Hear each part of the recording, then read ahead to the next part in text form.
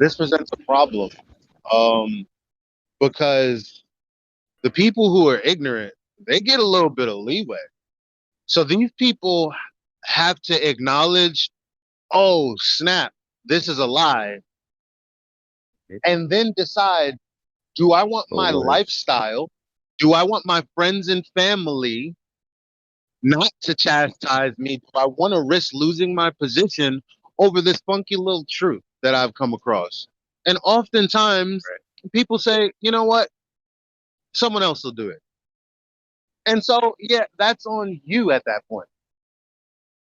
And I mean, I believe that those people are the ones that are going to be judged most harshly. I see myself as a person that's going to be judged harshly, because I, I mean, I know what I do is wrong, and I choose not to do the right thing. And I try to apologize. I try to be genuine and sincere in, my apology, but I also, you know, I don't want to be, BSing the rules. It's like, no, no, let me acknowledge that I'm not following the rules and I understand it. It's probably where these people are. So I'm probably no better than them, but you, you would have to acknowledge it, and you would have to eventually want to live differently. I agree. Yeah. Yeah. I got you. I think there are people out there who have never heard a single bit of truth, but are completely awake. And they have no idea what's going on. They have no idea what the truth might be.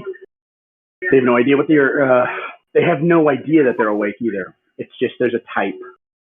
There's a type that's awake. And really, when we've got a place here, we don't change anybody's mind. I think people come here because they have a mind that is that is already there. It's just they need to find the path there, if you know what I mean. There's we're always attracted to the opposite of us. Yeah, and I don't think you can change anybody's mind. I think minds are already made up, and there's a type. It's a type that is like people who look for truth, no matter what. And that's a type. That's not something you can teach someone. That's not a mind you can change. That's like something you're either born with or you're not. Right. So I'm in a full on Glober pretend to be Flat Earther group on YouTube, right? It's Flat Earth Society. That's the title of it. And I dare not say anything. Like, I'm super precise with my wording there, super precise. But because I'm learning about the sexton and all of that, and sometimes knowledge gets fun, right? Sometimes I have to come outside of my comfort zone to try. Sometimes you try to throw a Hail Mary and you recognize, oh, I was wrong about that. Now, for me, that's when I learned the most.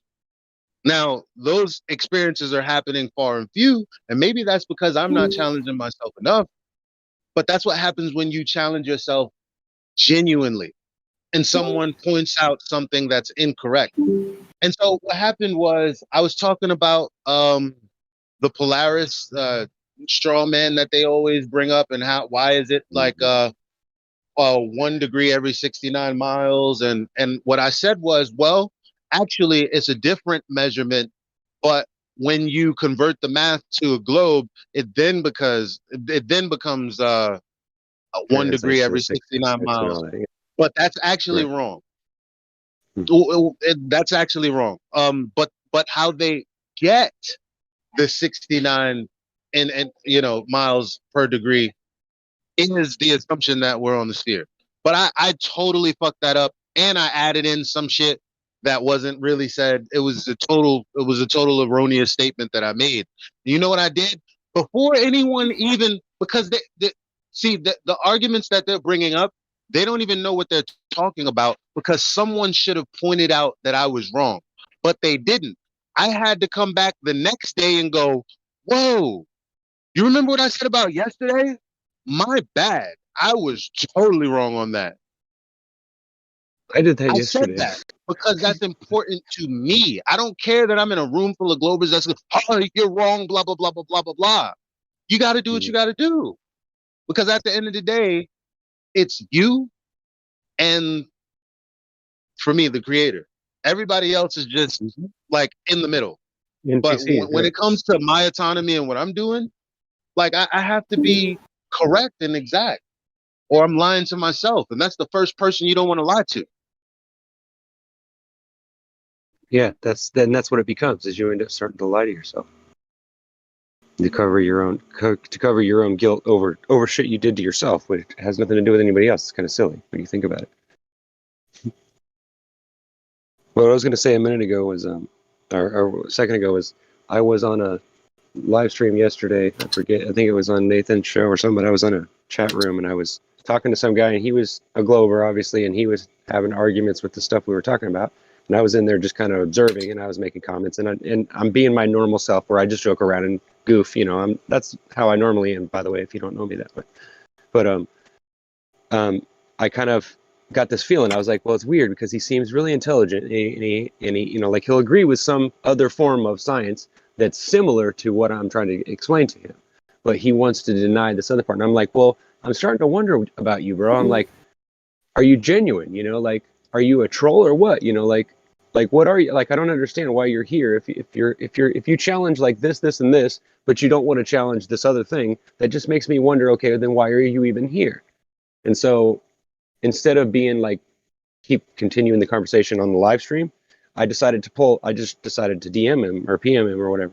And so then I got into a conversation with him, and it turns out he wasn't trolling. I figured that part out. But then I kind of felt bad, and I was like, well, you know what? I'm sorry, bro. I didn't mean to like misjudge you and call you a troll. Like, I didn't say he was a troll. I just said, you know, I'm curiosity, you know, like out of curiosity.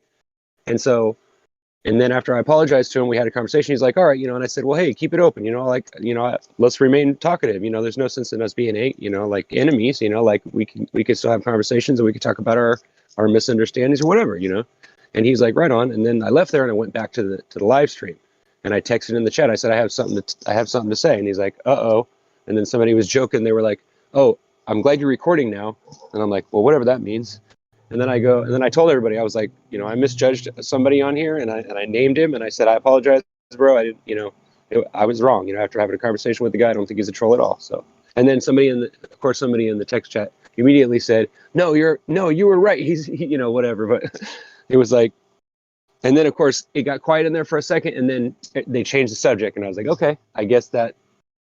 It was funny because nobody even said anything about it. Nobody said, well, like, you know, that was good of you or whatever. You know, you would think that they would have padded that some way. Not that I needed that feeling, but I'm saying, you get what I mean?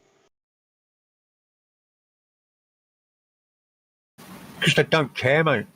Fundamentally, that's one of my number one rules: never apologize. You know what? Somebody told me that too, and I said, you know what? Whatever. You know, maybe I'm too empathetic because I've been through so much crap, and I've been abused in so many different ways by so many people that I just kind of like, I feel for everybody in a little bit of ways, you know. That's why they call me the rookie, you know. What's funny is I used to be empathetic. how's that working out for you, mate? I don't know. I don't know. What do you? Apologizing What is? I was talking to me. Never. Oh, me, yeah, it does. I fill a lot of jobs and stuff because I have one client said I've got chutzpah, I think that's what he called it, and I fill jobs that way, so it does work, at least, you know, personality wise. But like, right. I also don't. I also focus on my life, and I understand that all the decisions people make, that's on them, and I'm not going to worry about them. I don't know. I just can't help it. I got a wife and 3 kids. That's who I worry about. That's who I'm responsible for. So you're talking about just in your work life, or just in general? No, that's my home life too. Like, I don't operate outside of, like I said, my wife and 3 kids. I don't operate outside of that. That's my life. Well, I get it, but I feel like I have to do more. The reason I said it, maybe, is because I didn't quite understand. I weren't trying to like grill you like for details. It's more the fact that I'm constantly having to apologise for things that I've done, not because of things I've done deliberately, just because, you know, You make mistakes, don't you? Oh no. As far as what Bean said, like that's all you need to do. Yeah. Like I mean, you can go outside of that and do other things if you want, but really, in most cases, when you do that, you fight against people who are doing what they have to do, right? And then this is where you begin to bump heads. So, sure, And you can everybody has an extend excuse yourself for it. Yeah. You know what sure can you happen can in the extend United yourself and States? help people out, but the ultimate thing is, if everyone was doing what Meme was talking about, the whole world would be righteous.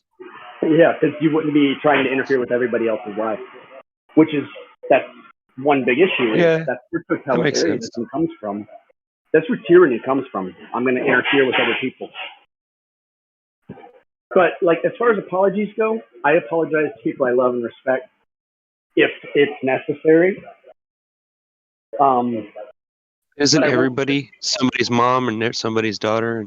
And Yeah, but that's the way I look I at it. love and respect. And keep in mind, I think 90% of people are barely functioning as humans.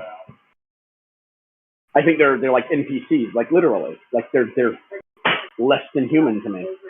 I just don't have like a great feeling of like compassion or anything for the vast majority of mankind. I can't even be around them. That's why I agree. I stay to myself, man. I just stay to myself. You know what's sad? They still think that they're going to get the gift of eternal life, albeit tormented. No, you're not. You're going to cease to exist forever. And Yeah, but my is only that fight in something this you're going to life, be glad about? under my worldview, that's not my problem. But under my worldview, the only thing that I'm focused on is trying to live forever. And the only way to live forever is to be righteous and be apologetic to the one that has given us life. At least that's what I believe. I'm not telling everybody else to believe that. Yeah, saying you're sorry here can get you sued. Also, it makes you liable instantly for anything you do. So you respect. So I mean, I'm not trying to be judgmental, but I'm saying like, so you mean like you respect your father, but you don't respect his creations? What does his creation? Like, you know what I'm saying? I'm just Listen, asking. I hear what you said. I'm answering you. What Is does his creation doing bad things and rejecting his truth and his word have to do with me and what I'm trying to do? Yeah. Well, no, I hear you. I'm just saying. So, like, why should I defending my concern side of it. myself? That's all. I'm kind of defending my side. I'm not attacking yours. I'm more defending my side of it. You tell me why you should concern yourself with people who, because if scripture is true and they're under great delusion only because they've accepted falsehoods in the first instance, what are you going to do to change that? I'm not, but I'm saying that doesn't. I'm saying that I still pity them, and it still makes me sad to know that they're going to go, that they're not going to make it. Yeah, it's very sad. Jesus was sad too. And it's unfortunate, but what am I going to do? Well, I'm not trying to compare myself to Jesus. I'm just saying, it just seems sad that we're to a point that now that we're seeing that in real time. It's terrifying. Let me just offer an example. So there was just one time God saw His creation, and He killed 99.999999999% of them, and saved 8 people. And there was another time when the nation that He chose kept rebelling until He killed 40,000 of them in a night. Look at Sodom and Gomorrah. He sent the angels multiple times. The dude asked, "Yo, what if there's like 30 righteous people? Okay, I won't fuck shit up. All right, excuse my language. Well, okay, what about one? All right, I won't fuck shit up. He's still destroyed. And there was no one righteous there, so he did what he had to do. Like, what else is there to, And two, when he sent his nation in to like take out these other nations, he would say, no matter what they are, no matter if they're young or old or male or woman, do not let your eye feel sorry for them as you kill them. And he said it directly to them. I mean, that's not someone who's like, that's someone who's pragmatic about his creation. Who understands what needs to be done. That's the a father's duty, to drown the abomination in the bathtub sometimes, right? Yeah, I see that side. Absolutely. Yeah. Well, I mean, as far as the majority of wicked mankind, that is how I feel. But I mean, it's not for everybody. Yeah, I don't feel that way about everybody exclusively, completely. No, absolutely Right, not. right. But yeah, but when you're out there and you're, you know, you're on in the open or whatever you want to call that, when you're out, you know, in public nowadays, it seems like everybody acts differently than they used to. It's like everybody's in this mode. You know, it's weird. It's almost like I'm seeing a scary movie right in front of me. It's like, what's going on? Like, why is everybody scared to like talk to everybody? Like, the world is this? Yeah, it is. It's folding in on itself. It's like, what the? I don't know. I guess I can do is, you know, I get up and I do my thing every day. You know, I try to stay busy. I focus on the things that I got to get done. I take care of my family, you know, because I stay home. I'm kind of bed back, so I can't work, basically. So, you know, and I spend a lot of time in here to keep myself company in between, you know. But it's like, I don't know. It's just, it gets scarier every day. And I keep looking more and more for people that understand that. But the only people that I can seem to find are so far away. It's like, it's frustrating.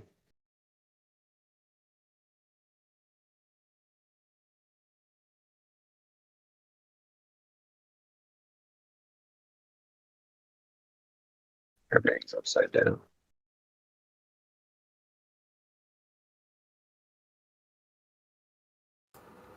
It's kind of like when you look in a mirror. It changes it reverses what you see from left to right, but it doesn't change it from top to bottom. How does it do that? It's weird. That's funny you said looking in the mirror right then, because I was just going to make a statement that for me, it became much more, actually, almost completely about my own internal challenges, like the spiritual battle that we all have as whatever we are. I don't even know what we are or how we got there, but it became much more important to me than especially in the last 2 years, being like, especially my age, man. You don't even understand. Like, so until you get here, you won't understand. But it became much more important for me to start looking at the thing that I avoided, the parts of myself I avoided my entire life, and focus on what was really important about me, being self-sufficient, having a reliance on the creator, whatever this higher power is. And I just, like, honestly, sometimes it feels really sketchy out there. Like, I can be as insecure as any other person, right? But I keep getting this message: be strong. Like, I keep hearing lately, you're strong. You're here for a reason. Just stick with survival and living in the day and having as much enjoyment as possible, but to be focused and also to take responsibility for things that, maybe a little laxing, or I might be laxed in, as far as whatever, procrastination or... Hide your fears type thing.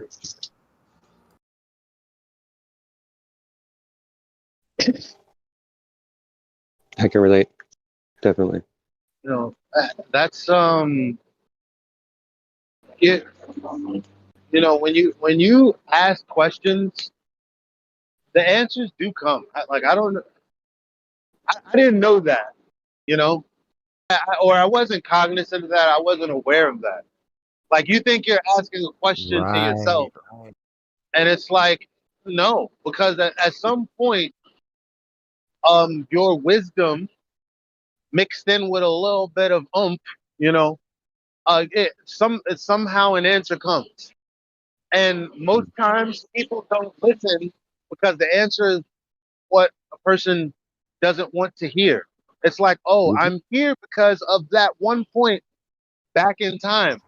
You don't want to hear that. Oh, I can move forward if I do this. Oh my gosh, that's stressful. It's too high of a mountain.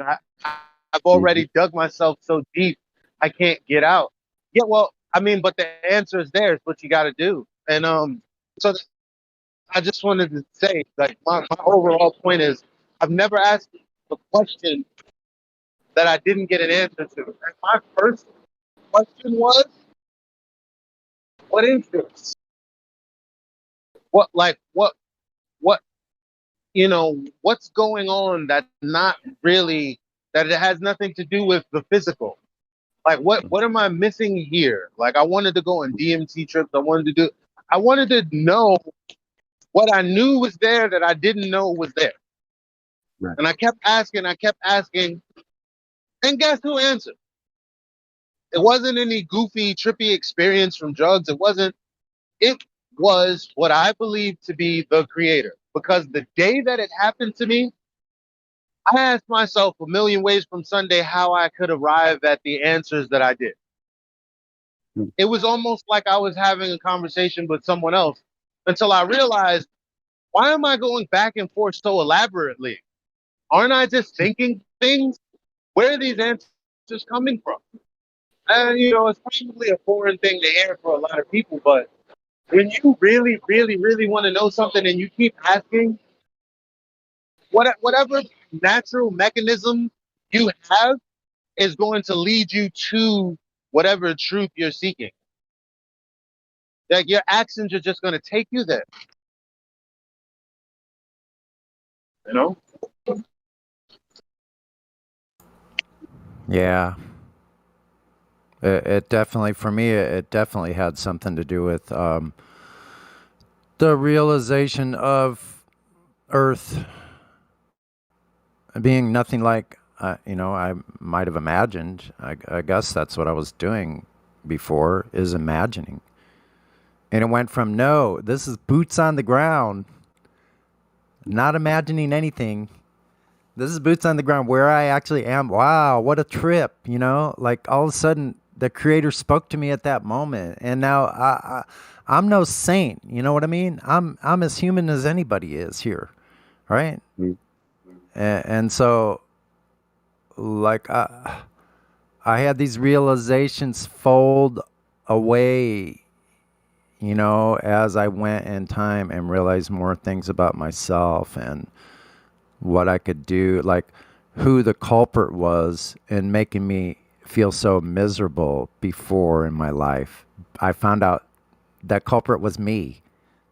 And once you find that out, you go, holy shit, like, I'm heartbroken. Like, I caused all that pain and misery for myself and others because I was unaware, you know and irresponsible and childish and just like careless in a lot of ways, which I'm grateful I survived. I still pay the price for all of that, but I think that's what this life is here for, is that we do pay the price. We make the mistakes. No one else can make those particular mistakes but us. That's right. Your free will is the most fabulous gift you have. You don't realize it, though. Most people don't. Yeah. And the most valuable gift I have is just today, living in the moment right now. That's all I really have. So, like, the more I try to, and it can come down to like really simple ways, that me just challenging myself a little bit more during my day. So just to live in the day, what if this is the only day? And then I realized, like, a while back that, you know what, it actually is the only day, and more precisely, the moment. This thing about day, what a day is. No, it's like from the time the light comes up above me until it gets darker after the sun goes over to the west, Mm-hmm. And I just try to live in the day and take care of the things that are right here, right now. And mostly my motivation is just longevity. And I'm trying to just stay here as long as I can, because I do think I think we all have a mission. I think I have a mission. I'm not sure what it is. I feel like I'm in this holding pattern right now in some ways. Mm-hmm. Yeah, limbo. That might be the answer there. maybe we're already in paradise waiting for the judgment. That's why we seem like we're in limbo and why everything seems so backwards. I don't know. You know what? In a lot of ways, I kind of feel that way. Like, what's the most important thing? Like, yeah, I hear you. I don't know. Like, I can regret the time I spent alone, which is a lot of time, you know, and not having like the relationships that I like thought I had to have or thought I deserved or whatever those things were about, you know, like I don't know, it's just kind of switched gears to something that seems to be more important coming here soon, you know. So I don't know how to describe that. Well, I guess the only way I can go, like, you know, I can only depend on my own witness because it's the only one that I remember that I know no one's lying to me about. You know what I mean? So when I go back in my life and I think about when God first started talking to me, or when I remember hearing, like, asking questions and then being answered in some fashion that was, you know, the only thing I can say had to be supernatural, except maybe, you know, the random odds of it are probably in the billions to one. But I mean, just like I got hit by a car and I broke my left leg, and of course the scarring, you know, broke the leg, almost broke my main bone in my leg straight through to where they were talking about they might have to amputate it if it didn't set or whatever. And so I spent 6 months or 6 weeks or something like that in the hospital, and then I was on a walking cast, so it was like a 2.5, 3 year thing. Wow, But bro. Sorry you had to that's ouch. But where I'm going with this is that my dad and my stepmother were really, like, I wouldn't say they were like your typical Christian, but they were like small church kind of Christians where, you know, they followed where God, you know, basically led them, basically. And that's the way my dad always explained it, basically. But they prayed for me in church because after a few years of my leg healing, my left leg was slightly longer. And so it made me walk funny and it made my hips hurt and all that stuff. And so, you know, I kept telling my dad, I said, I know that's got to be what it is. And so we just assumed, and we went to church one day, and I sat at the end of church, you know, where, you know, it's just in a small room. It was like in downtown Kansas City somewhere. And it was like a Baptist type Christian church. And all these people at the end of the day, they, you know, they asked for prayer requests, and my dad raised his hand and asked if they'd pray for me about my leg, and that, you know, whatever, you know, not necessarily that my leg would mysteriously grow or anything, but just that, you know, just for that good, you know, just to pray over it. You never know. Maybe, you know, just the thoughts will be good for you, right? And so I wasn't expecting anything, but I was sitting there, and then they put me on 2 chairs, like put my legs up, and they all put their hands all over me. And I mean, there was people everywhere, and it was really creepy because at first I was like, I thought it was funny, like it tickled for everybody to touch me. But then after a second, they all started praying, and I mean, I felt something, and I just got really quiet because I felt this weird feeling about me. And I couldn't understand what half of them were saying because they were like chanting in tongues or whatever. I don't know, or in some other language. But I'm telling you, I could understand what they were saying. Like it was like every other word I could hear. It's like I knew it, and it was like, why does that sound familiar? You know, it scared me. But I was looking at my leg, and I swear I saw my right leg move. It moved. It grew longer.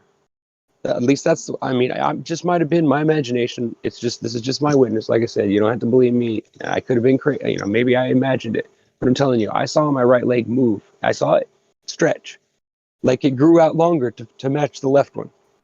Wow. And I didn't say nothing about it, but it scared me. I started crying, and they thought I was just crying because, you know, I was young. I think I was 10 or 11 or something, you know, like 9 or I think it happened when I was 9, but it just, I can't explain that experience any other way, that something happened. I felt my leg. I felt tingling in my body. It was just weird. And I didn't really even believe that it was necessarily going to help me. You know what I'm saying?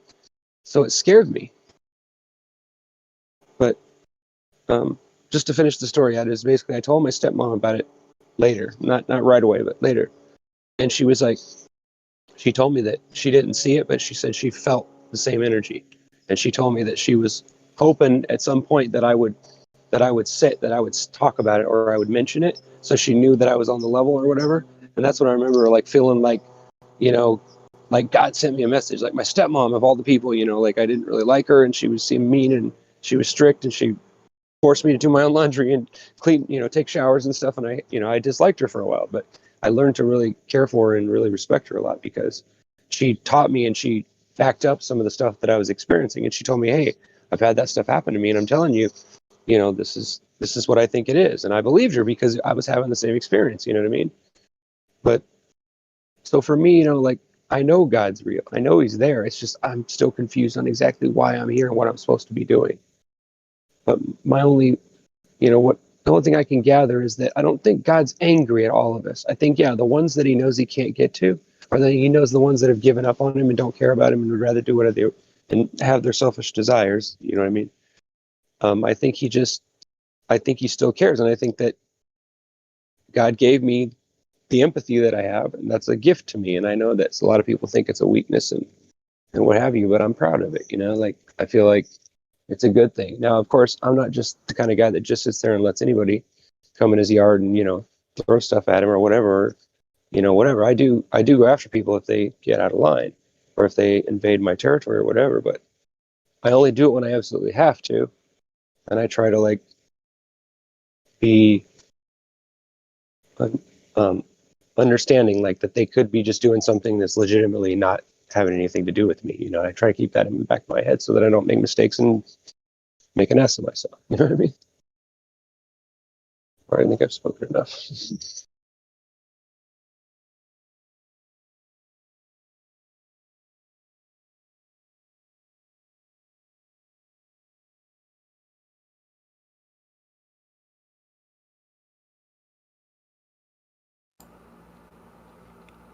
Lately, I find myself jumping back and forth between rooms, so I'm going to go spy on the other room now.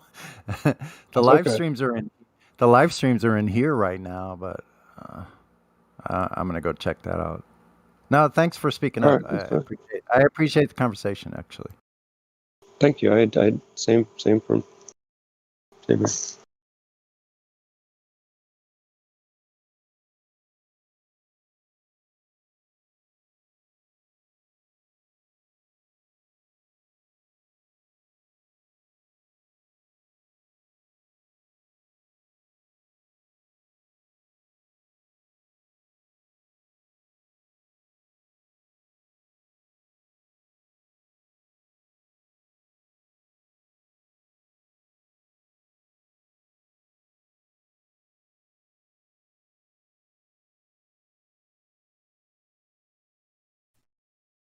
there it is.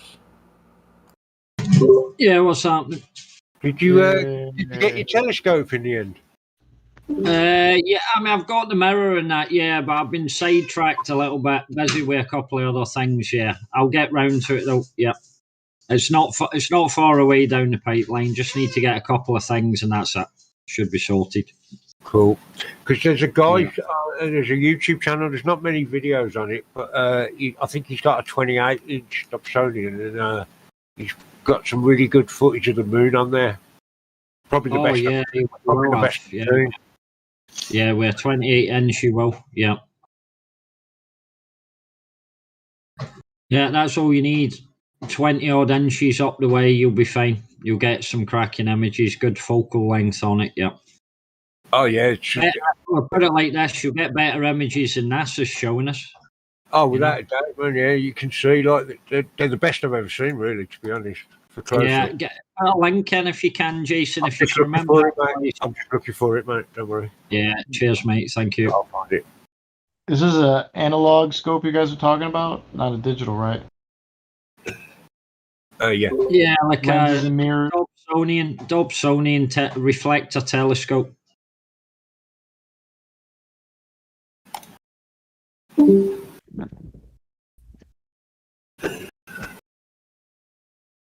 So what's the limitation on those images? Is it the smoothness of your reflective surface? Is that what makes the difference? It's the size of the mirror. Reflector telescopes, it really does matter. Like if you're using an 8-inch compared to a 20-inch, forget it. But the 8-inch and the 10-inch are still good.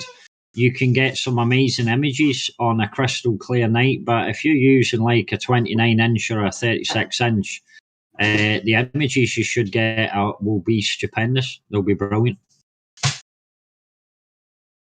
Always better clear skies, though. Nice cool night.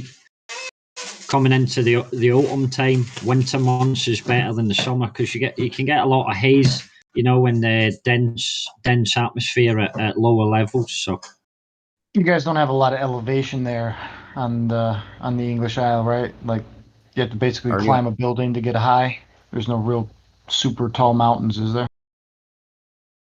Yeah, you've got things that are 900 meters tall. We have elevation roundabout, but need to probably travel a bit depending on where you're based. Unless you're in, like, for example, 20 odd miles away, Little Island, you've got a 900 meter or a 1200 meter elevation. So, I mean, if you were at the top of that thing, that's you'd get a high, good, yeah. 3,800 feet or so. Are you near the Highlands by chance? Yeah, I'm not up the Highlands, Ayrshire. Ayrshire's like West Coast, next to the sea. But if you go up, go on. Are you near any of the locks? I was just looking at a video last night about Loch Morar. Yeah, we're not as far up as that, but we've got loads of locks round about us. I mean, Scotland's filled with locks. Yeah. Some are bigger than others. You got Loch Ness as well. That's further up north. Mm-hmm. Here you go, breaking.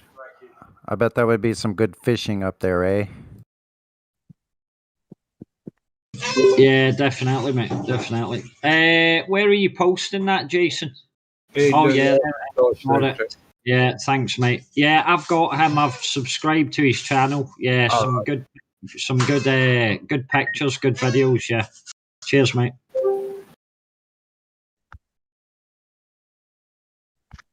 Yeah, probably the best I've seen, I think. Some weird stuff people are pointing out about the moon. What are you guys thinking about this? The moon is weird. Seems really strange. Like, look at uniform size craters. Like the paint tool has been used. That's what's blowing my mind right now. Just in the still image of that. The thing is, the more I look at it, the more I think the moon looks like a rock. I'm sorry. This is what I'm thinking about the moon. See that GIF I just posted there? Well, not GIF. See that picture I just posted? Yeah. That was from the latest solar eclipse, and that's not the shadow of the moon. That's meant to be the moon crossing across the path of the sun. So why is it transparent, see through? I think that might be. I know. Really. Yeah, I mean, I've got the live video there. It's funny, right? Because I couldn't get the solar eclipse myself because it was too clouded up, but I grabbed it from online of the solar eclipse done live on the date it was done.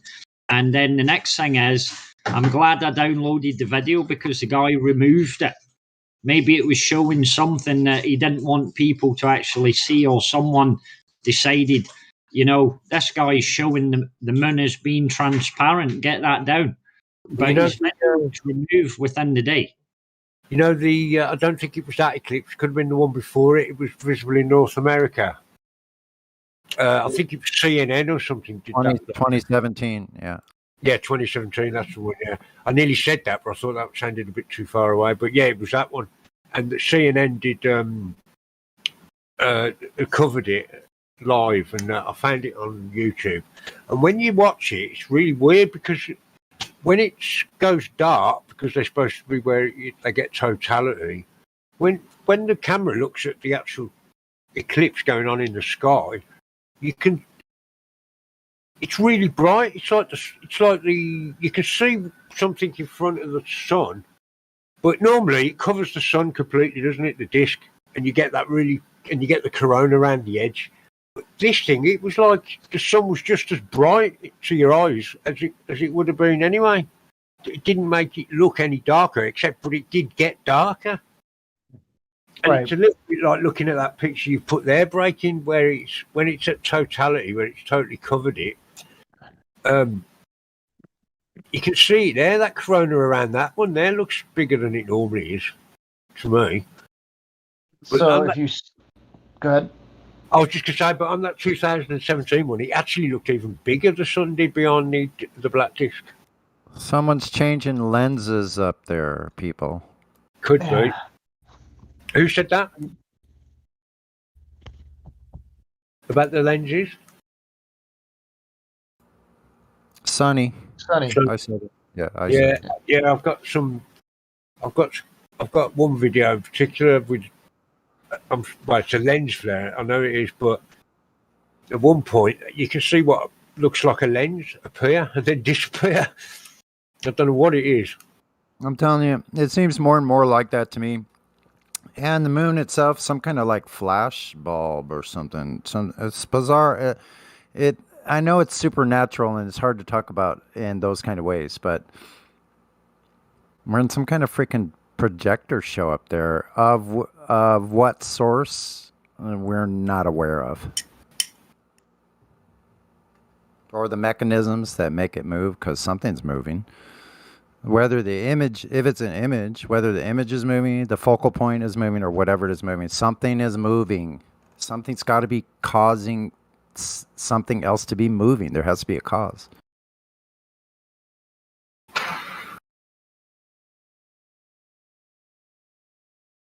Yeah, I can feel that familiar feeling coming on in my brain when it starts hurting because you're thinking about it too much. No. That's the type of shit that keeps you awake at night, or me. I know. What is this place? And the more I've looked at the sky recently, after I got into taking pictures of it, I thought that would at least answer some questions, or maybe answer some, but at least, alleviate some of the things. But it's actually made it worse, It's like I saw a thing yesterday, and I'm going to have to try it later. This guy used a 1080p cheap microscope camera thing, digital one, and he was looking at the sun through it. Whenever he focused it, he got this really weird, like you could see this like black dot thing for all intents and purposes, but it's got detail in it. He said when you do it with the 720p camera, it's still there, only when you focus it, but it looks different. And I've seen this black dot on many people's sun pictures, right? And I've never it's like the little. You mean like the digital disc? cameras, though? Yeah, I've Sometimes never. that's more than one. They look like a disc or an orb or something out there. This is like a black on the sun, but I've never managed to photograph it myself with all the cameras. They could set the aperture to just stop if the light is detecting over a limit, they'll just turn it black. That's why I can't stand digital camera images, because the interior black box software of the camera can be altering that image, and you would never be aware. You know what we were just talking about to Cuddles? He's down there now, talking. No, where? Talk about being your own stereotype. I can't believe it. I know, man. I don't know. Bro, I had my doubts from the beginning.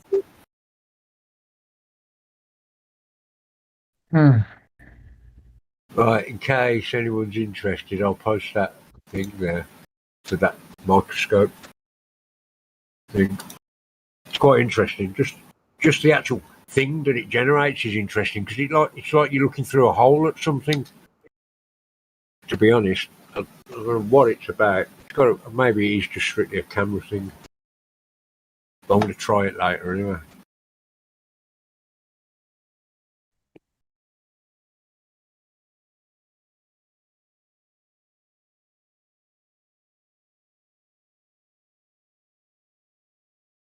If you could get those black dots to appear on a standard lens, then I would be really interested in it. But everyone I've ever seen has been off of a digital camera, so it makes me think that there's something in the software limiting the amount of light that's going to show up on your.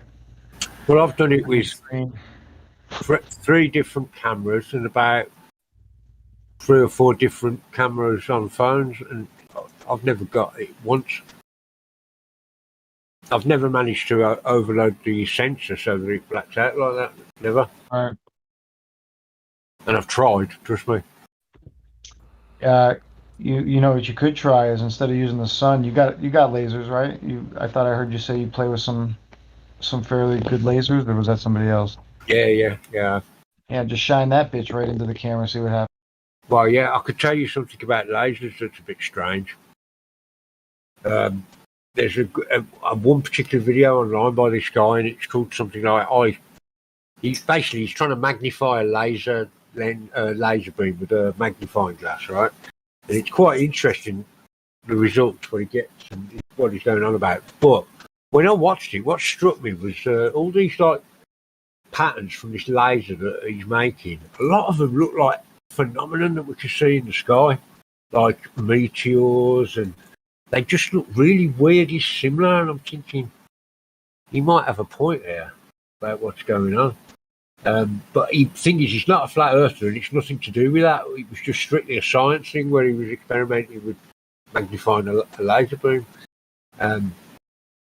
But if you watched it, I think you'd know what I mean, especially if you spend any time looking at the sky.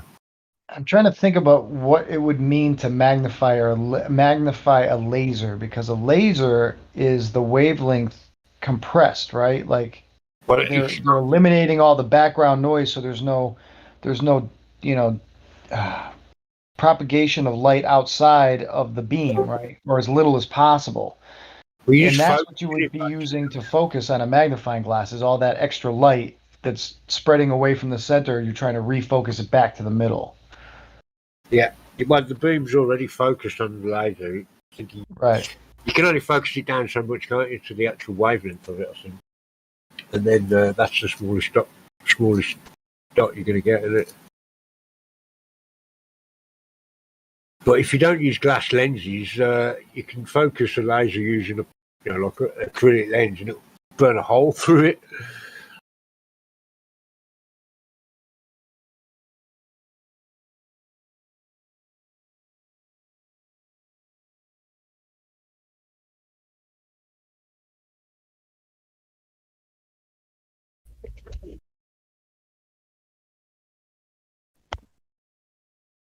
Yeah, I think if I did that, I think if you pointed a laser, high power one, straight at a camera, I don't know how the actual thing would behave afterwards. But I don't know if it might physically damage it. Yeah. But then again, they say that about filming the sun, and I've filmed the sun constantly, and I don't think it's done anything to my camera or my phone. We replace these things so often anyway that even if you were doing damage, you probably wouldn't notice it, right? Because how long you've been using this one camera, and how long do you plan on continuing to use it before you see a new toy that's better?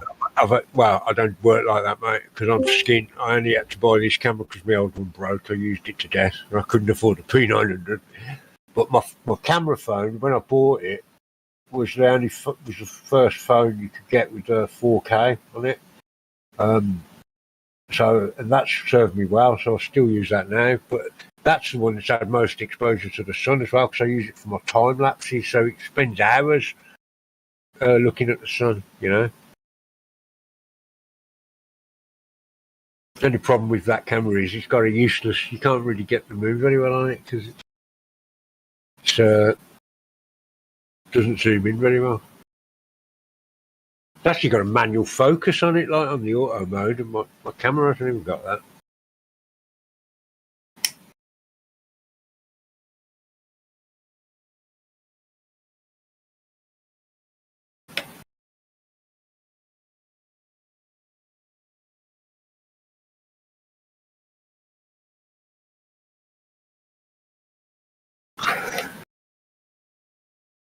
Almost safe to go back to learning curve. I think Godrockin's down there, actually. I might go right down and show Oh, you might need help, yeah. He might need saving. Go see him. Oh, he's muted though. He's muted himself. So. Oh, yeah. He's quiet and deaf, yeah. Mind you, if we go down there, he might pop up. Okay, guys, I'm going to go back down to the... Yes, sir. I'll be down shortly. Yeah, unless anybody wants to talk about how it's not a ball. Anybody? I'll see you all later, guys. See you later, Bracken, yeah? Yeah. Hey, Sasha Ivanov, are you in the room or are you?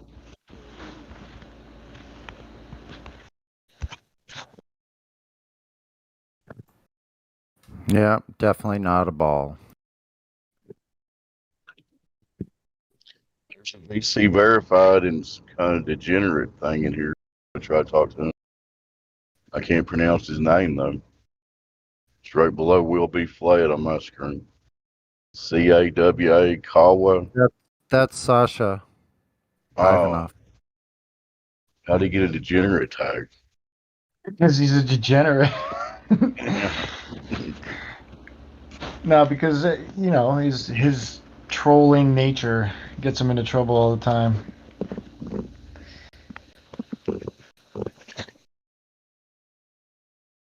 Yeah, and then he'll tell you, "I'm not a troll, guys. I'm not a troll." What I've listened to him. Sorry. If he's going to participate in public discussions, he's growing some thick skin. Quit worrying about what people are. Oh, you're offending me. Whatever. You know? No, I've had a lot of good conversation with Sasha. Actually, he can be semi-normal. I don't give him too much shit. Though he is hung up on that bullshit evolution. Looks like he's the only candidate besides Baboon Addicts. Anybody talk to them? I don't Just saying. Baboon Antics, are you there? I don't know if I've ever heard that person speak. Got some roles, but just VC verified, some other ones. So, I will. Let's see if my Screaming to the Ether got me any extra rolls today. No, same shit. Okay. Some people don't mind having all kinds of conversations, but when you get to the actual Earth itself, then they have a problem. Yep. Yeah, that seems to be an issue. Especially when you're asking for direct measurement of real Earth curvature. Not find anybody answering that question.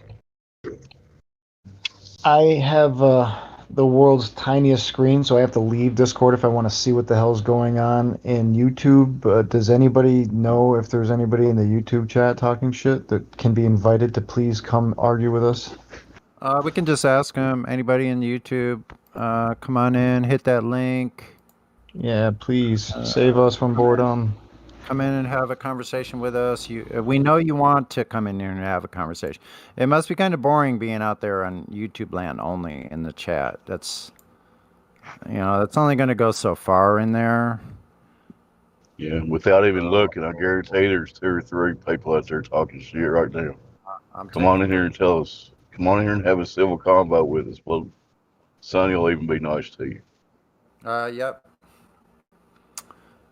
Turn over a new leaf. Just a little while ago. Freshly turned leaf.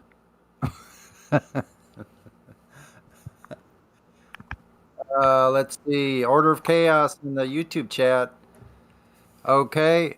Why don't you come on in and bring your claims and we'll discuss all of that. You're saying destroying flat Earth without using science part 2? Why don't you come in and so apparently you watched that video, so come in and tell us what your challenge is. Okay? I think that's a Professor Dave video. You know what that is. Mm-hmm. Why, who is this Professor Dave fellow? If you don't know who he is, you don't want to. He's just a sophist. Clown. And whatever RP12ification, you're I don't know what kind of gibberish you're speaking. Hold on, I got it, Ray. Nobody understands. YouTube. That. This crazy cult has got me trapped. Somebody please come save me from the flat Earth. Please. It's so you're saying how easy it is. Please come save me from this cult. Yep. So yeah, that's a good angle there, man. We've tried that one many times, but nobody ever responds. Couple of the regulars. Gaza is a regular in there. He's always in the YouTube. Why don't you come in, Gaza? Hit the link and come on in and speak to us. I see a Ryan Etherton in there. All right, Ryan. Cool.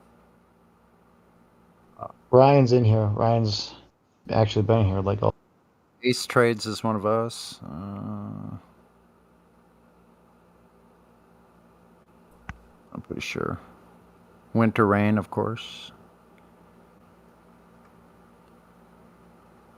What? Took away all the wrenches again? What? Yeah, I was just screwing around, guys. Hello? Hold on. Let me see. Do I still have a wrench? Nope. Nobody's Maybe. All right. You know what we can do though? We can ask Don Pettit questions while we wait. Don, welcome. Yeah. Yeah. It is good to be here, and I'm here to bring science to you flat earthers. Yeah. Hey, your coffee's ready. Chugga, chugga, chugga. Tugga tugga space coffee. Yeah, good coffee. Num num num. Here you go, Don. Have another cup. Tugga tugga tugga. Yum. So Don, how come we haven't been back to the moon in 50-some years? Well, you see, we had the technology, and some asshole destroyed it, and it's a difficult process to build it back. Did it get a leak? Painful and difficult. Yeah. Would you like to try the dried urine crystallate sweetener today, Don? Yeah. It covers up the smell of body odor on the ISS. Yeah. Crystal urine. Good. So Don, when you guys do end up getting some kind of rupture or leak, what goes on then? Oh yeah. Good question. Yeah. So if there was a hole and depressurization began in the ISS, I'm sure there would be a procedure in place for that. Yeah, and the fact that I've been up there does not mean I should know such procedures at all. Like, it should never come up.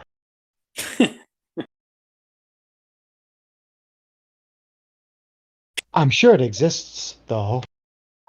Even the cook on a submarine knows every procedure down to the detail. But you see, the submarines are under the water, and only our studio. I mean, nothing is under the water. That's why they practice in water, because it's so much like gas, or rather, sorry, not gas, because water is so much like nothing, or a vacuum of nothing. You could see the stars. Yeah. Until you couldn't see them. Chugga, chugga, chugga. Space coffee. Chugga, chugga. So we know that only the best of the best get to be astronauts. What's the best quality you had that made you be selected among the thousands of applicants? The diversity dictates that at least one clinical retard must go to space. Okay, you got that part covered then. Fair enough. Yeah. Oh my god.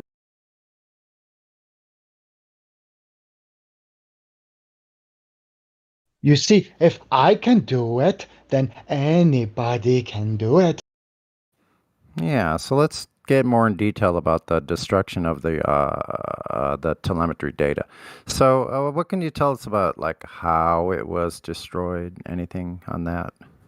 You see, the budget of NASA is so tiny that we have to record over all of our media. And store it in places like U-Haul. So did they destroy the tape players also? Just curious. For the most part, yeah, because, we don't want you to be able to ask to see the telemetry data. And if we have a machine that can read it, that would make it hard to deny you. Yeah, so since they destroyed the 14,000 reels, then they would have to destroy the machines that played those tapes. Luckily, there were some private sector machines out in the real world, and we've been vigorously scooping them up over the last few years so we can destroy those. That's good to know. That in modern days, we don't build technology; we destroy it. So Amazing, man. Amazing. got to We clear have it out, I new guess. suits. We Got to can go clear it all back. out for some. Yeah, that Mars is actually the makes next sense. horizon. That actually makes sense. It doesn't matter. It's the greatest accomplishment of all mankind, but you need to destroy it and start over. I understand now. Well, yeah, I mean, we went there once. Why would we want to go back?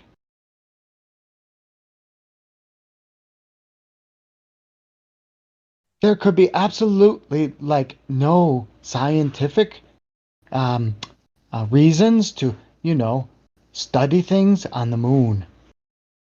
We figured it out, you see.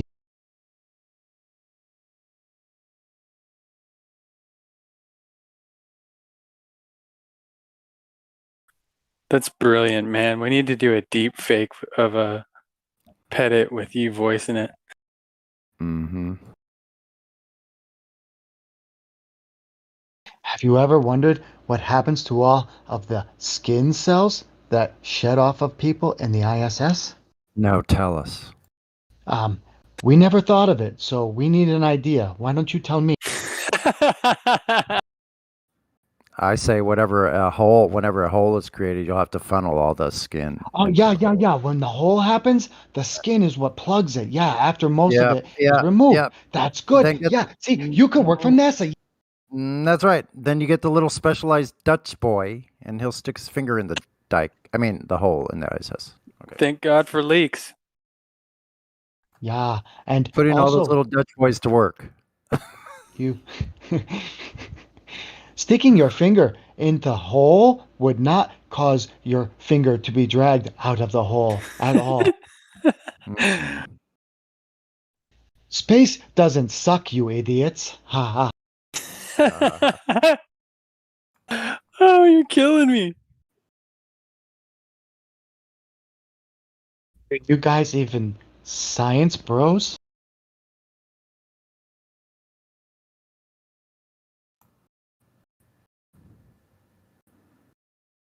Most people science with Bill Nye, duh.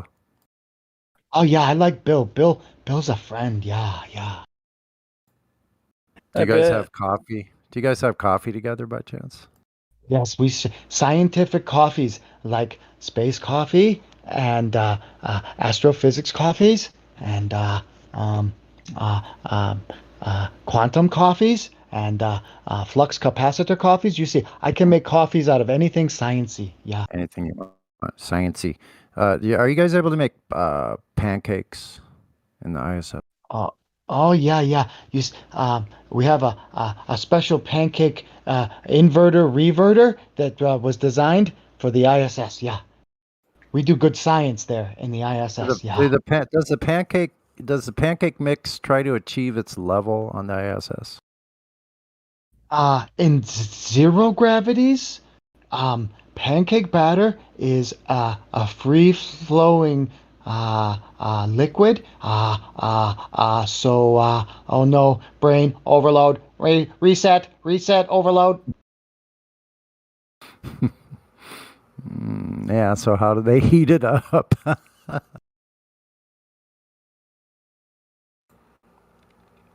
Yeah, I like coffee. Yeah.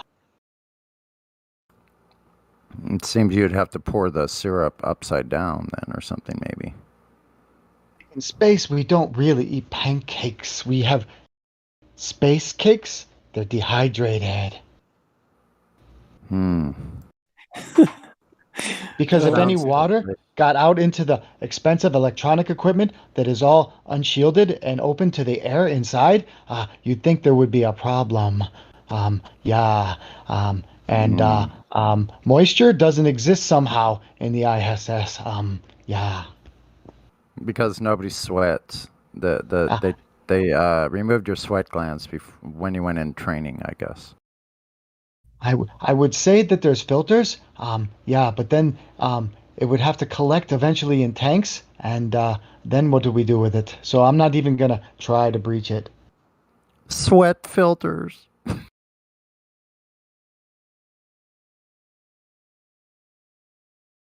And the engineers in NASA, so smart. Everything that may need a repair goes on the outside. Access denied. Spacewalks only. Yeah, that's brilliant engineering. I definitely put everything on the outside where you got to risk your life to go smart. Well, we have the specialized suits to keep us safe, and they're rigorously tested. What are they called? But not with people inside of them in a vacuum chamber. No. That would be actual testing. No, we don't do that. No. What do they call them? Extravehicular something or other when they leave the craft?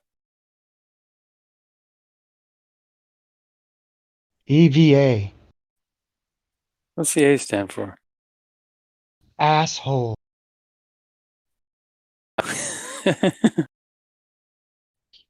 Essentially, it's extra vehicular activity.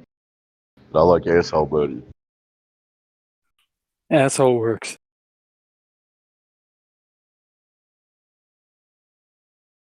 Yeah. And oh shit, does anybody remember what that woman's name is that tried to debunk flat Earth? Michelle Fowler. She thinks she's a rock. Yeah. If you have any questions about why the Earth is obviously round, you could ask my good friend Michelle. She's also formerly a bag person at Stop and Shop that got a job at NASA. Yeah. We share 7 of the same brain cells, the two of us. Yeah. That chick is Michelle Fowler too. Hello, Michelle. Oh my god, I can't do a woman's impression. This is gonna be too much. I was gonna say, man, that's stretching it. Try to do that one. That broad's got some serious problems, man. I don't remember what it was, but she was like airing her.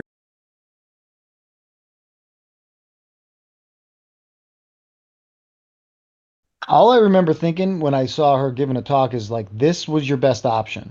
Out of all the people you have working for NASA, you chose this person.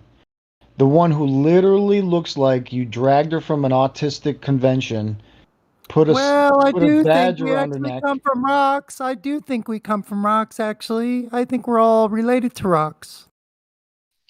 You know who she looks like to me? She looks like a female version of Dave Mustaine from Megadeth. What she looks like. Yeah, like way too much alcohol and cigarettes. Yeah, that's. But Dave Mustaine's cool, as far as I can tell. She's not so much. Yeah, sleeping with all the wrong people can have a toll on you.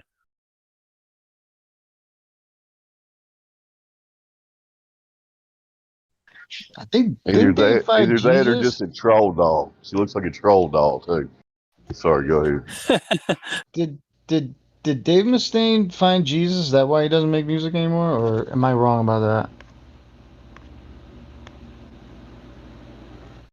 I haven't. Well, other than the fact that Megadeth really didn't have a leg to stand on in that industry, because you don't break up with Metallica and still make money because they're the hot ticket. I don't think. I'm trying to remember. How many albums did Megadeth actually release? 3? 4?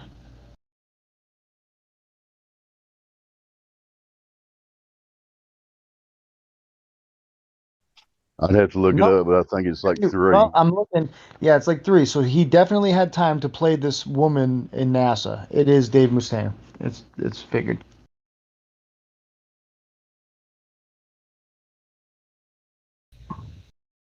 These out of work fucking personalities got to do something to make money. So.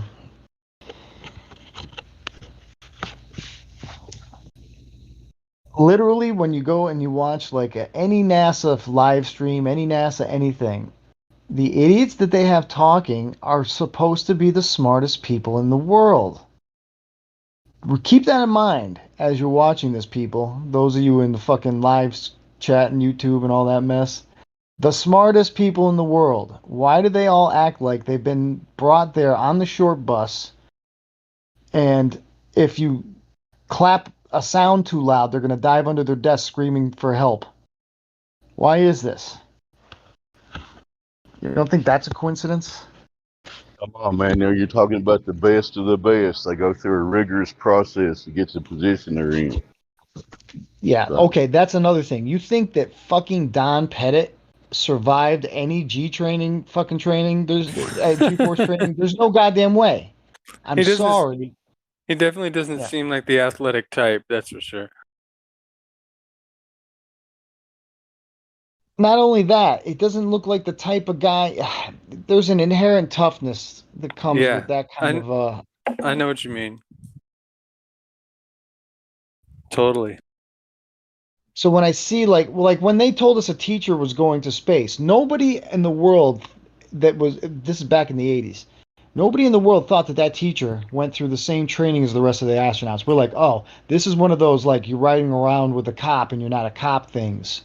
You know, they're basically, this is a short trip. They're going up and coming back, and they're basically going to be holding her hand the entire time. She's there as a special privilege, not she's qualified. And then suddenly, it was like it went from being the best of the best naval pilots with fucking 25 years experience to just fucking anybody. Fuck it. Miraculously, the teacher's still with us today.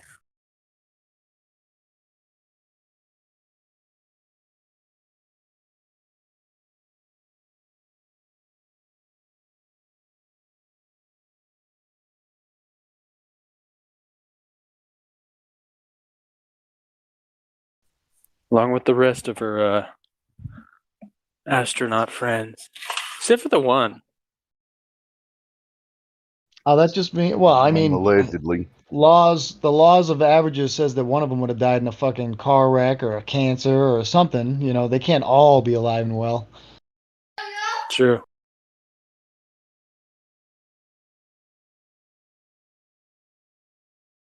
My favorite it's is crazy how many twins there are, huh? Yeah, well, they tell you that's because we're doing studies, science. Yeah, okay. We're studying. They try and tell us that they're studying one up while he's up there, and then they compare that type of thing. Yeah, that kind of bullshit. All right, show me the fucking data then on these tests. Right. Well, give us a few months to throw something together, and yeah, okay, dickheads.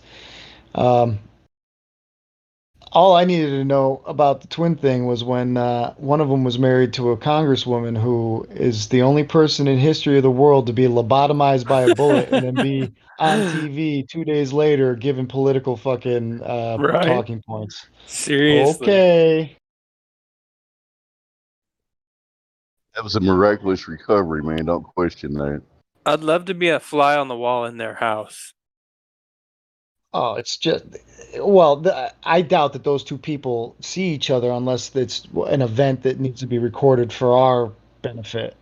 They're not married couples, that kind of shit. I doubt it. Even if they were at one point, think about it. I mean, she is not allowed to go out and once you take a role like that, that's it. She can no longer pretend to be normal again. But I bet you she's trying. I bet you if you go and find Gabby Gifford right now, she's made leaps and bounds towards being real. I mean, being back to normal somehow. Like all that. Like I was doing a Don Pettit voice. She was doing a Don Pettit voice. That's exactly what she was doing. And she's just going to have lost it over time. But they'll have an excuse as to why she's able to drive around in a car now and why that's okay. Yeah, those two are definitely some crazy ass liars, man. You can hear it in their voice. No Cooper's delight constantly. Yeah. I mean, any of those events, that one in particular, because there was like cameras rolling. And anybody who I don't know. I'm not. This is live stream. I better watch what the fuck I'm saying. Never mind. I forgot where we were for a second. I'm gonna stop talking about in America. I cannot speak upon the legitimacy of certain events.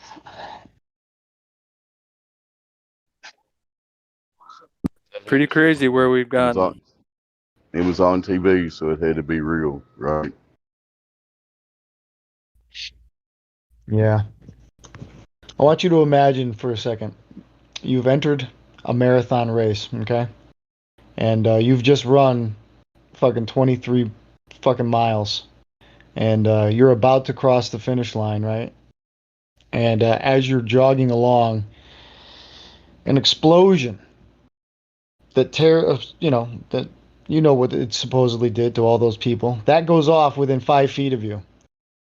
Can you imagine any scenario where you at least don't react to that in some way, shape, or form? How is it in your mind that you can figure out a way that you would not react to that explosion in any way, shape, or form, unless you knew it was there and it was about to happen? Because if you watch the video, it's very plain who it is that initiates that explosion and who is not involved, because some people die for cover. They act exactly like you would expect. Some people just keep on jogging like doop-a-doop-a-doo, keep my eyes straight ahead, don't look at anything. And then there's a guy who, there's a woman who throws something while it's exploding. And a guy who's so worried about where that thing might end up that he basically does a diving catch on pavement to keep it in his hands without hitting the ground, without, again, ever addressing the explosion that is going off 15 feet to his left. Imagine what would it take for you to ignore an explosion to catch something that a woman in front of you drops or throws over their shoulder. And all you got to do is watch the footage of the event and you'll see exactly what I'm talking about.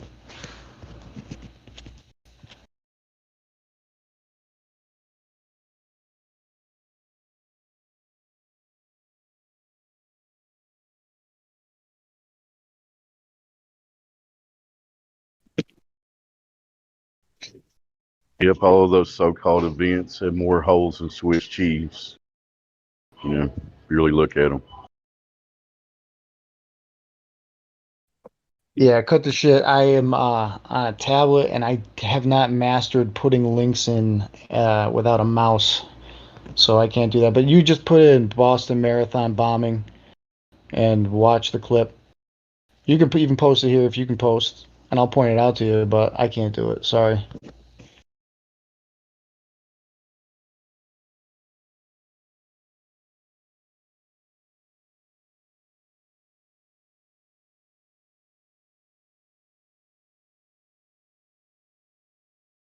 I have to get a tablet with bigger than a fucking 6-inch screen. This is driving me crazy. I can't do anything on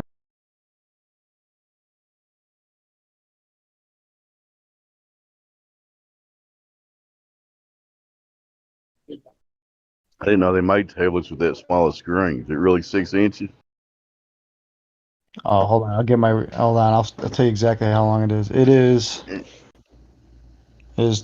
8.5 by 4.25. Something like that. Yeah. Pretty damn small.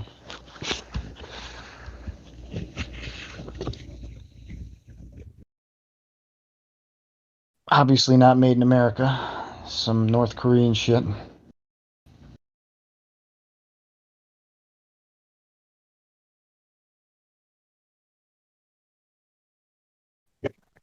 And the piece of shit, like the battery doesn't work at all anymore. I have to, if it's not plugged in, I'm done. Like if the cord comes out of this thing, I'm gonna disconnect.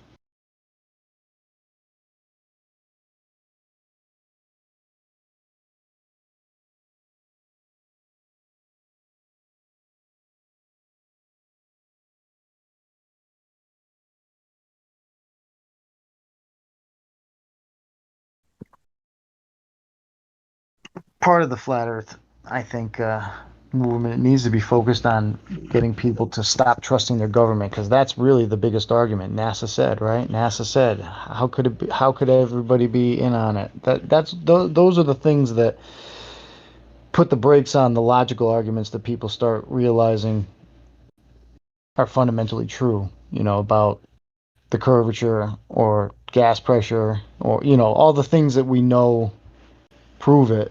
They won't look at because of the authority problem. So that's why I get passionate about shit like this.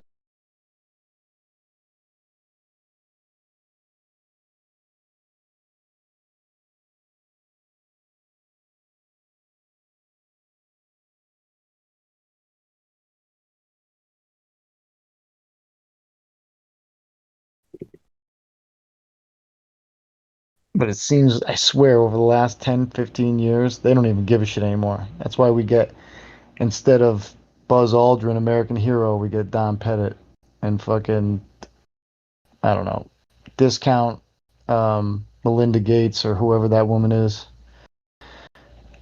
Kevin Kline and drag.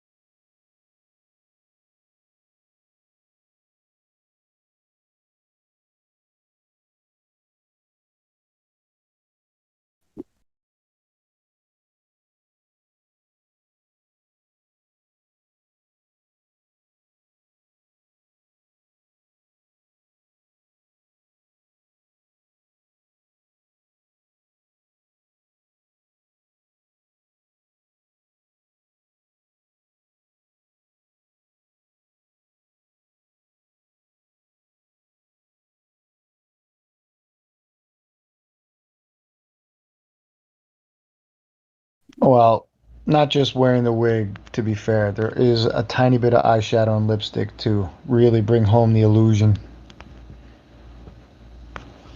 And I'm sorry, I can't see your name because it's yellow and my fucking tablet screen, I think it says Trurality. Is that you? Yeah, Trurality.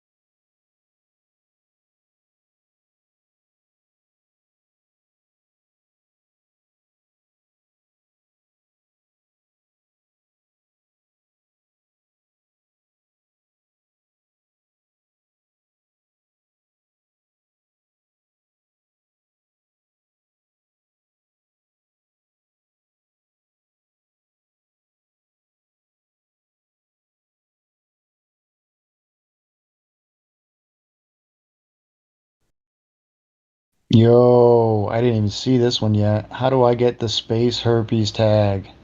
Ice Pirates?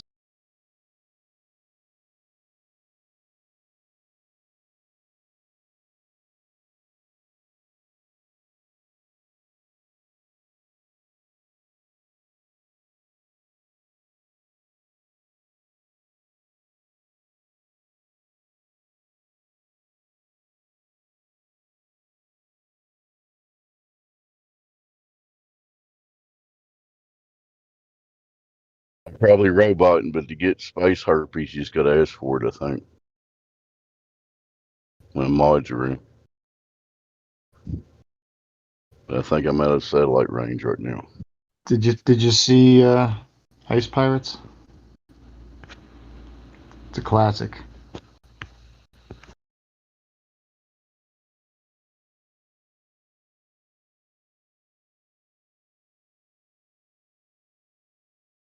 Haven't seen that one. Is my mic working for real? Yeah, it's working now. I don't know if you were saying something before that, but yeah, I can hear you. Yeah, I'm in a zone where I thought I'd be robot. That's why. Oh, you're You working. want space? You want space herpes? All you gotta do is ask for it. I think. Somebody give me space herpes. And that's given to people against their will when they come in here preaching about space. Is it? Yeah, Insisting I that just it's think it's real. hilarious. Yeah. Actually, the only one I really wanted actual access to was Cog Disc, because one night somebody was fucking wielding the band hammer like Thor and threw like 30 people in there. I wanted to go in and see what the hell they were talking about.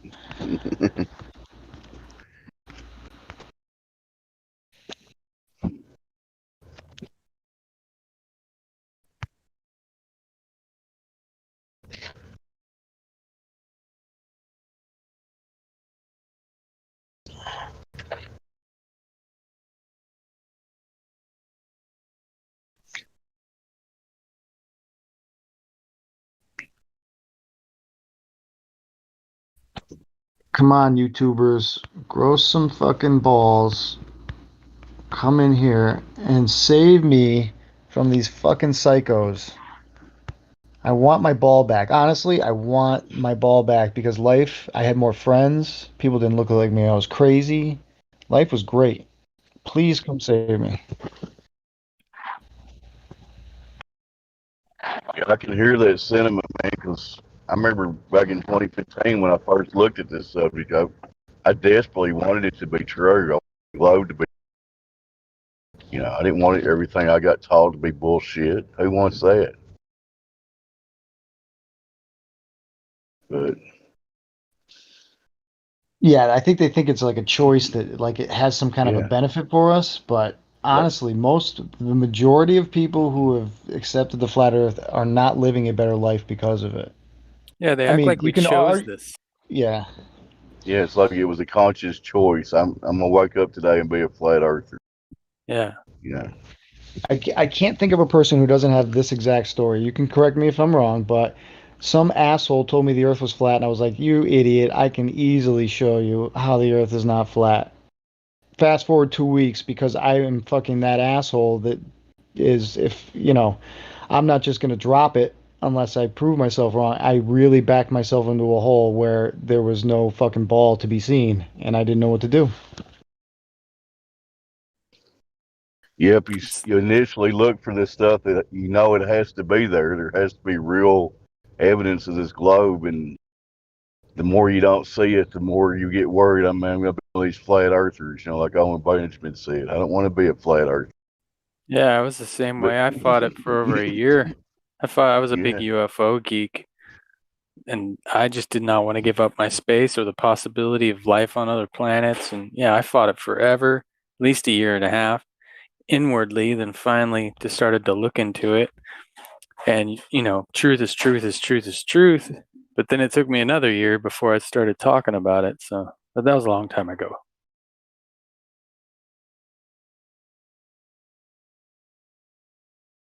Sorry to kill the conversation. No, you're not killing anything. We're trying to drum up conversation because nobody wants to talk about the ball, which is what this stream's for.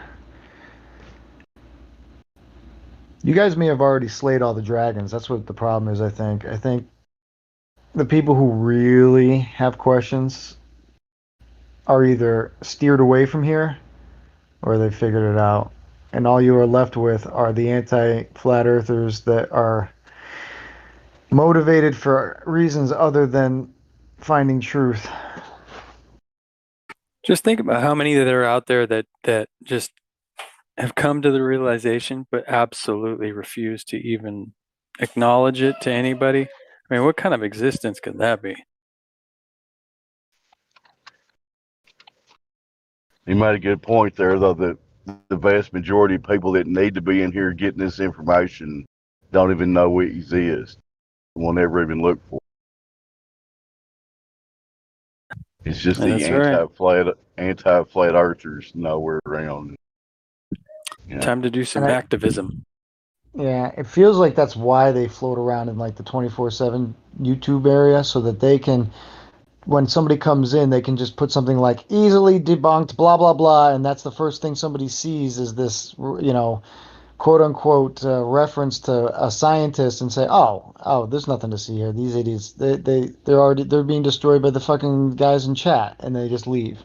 I think that's their purpose, is to just make us look stupid from the outside. Before it's like if I had a restaurant that had the best food in the world, and then somebody paid a bunch of people to go stand outside of it, going, "Oh my God, I'm gonna die! I ate here. I'm gonna throw up. It's the worst."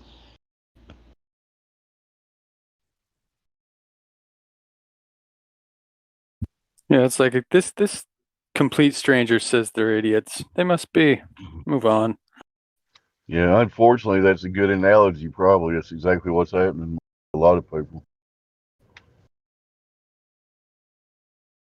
They don't want to dig below the surface even a little bit. They just see one thing and all right, fuck that. Easier to lie to people than it is to convince them.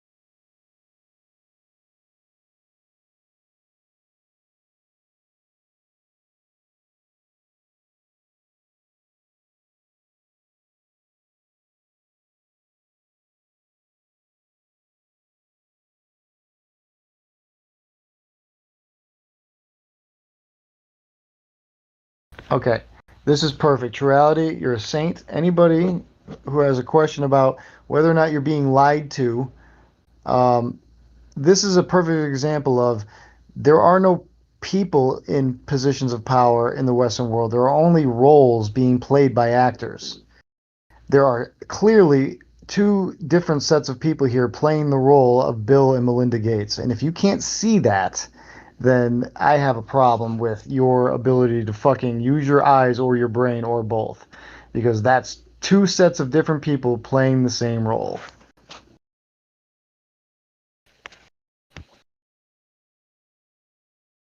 And one of them is a famous actor named Kevin Kline.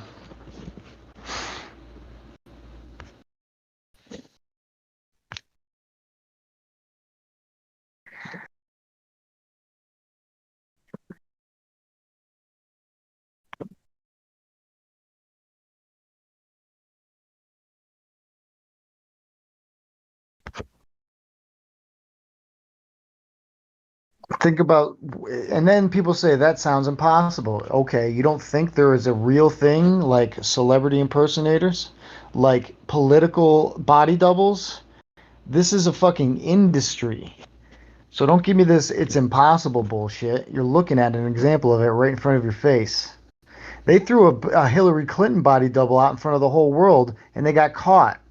Go look it up. All the world is a fucking stage. Yes, here we go. Joe Biden. Definitely not the same fucking dude.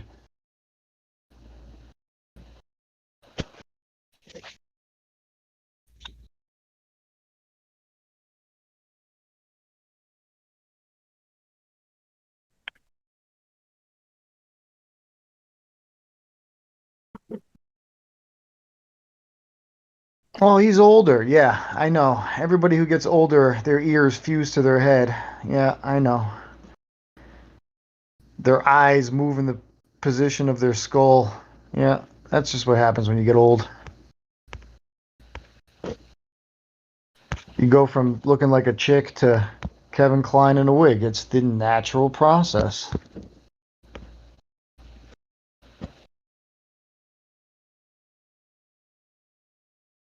Now, I can't disagree with what you're saying, but this has got to be the first time that they've shown the actor as president is actually senile. I can't believe they went that far. Well, they've been trying to get Kamala in charge since before day one. That's why. They're just waiting to see how crazy do we have to make him seem before people demand that Kamala run the show.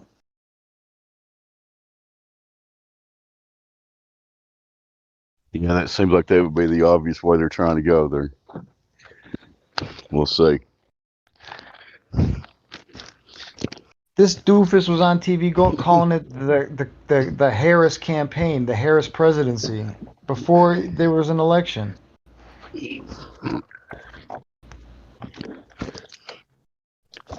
Come on, man. Yeah, I think it's an act.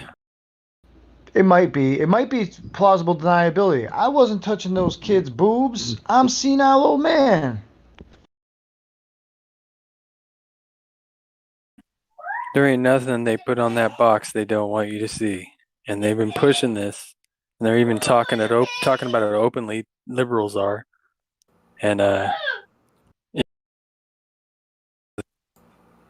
they don't put anything on that they don't want to see. They want us to see Joe acting that way.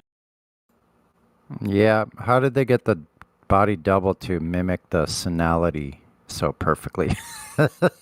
That's a great job, man. But the ears. Oh man. Did y'all hear that latest brilliant quote? The last one I heard, like 360 million people have been beat or whatever, you know. And how many people's in the country? That many? Or well, right around there. I think it's like 380 almost now or something. I don't know. But that would be every swinging dick, man, woman, and child. You know, none of the numbers that they're telling us mean anything. This is just to see who's going to be dumb enough to volunteer to come on up and or be pressured into by socially. Not dumb enough. I know there's people that had to get it for whatever reasons. If that's where you were in life, so be it. I guess we all make our choices. I'm sure that there isn't a single person in here who hasn't made a mistake in their life, right? So, but that's a great one. That's just what happens as you get older.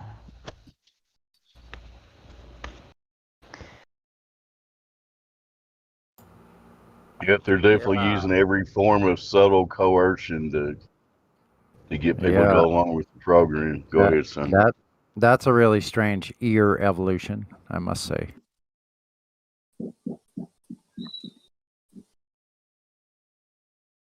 It's not just that. I mean, his head and jaw are not the same. There's so many differences that I can see that aren't explained by a man getting older. My grandfather's 95 years old. I can pull up a picture of his wedding back in 1944 and 1945, and it's clear that this is the same man, older. Still the same much ear. older. Yeah. Even if his face is sagging, there are not stark differences that make you think, oh, this is his brother. You know what I'm saying? There's some of these resemblances, it could be family resemblance, but it's clear that it's not the same person. And that they would just let that by and let it go, like let it just slip on by. Yeah, the closed ear, the attached earlobe. Yeah, we're just gonna not worry about that one. They'll never notice. It's easy mental gymnastics. Well, that's not that. Okay, like everybody thinks that the beast is infallible. I don't think so. I think first of all, it's run mostly by men, and most of these men are corruptible idiots to begin with. So there's going to be mistakes. They can check and double check, but things are going to slip through the cracks. I think that's what we build our base of knowledge on, is what they just can't. I mean, you can try to hold on to water in your hands as long as possible. It's going to leak out, right?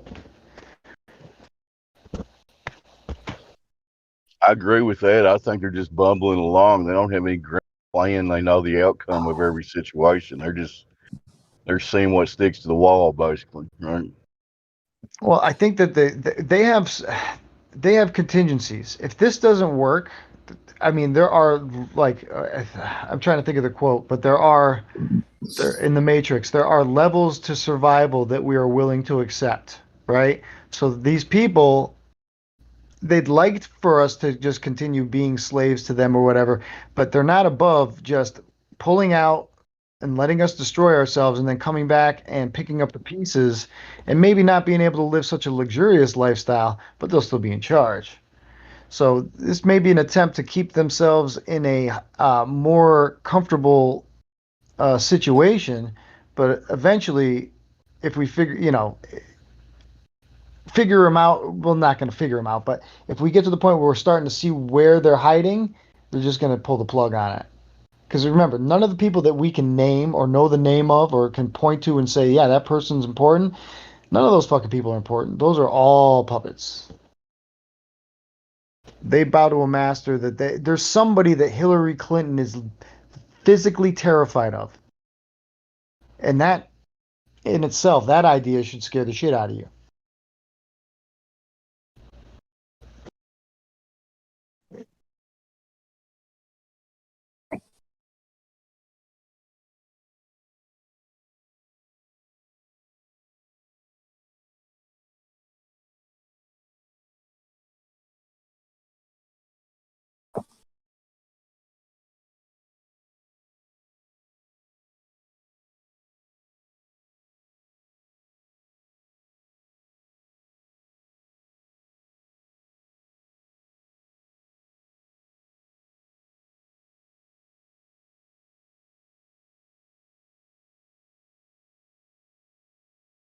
People thought that Jeffrey Epstein had power because he had all this money and influence and all that. Fuck no. Jeffrey Epstein's only purpose for existence was to be there when people caught on so that he could be sacrificed. He's going to take the blame.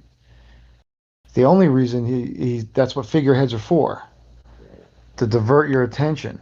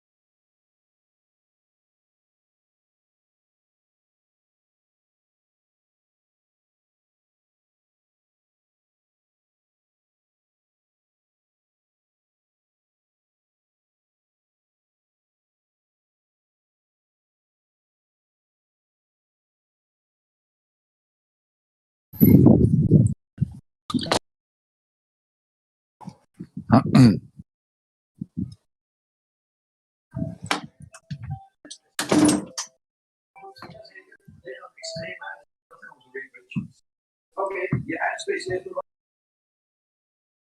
trying to talk, Roger?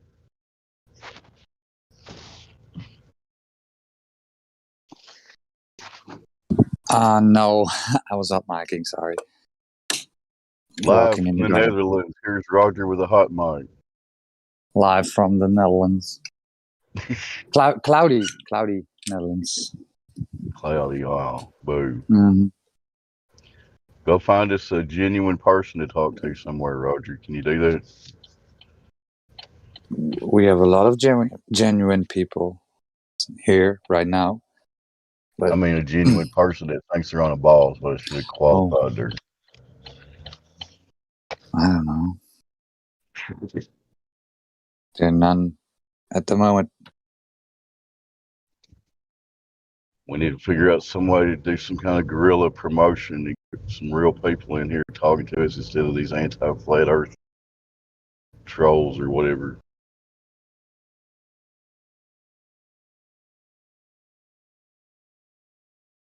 What can we do? It ain't like any of us are getting paid for being here the best we can.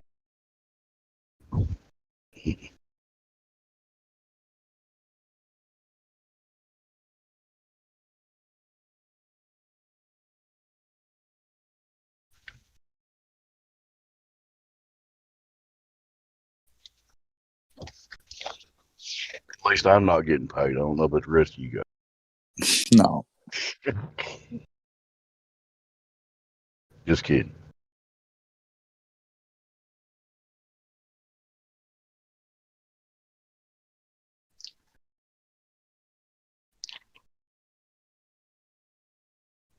Now, but I'm a Globe Derp did a pretty good Don Pettit imitation about an hour ago. Pretty funny. We were asking Don Pettit questions, and he was asking Pettit. Oh, I missed that. I missed that. He did a pretty good impression.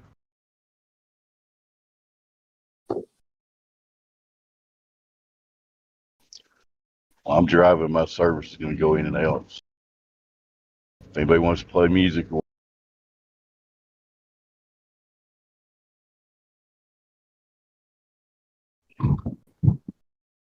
Oh, sure.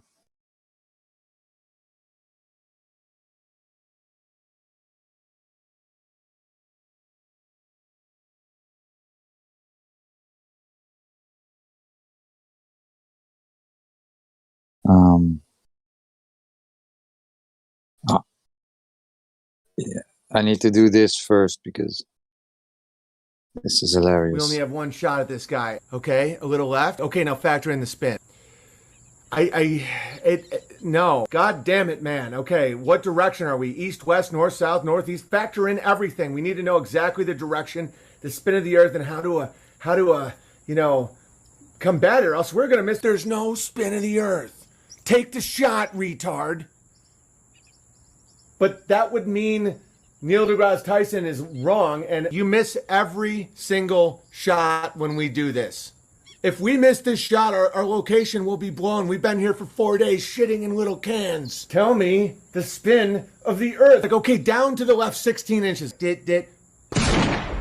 No. They saw us. I missed a shot. I guess it was spinning a little faster than I thought. Oh.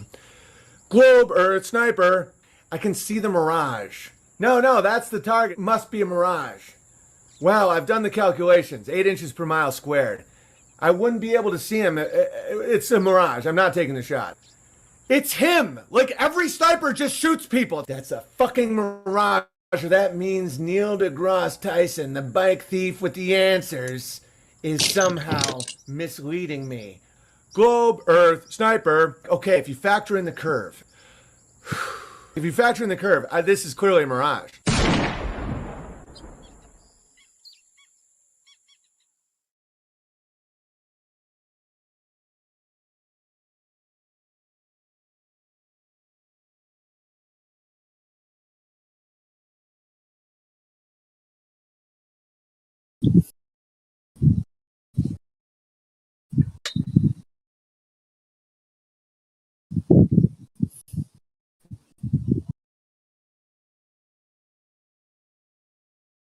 Globe, Earth, sniper.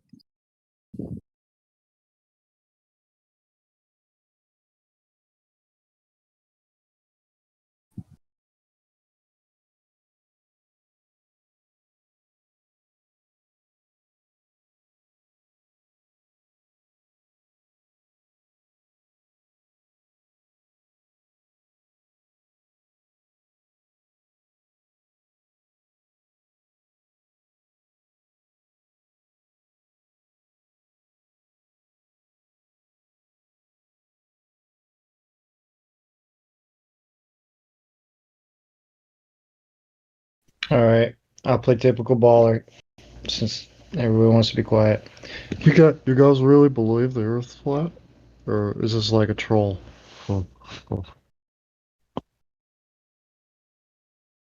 Because I can easily prove to you how the Earth's not flat as a ball. Yeah, I don't believe the Earth is anything. I know it's not a ball. Well, so you don't believe that the scientists have already done this work? Guys, listen to this guy. You don't believe science. That's what you say.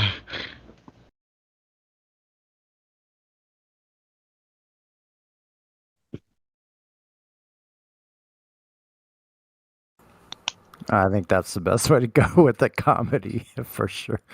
Yeah. I mean, what else is left? Well, what's funny is you guys think the Earth's flat when it's empirically a ball. And not moving just like I feel it is into moving. What? When I go outside every single day, I experience motion and spin. Just because you don't, I'm moving making so you fast an right idiot. now. I'm moving at 500,000 miles per hour right now. You guys don't even know. Yeah, in one direction, I'm moving 1,000,000,000 miles in a different one. You guys can't even feel it. Stupid. Dude, you're producing so many newtons right now. That's nuts. That's crazy. That's because science says newtons make spin. Yeah. If you guys don't experience the spin, then you're just not paying attention. It's clear. It's everywhere. How dare you? My grandpa made the washers that went to the moon. How dare you, sir? How dare you? We need to implement a Glober receptionist here. So I'm the Glober receptionist. Yeah. Come on in and, talk about how, just be nice to the flat earthers and just come in and, kid around a little bit. Yeah. We're so stupid. Why should we be nice to them? We got one. Yeah, so I'll be a receptionist here. You can always lay us on with me. Is that the right word? Anyway, over and out on the reception office. I am your flat earth liaison.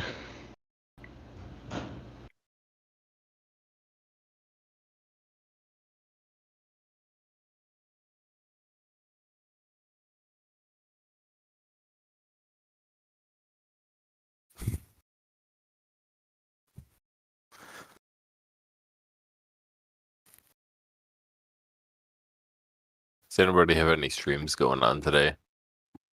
Is Witsit streaming again? QE is, I think, live right now. I think so.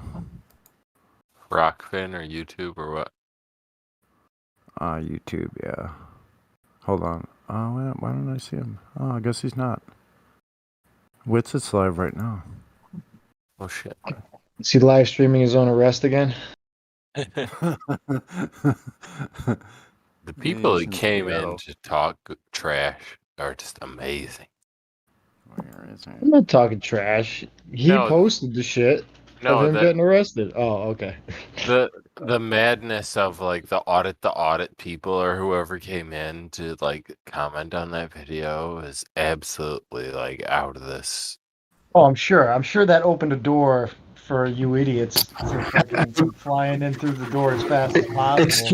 Excuse me, guys. I have what seems a genuine guy in VC check-in. I need help there. Oh, I don't have it.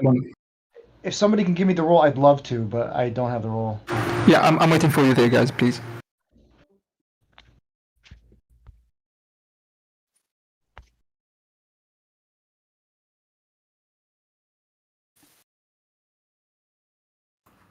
I'm not sure who he was talking about, but Sopka is here. How you doing, Sopka? Sopko?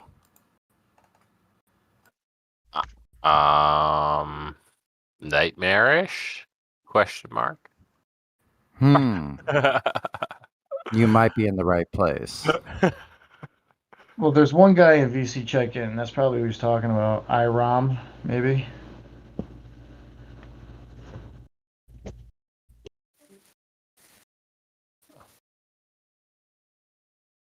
have a very peculiar job that gives me a privy to the inner workings of things. Legitimate baller in VC check-in, but I can't talk in there, so I'm not gonna go hang out. I mean, Troll Blood always finds its level, just like water. So let him come in. Well, somebody's gonna have to bring him in. I don't know that anybody has the authority to him right now. Well, here, I don't know. He's just gonna come in and go, "Oh my God, gravity! You guys don't know about gravity? Are you dumb?" Well, if he's a troll, he's not like entry level. He's doing the legitimate. Well, you know, I saw some like it sounds halfway reasonable. Hopefully it's Cyman Dan, so I can rip his head off. Oh no, I would have recognized that asshole's voice. Fuck. That guy is one of those like you know that he is one of two people, being paid or legitimately mentally retarded. I think he's just mentally retarded and clinging to like his 30,000 followers or something. How did I believe that 30,000 people might be following him if they were in on the fact that he's retarded and it's funny to watch. But those people legitimately believe him. So those 30,000 people also legitimately retarded. Yeah. But no, some of them for sure. Like the stuff that they comment back with, like, "Oh, the level is curved." Like if you reach that level of nonsense, like I don't think a bot's even capable of that. Like I don't think they can program a chat bot to be as dysfunctional as some of these people that stand up for the model. It's like, "Oh, we're spinning so fast right now. Oh my gosh."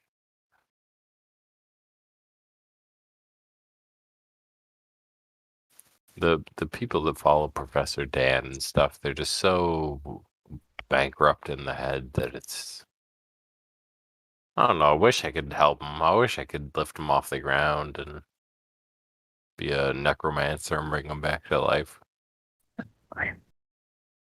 Yeah, well. But at the same time, you know, I'm not trying to save every NPC in a video game that I play. Yeah, those run-throughs are no fun. Yeah, I'm on the side quests now, pretty much. Yeah, I typically just run around those sandboxes trying to find ways to break them.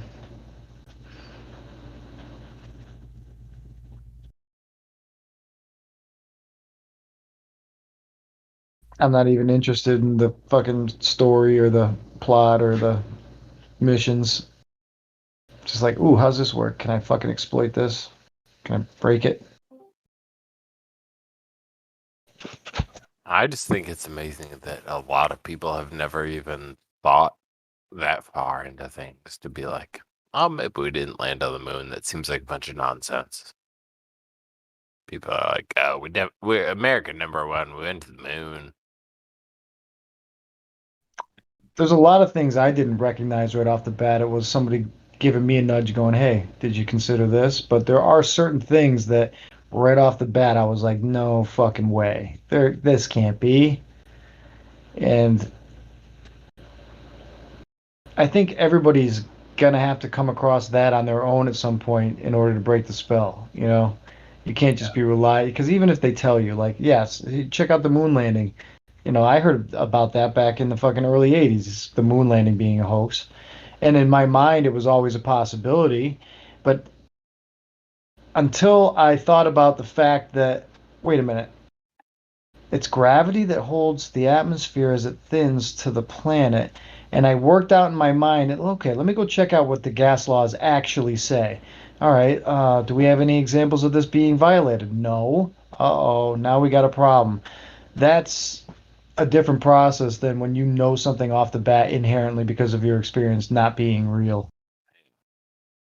When you start to get the sophistry of just making up stuff. Like, well, gravity doesn't have a position, but it also makes things spin in a disc. Well, if you're doing that to yourself, you're not a reasonable person at that point. You're still a child playing mind games with yourself, and there's no hope for you yet. You're gonna have to break out of that state before you can actually consider anything. with any real integrity, you know. Otherwise, because if you can, like I said, if I hear some news that I don't like, you're dying of cancer. Well, if my toenails are trimmed daily, then I can perhaps the you know, if I just start making shit up in my mind that has nothing to do with my experience, in order, then I am being dishonest. And if you can't recognize in that that you're doing that, then there's no hope for you at that point. It's a little late to turn back at that point. Yeah. So like, for instance, when a teenager comes in here and all of their arguments, you know, are going to be based on the, you know, the authority figure telling them. It's going to be nothing from experience and nothing really thought out. I didn't think something really through until I was about 25 years old. Like, that was the first time I actually fucking considered something and really fucking turned it over in my head for days at a time, trying to fucking work it out. Up until that point, I could get by in life just fine. Hey, if you do A, then B happens. Okay, sure. Yeah, just keep doing it. You know, that's without any thought. I mean, my whole life probably could have run like that. You go to work. What do? They tell you, all right, you take the money. If they do, you know, you give them the product or whatever you did. If you worked on a machine line, you entered the product, you know, the materials in this order, and then you pull the thing. You're always just told what to do, what to do, what to do, what to do. It's an easy thing to do. If you're a military guy, how do you get along best in the military? Just do what you're fucking told. That makes your life easy. That's how the systems are working. What's up, guys? We got Iram from the VC check-in. If somebody he has a questions he wants to ask. He never felt the Earth move. He never saw the curvature, but he has some questions for flat earthers. Excellent. Yes, let me welcome Iram. We met on another server, and I think he's a decent and genuine guy. And I think he's not here to learn, but I'm challenging Iram, like a friendly challenge here. If you show us the curvature, if you prove your model to us, then we are all bought, right? Go ahead. You have the floor, I think. Yeah, Iram, welcome. You got the mic. So I have the floor. Okay. Howdy. Hello, sir. Hey, man.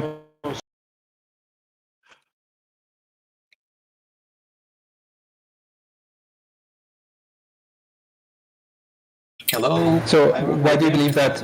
Why do you believe that you are on a globe, man? And there's like it's impossible to be flat. Go ahead. So I think that there exists a consensus.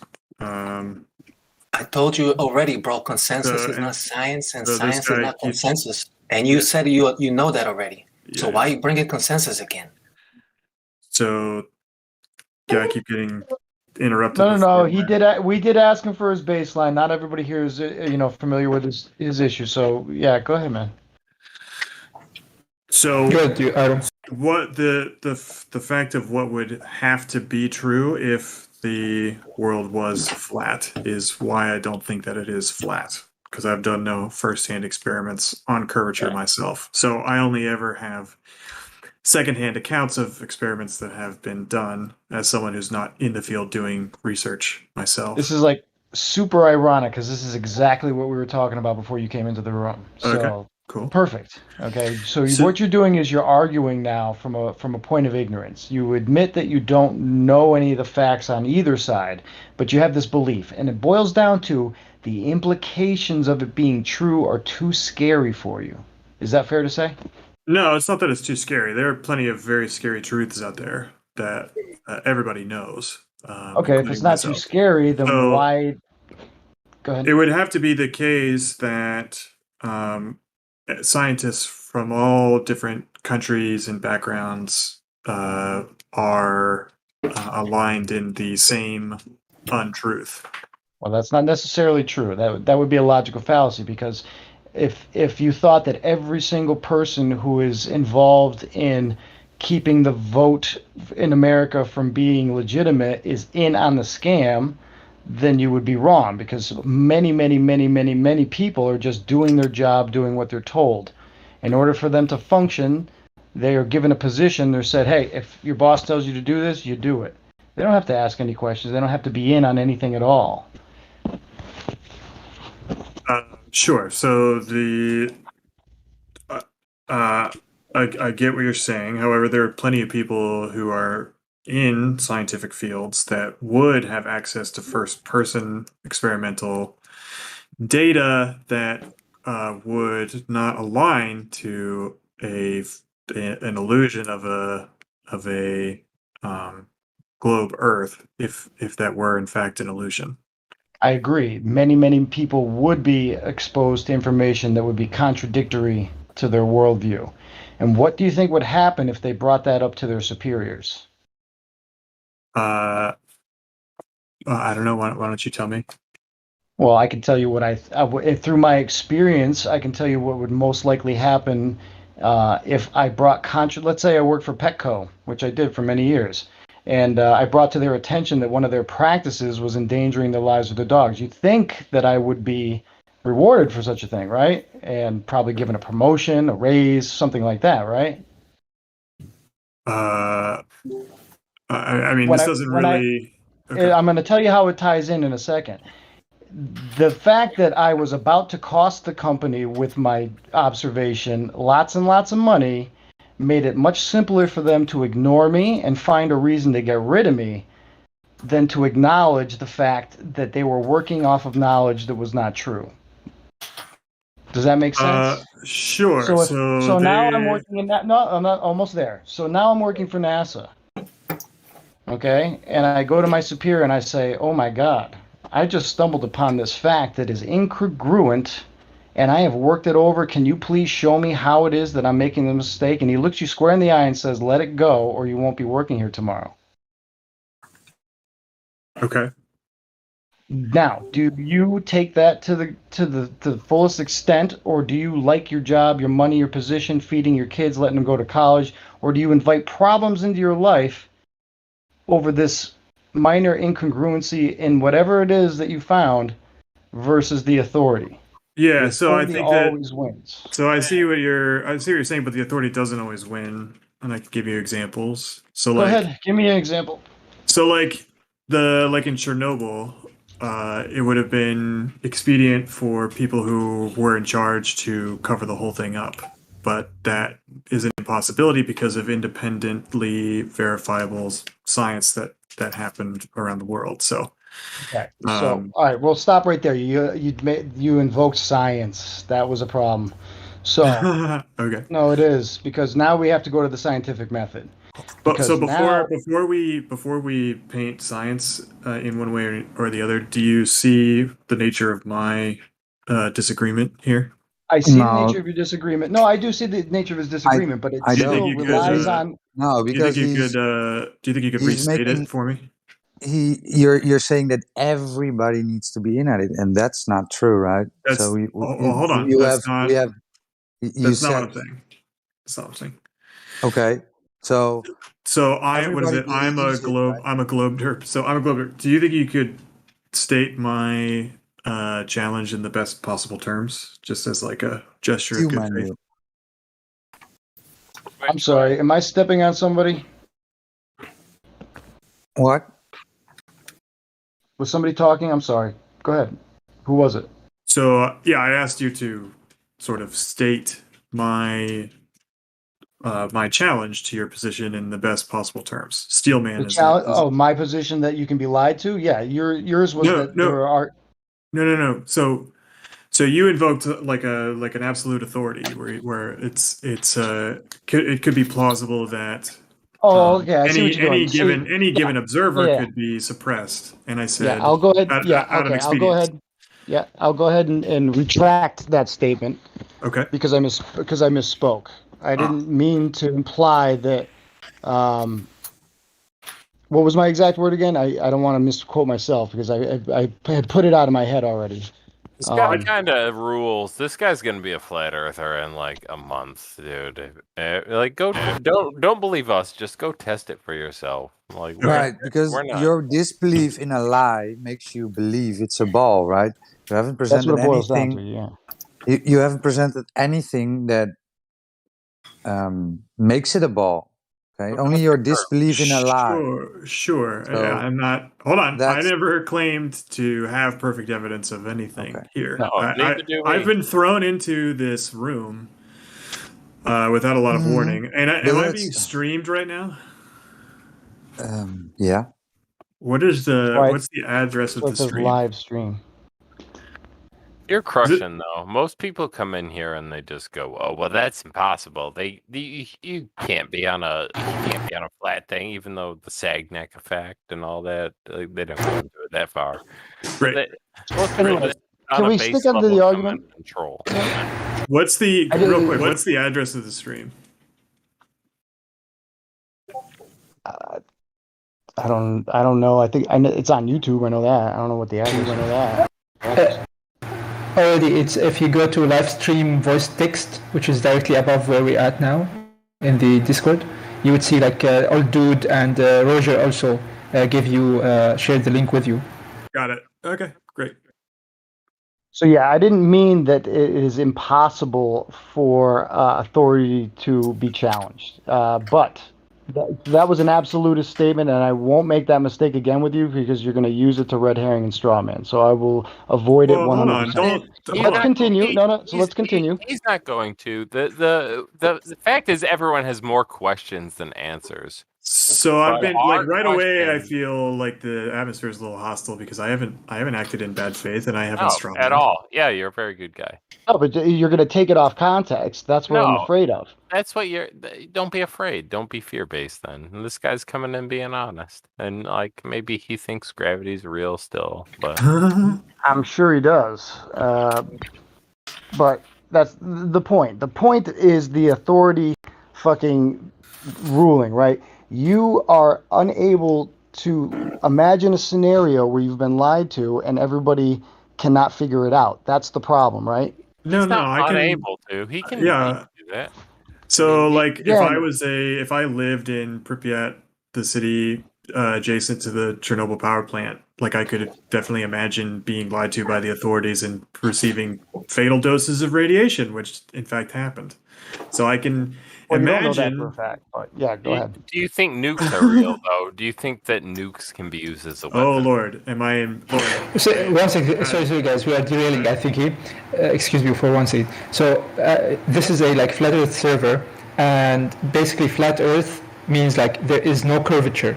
We can't see the curvature. We tried. There's no curvature. Cannot be measured, cannot be seen, cannot be tested whatsoever, which means, we live on a flat Earth. So, and second point is, there's no axial rotation of Earth. There's zero evidence of Earth being moving in any way, shape, or form. So basically, this is our argument here. Once if you wanna debunk this so-called debunk flat Earth, just show us the curvature and show us the axial rotation of Earth, and that's it. Game over for us, and we go home. That's it. Or just go around the world, north to south or south to north. You know what I mean? Just circumnavigate one time.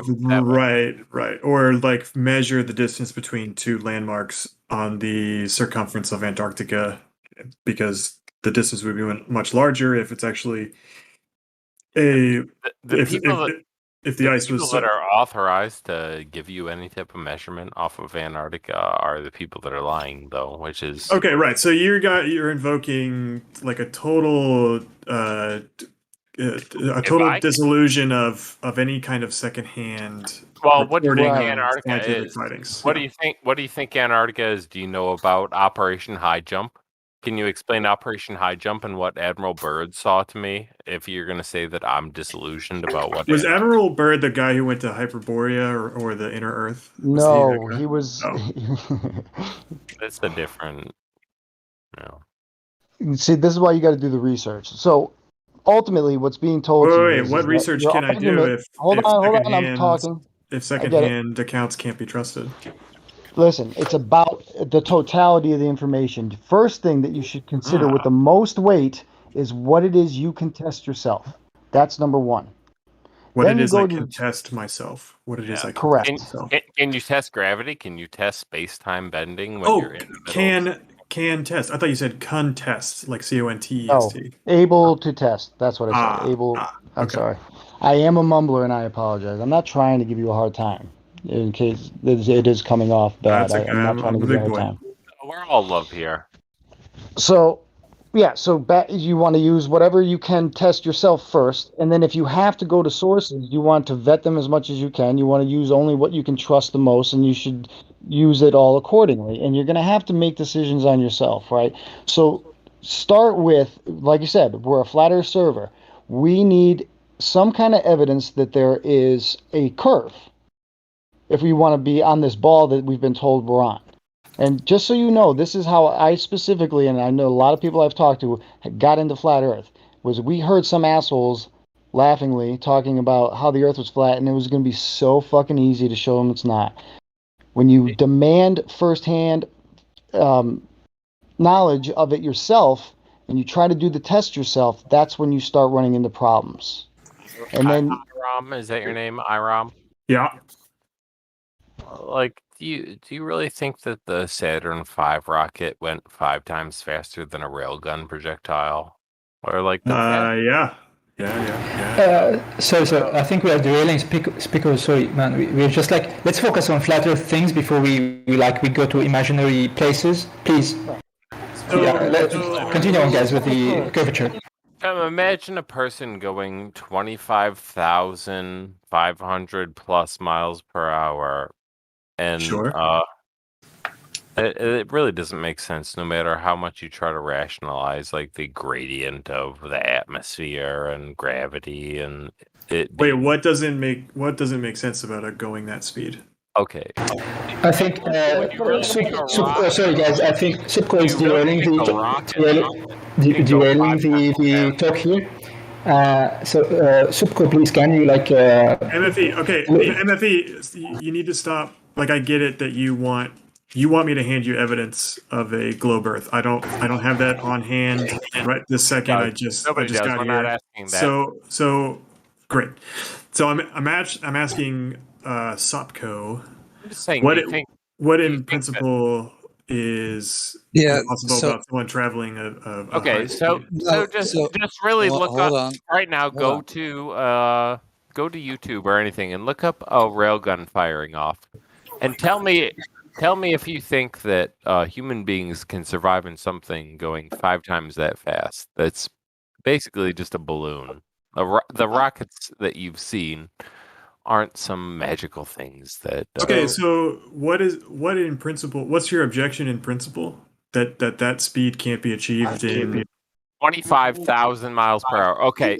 The fastest jet, 1,800 miles per hour. The Blackbird, incredibly fast. If you see that thing across the sky, you're only going to see it for a second.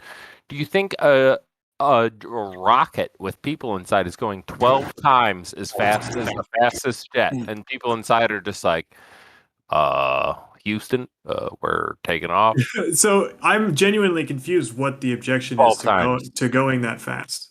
That's why we shouldn't talk about it. We should talk about. Do you think that you can go that fast and not be liquefied? Is what I'm saying. If you think that that's possible, liquefied? then you don't if you think that you can go that fast and not turn into a liquid, then you're out of your mind. I pick up rotten corpses for a living, and I understand what happens to the human body. I understand what exactly happens and the limitations of what makes a person fall apart into pieces. Okay. So 25,000 miles per hour is going to rip apart. You guys are way off. Hold on. Put the brakes on it. Hold on. Put the brakes. Stop this, man. Stop. Okay. So, as a moderator, Subco, we're not going to do this, right? The Earth has to be a ball, right? It has to be a ball for all this to exist. So, where's the measurable curvature for this? For your claim that the Earth is a ball. So Sopko, are you a flat earther? Iram, we just asked you a question. Roger just asked you asked me a question. Oh, okay. Yeah. Where is the official measurement of Earth's curvature in order that we can use it as a standard for everything we do? Where is it? Like, where is it in in literature? No, in measurement. It's a geometric question. It's not a science question. It's when was it measured? Simple. It was measured many times. G in the Maker's logo. Listen, we need the initial measurement that is used for everything else, including day-night cycles, seasons, everything. Okay. Relies on the radius value. So that implies curvature on the surface at a specific rate that they gave us the information. So we know what the rate of curvature is supposed to be. We know how much elevation is supposed to be lost in any given distance. So we need the reference measurement. That means a physical measurement, because measurement is actually physical. A physical direct measurement of Earth's curvature. That we need the officially accepted one so we can use it for data purposes in technology. For everything else we do, we need the standard of reference. Okay. So where can we find it? Where's the measurement of this curvature? I mean, I don't know. I'd have to do some research. Probably should then. There's never been a picture taken from space. There's never Okay, been so the curvature. Okay, so hold on. Cards on the table. Before you go on, So wait. Before you go on, sorry, I didn't mean to stop you there, but it needs to be done. So we have to stop right there at curvature. So right now at this very moment, you only have a belief in curvature. You don't know of any data. You know of no actual measurement. You apparently have never even heard of it, or else you'd be able to tell us. So for right now, any idea you have of Earth being curved, that means verification of it being a spherical shape is only a belief in your mind. That's all it is. There's no reason to go past it, because everything else you're saying doesn't change the fact that you don't have a curve yet. You need to bring us the curve. That's fine. Yeah, I'm not prepared to make a case. No, not for us. We don't care. You're never going to listen. It's not for us. It's for you. If you're really trying to figure this out, then that's what you would be doing. So instead of trying to ask about speeds of this, that, and the other. Well, no, I wasn't the one who invoked speed. But yeah, although we I did find it that. interesting. We stopped that. Okay. So to put my cards on the table, I don't think there's any. I don't think that I could become convinced that the Earth is flat, unless the evidence was. I mean, you would need a lot. You would need a lot of evidence, but maybe that exists. So that's fine. But the reason I'm here primarily is. Oh, wait a minute! Wait. Yo! And how are you so convinced of a globe? Wait. How are you so convinced of the? No. How are you so convinced of the globe then? Okay, so. Can I ask a question? Only one short one. I'm feeling only one short question. More interested only one short. Can I ask short question? I haven't finished my. Yeah, I know, but I want because you I mean, you guys just are let them answer Sonny's question, bro. Okay, so I'm more interested in the sort of epistemological conundrum that we've all found ourselves in, which is how we are accepting any given proposition as true. And I'm interested in why you just proved it because you won't go look it up. You won't go look it up. That's the answer. I just solved it for you. Congratulations. You're welcome. Well, okay, so I'm just interested in, we have a different perspective on what we're accepting as true, and that difference is interesting to me. That difference is more interesting to me than the prospect of a flat Earth. Can I ask now my question? Sure.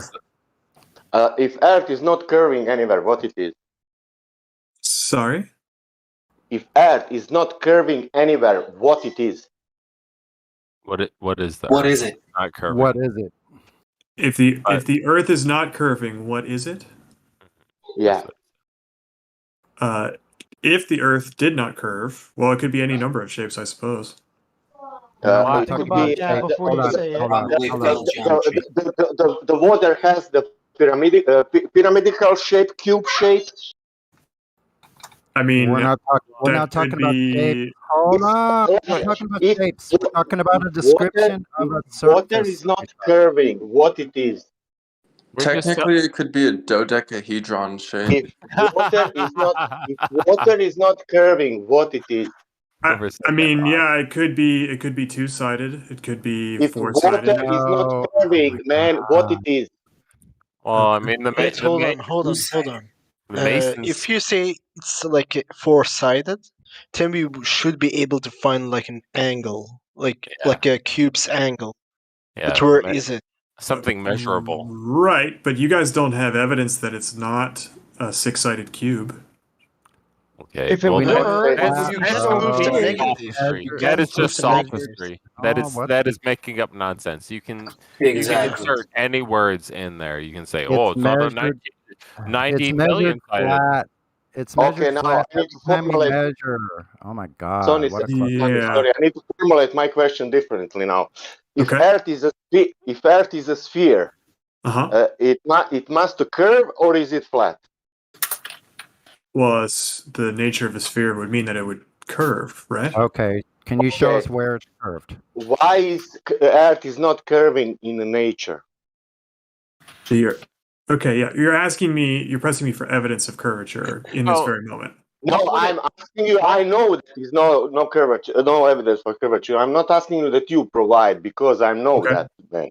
Okay. I'm asking you that you find out, yourself.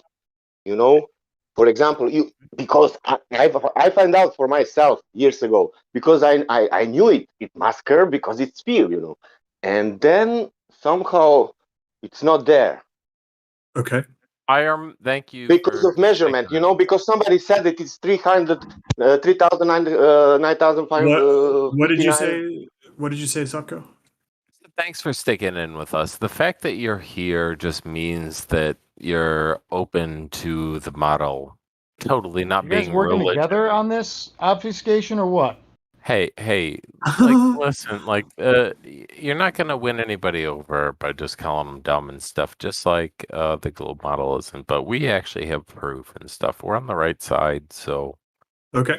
I mean, we don't have to go to name calling and all that. You're awesome for coming here and being in a group of 20 people that see the world differently than you. Like, that's fantastic that you're here. Well, that's so I just want to ask you one question real quick, though. Okay. What would be some evidence, or like what's an idea that really keeps you like clinging to this globe model? Scientific consensus. No, well, like, what's his specific thing? Like, everybody has told been brought. us scientific consensus. That was.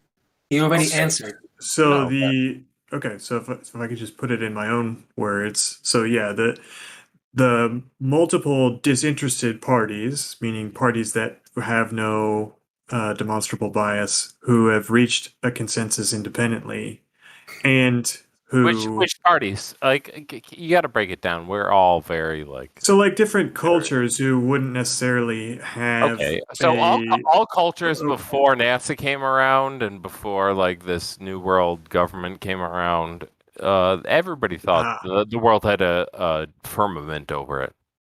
You can look anywhere in any ancient culture, and they think that the world has a dome over it. So I don't understand your point. Just at this basic understanding of you breaking it down to what is important to you. The fact that ancient cultures disprove this model, the fact that all maps that are reliable are can be traced way older than before any type of fake satellites in space, and all this other stuff. Like, you don't. Okay. So like if I could ask you, so would a satellite orbiting the Earth disprove, in your view, a flat Earth? Yeah, but it's never happened. Also, right. Satellites aren't orbiting the Earth. Like, so, if I had perfect, you need the Earth curvature. So do you have the telemetry data of a satellite actually doing that? So yeah, that's what I was going to ask. Is if I had perfect evidence of a satellite orbiting the Earth, that would, in theory, disprove your conception of flat Earth. We need the radius measurement first before they even went there, so we need that first. They're going to claim orbiting in what fashion too? Like, it's possible to go around the Earth, the globe, quote unquote, in east to west or west to east fashion. It's not a spinning cartoon ball. You can go around the world technically by following latitudes, And oh my God, can we focus on this, please? Radius, please. Doesn't make it a globe at all. It doesn't You make can it go a around your block. Right, but so if I had, suppose I had perfect evidence that a satellite was orbiting the Earth, that would Tell us what it is then. Show us. Could you Yeah. validate Hold on, that? but I'm just, How I'm just could you asking. possibly validate that? This is Hold on. hypothetical. How could you validate it? Not How could you interested in validate it? hypothetical, man. I'll just keep fucking talking. How could you validate that? I suppose I'm asking you because it sort of gets at the criteria of what you accept as proof. So like, so if I said I have perfect evidence that a satellite is orbiting the Earth, that qualifier perfect. We would all love to see it. Yeah. What would that show us? That's what we would How say. would you perfectly qualify that? Exactly. Yes. Yeah. So what That's I'm a telling question you for is, you. yeah, we can talk all you want about that, but first you need to show me the measurement that was needed to go there in the first place. And the other thing is, we have gas pressure on Earth. Do you know what the antecedent of gas pressure is? What follows from gas pressure? No. What is the cause of gas pressure? Being Is contained. what I'm asking. Being contained. Antecedent, not the cause. I mean, yeah. So antecedent. So you mean what's precedent? So what's needed to have gas pressure? Mm-hmm. Container. The presence of gas molecules. And in what any given else? volume. And what else? How do you have a How do you volume? measure the volume? How do you get volume? Where's the volume? So this is sort of tangential to my challenge. I don't know why we're here. No, it's not about a Well, challenge. We're talking about gas law. It's not about a challenge. You don't have real challenge, so let's get over that. You know, we're not talking about your fucking challenge. Hold on. No, we're not getting off of this. You have to have a container to have pressure of gases, period. Thermodynamics, the Okay. entropic The area, that's a surface area. You need to be pressing on something. That's what no, it pressure is. doesn't have to be He believes in gravity still, Pressure. guys. Wait, let him talk. Yeah. So if I had perfect evidence of an orbiting body, what would the You don't, because you don't have a radius. Right, I know. So this is a radius. No, we're talking about gas pressure. You're not going off into fucking satellites again. No, I'm not letting you. No, not hold on. I'm the gold here. Shut up for a second. We're talking about gas pressure. Stop avoiding it. We need gas pressure demonstrated without a container. And the radius. Okay. The this radius. is- You can't. Okay, well then I'll just grant the point for the sake of argument. So space doesn't exist, as they told you. They're not going to a vacuum of space because it would violate the second law of thermodynamics, which has never, ever, ever, ever been violated. Period. End of discussion. I love how they go to the sky every time. Every time. You can't have a molten core if you go to the ground either, though. Like a molten magnetic core. Your inability to Hold be on. intellectually honest Okay, about please this. stop. And also, Every you don't please, have- one party. fucking Could y'all question. please calm down? Can Sonny and him have a conversation and everybody stop jumping in? Yeah. Okay. So. Yes, please. Can we? So one, you don't have direct evidence that this. What was it? The second law had never been violated.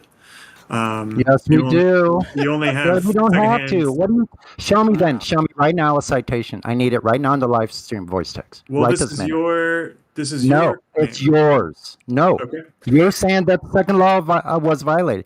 Put the citation right no, now. I never in said the- that. I never Okay. said that. Okay. Repeat your. So this is a bad sign when hypothetical modeling. I mean, we can't accept hypothetical modeling. So if Wait. if No, stop. Okay. Are you telling me that the second law of thermodynamics is theoretical? I'm saying you don't have first person experience. You're saying of it's a working, model? We do. A lot of us do. Bullshit. Every fucking on. day I do. Calm down, Hold on. You don't have first person experience of the law never failing. Yes, Yeah, I do. because it This is doesn't the first fail. time I hear this shit. So you would have If- you would if have to some- have If something doesn't fail, then you can't say that it fails. That's the You point would of it being infallible. Okay, so to accept that as fact, you would have to This be dude is a present. sophist. You would have to be present in every instance of the instantiation of the law. No, you just have to show from your numpty baller priest that they violated it. Okay. No, man, you need to have only gases to keep them, without container. You need to have that in the nature to show that, and that will be great, Do you know what is okay, so Iron, do you know what is a natural law? Sure. Can you elaborate? What is it? It's a law of nature. It's a non-contradictory expression of a process that we observe, a constant. Where'd you get that? Where'd you get that from? That whole statement. The top of my head. Wow. So why would you lie? What do you mean? What did I lie because you just decided to make up shit in your mind about the unnatural law. Oh, come so on. that's called bullshit. And why would you lie about something I asked you? No one's lying, and you are not telling. Clearly, just did. It's a No. contradiction to He the said, core. "Do you know what it is?" You say, said yes. You could say I'm mistaken. You could say I'm mistaken. No, but I'm not. I asked you, do you know what's natural law? And you said sure, and I told you to elaborate, and then you made something up in your head. And I called you out on it, and you admitted you made the shit up. What? I admitted it? Oh, okay. Yeah, you just said, out of my top Where of my did you head, get it from? just made it Off up. the top of my head. Those are your words. Yeah, we can play it back on the live stream. It's live streamed to everybody now. Everybody listening here. Oh that's yeah, in and all the live stream people in the chat. The recitation of the definition was off the top of my head. The law itself wasn't from the top of my head. Yeah, you don't know what you're talking about. Admit it right now. So what's the law? Explain to Okay. Okay. I The law have you to said you say knew. What I am is- a little disappointed with the Was that a adversarial confession? nature of the conversation. Oh, just now snowflake, all snowflake. Oh man. Okay. Aaron, what did you bring to Now the you're table? getting all butthurt about your curvature not being there, huh? I don't think I've invoked curvature once. It's not really my level of interest. So why do you think it's a goal? Because listen, this man. You said that it's not your point of interest, but Earth is spherical, man, and you said it must have the curve. If you believe in the sci-fi of space, Spherical things. I don't understand. What's that, You said Sapko? first that you said logic in the first place, that you want to speak logically. The spherical things, they have curvature, and you said that is not point of the conversation, that we don't need to speak about that. No, you can speak about whatever you like. Okay. I said that. I will ask you again the question: If Earth is spherical, where is the curvature? Do you know? Do you know that anybody knows? Sure, it's no problem if you don't know. Who knows? Can you name it? Can I search it? The guy, which year he realized? Can I do that? Can I find that? There's no authority I could cite that you would accept, though, right? No, I want to measurements of the curvature, man. That whoever did it, whichever year, whichever authority did that, I want to method how they did that, and no problems. I will respect that authorities, but authority need to. Authority could tell me that Earth is like I don't know whatever number it is, but they said it's 3,959 miles radius. That means that's the number. I think that most people here accept themselves as the authority. We're not looking to external sources as the authority. Right. No, what we want is something we can actually validate ourselves. In other words, you say, this guy did it, this is how he did it. Or we could say, okay, let me go test that out myself. Okay, so demand, to make a truth claim, you demand first-person experience of the. We just demand truth to make a truth claim. Just like level is level and not curved. We demand truth to make a truthful claim. Yeah, IROM. Sure.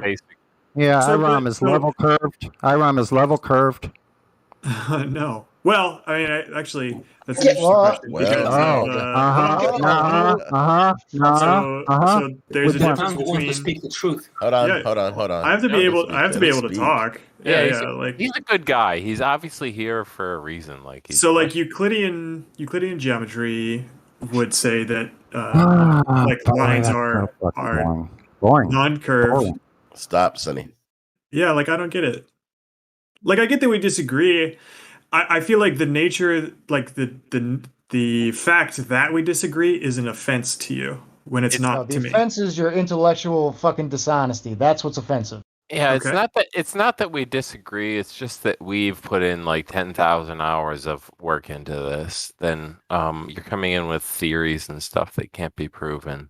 So like there's just a little bit of a difference there, but Wait. honestly, I'm glad to hear things out. Like But wait, what theory have I put forward that? What theory have I even positively made a case for? the globe model. Period. Yeah, but I haven't. The I've globe cited no model. sources. Okay, so you don't believe in the globe model then? I do personally, but that's Okay, not the. so you Hold on. believe in the globe Hold on, model then? Sopko. You're just going Hold back on. and forth and double speak. Hold on. No. That's why people That's get not frustrated with necessarily. people. So that's not necessarily what I'm making a case for here, because I was sort of trying to get at the nature of evidence and truth when I was doing my line of questioning about a perfect evidence that there's an orbiting body.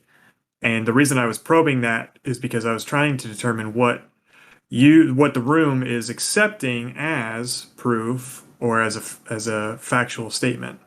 Because I think that it is actually different from what I would consider truth or factual. Well, what do you consider truth or factual then if you can't see it? Right. Can't see globe So reality. I'm wondering. So Sopko, I'll just engage with you. So like evidence of something that you can't have first person experience of. Trying to think. So like, why would you fight for it though? If What's you that? can't, why would you argue for it or fight for it if you can't prove it? It can't be proven. Millions and trillions and everything that you can pour into it can't prove it. So how are you gonna prove? So yeah, let's say that we can't prove it, but I'm just asking, like to you, Sopko, like I don't have a first person experience of an atom, and there are smart guys in white coats that would say that they can photograph atoms with electron microscopes. But I have to take them at their word that the science they're doing is valid. No, you don't. Okay. You really So don't. Sopko, so how I don't know. Are you a skeptic of like atomic like constituency of matter?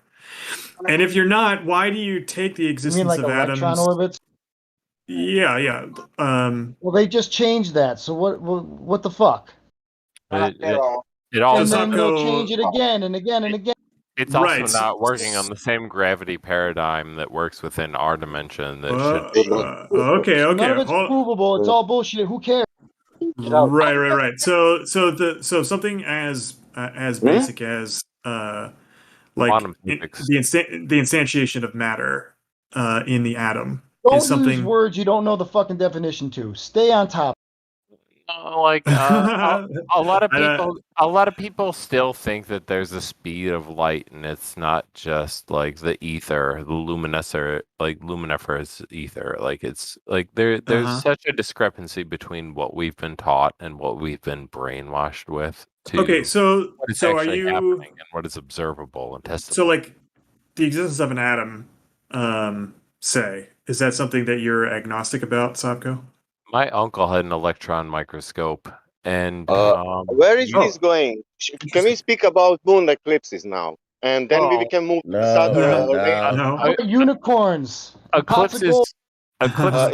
Is this private show between Sopko and you? Well, no. The thing is, man, everybody's interrupting. Let them have a conversation real quick. It's not going to progress if everybody keeps jumping in. Yeah, but asking different questions, Sasha. Yeah, but why Sopko is Sasha? going? Okay. Sorry that I'm the special boy here. I'm sorry. I don't mean to gamma intrude, but at the same time, this dude has questions, and we have answers, and we have questions too. We have so many questions that he couldn't possibly answer all of them, and it's overwhelming. So just like can I back off. what atoms has? So Sopko, So he's trying to ask Sasha if you missed the conversation, just because something that he can't see or confirm for himself, by himself. In other words, does it not exist or whatnot? So he's trying to make that. So so if I could just say more accurately, what is an acceptable baseline for a truth claim? So if I make a truth claim X, what is an accepted sort of like I guess level of proof that that claim X exists is true? I want to ask you though is why you're thinking about like what drugs are you on to make you think about a quantum universe compared to just looking out your window and being like, doesn't seem like we're spinning and spinning on top of that and spinning more and flying through space at 500 million miles per hour.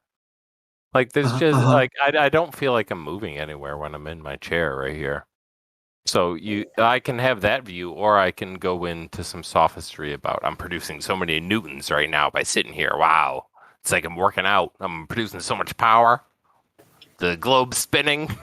Like it's literally unprovable electrons and protons spinning all around me right now. We can talk about the quantum universe and stuff, but do you have like they haven't even this is being live streamed, so we can't talk about the old coronu, but the what? The old the woo flu, but like Fauci. Oh my God! Can we focus on the actual shape of the Earth, guys? Hello. So stop spiraling just for a second. Jeez. Okay, so we can't understand that level of things. So why are you trying to ask us questions about that and understand that level of things yourself when you have no instruments to be able to do that, no basis of understanding of it? Even if you did have those things, you still wouldn't be able to understand it.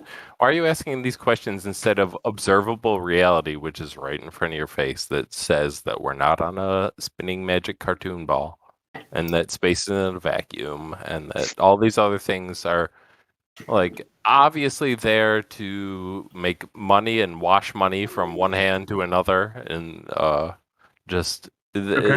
it's sophistry and nonsense that is there to make money. Whereas we're here and we're saying, well, we think that things are this way because we have went out and looked over a lake, we've looked over the ocean.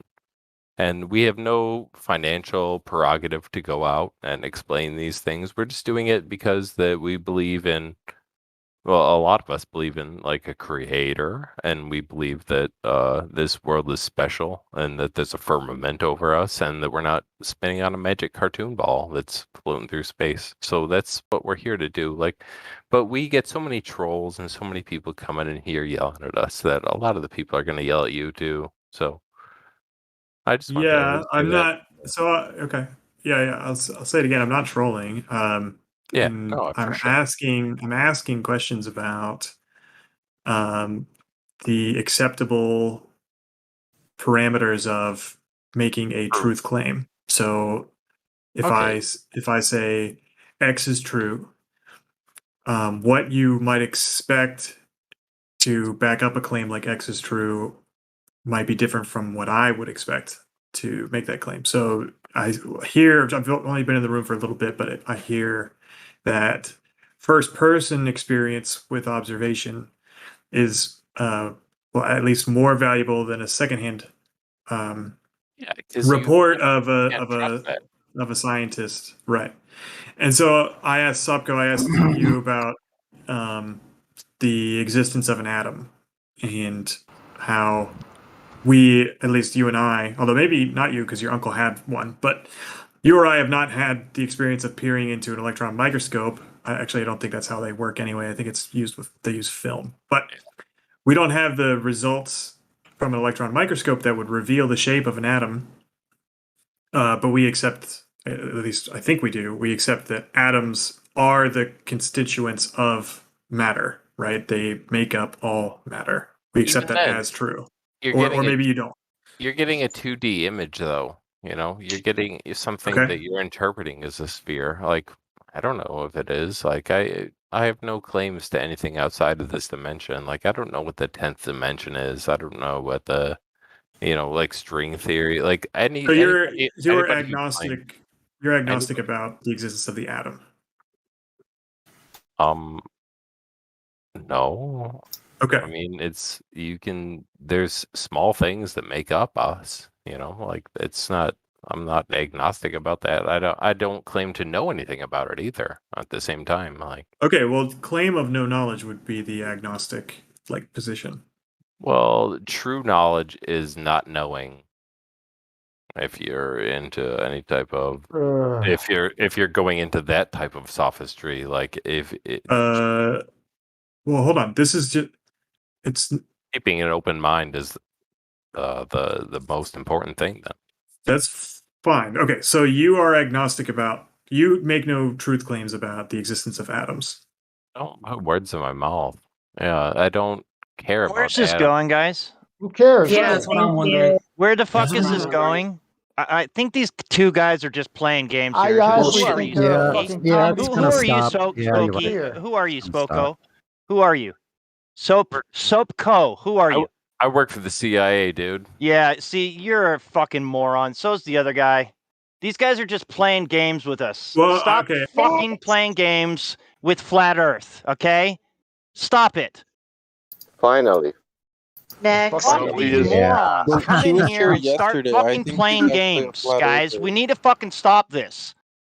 You are the retard, idiot. You can't come in here and take over Flat Earth. Sorry. It's not going to happen.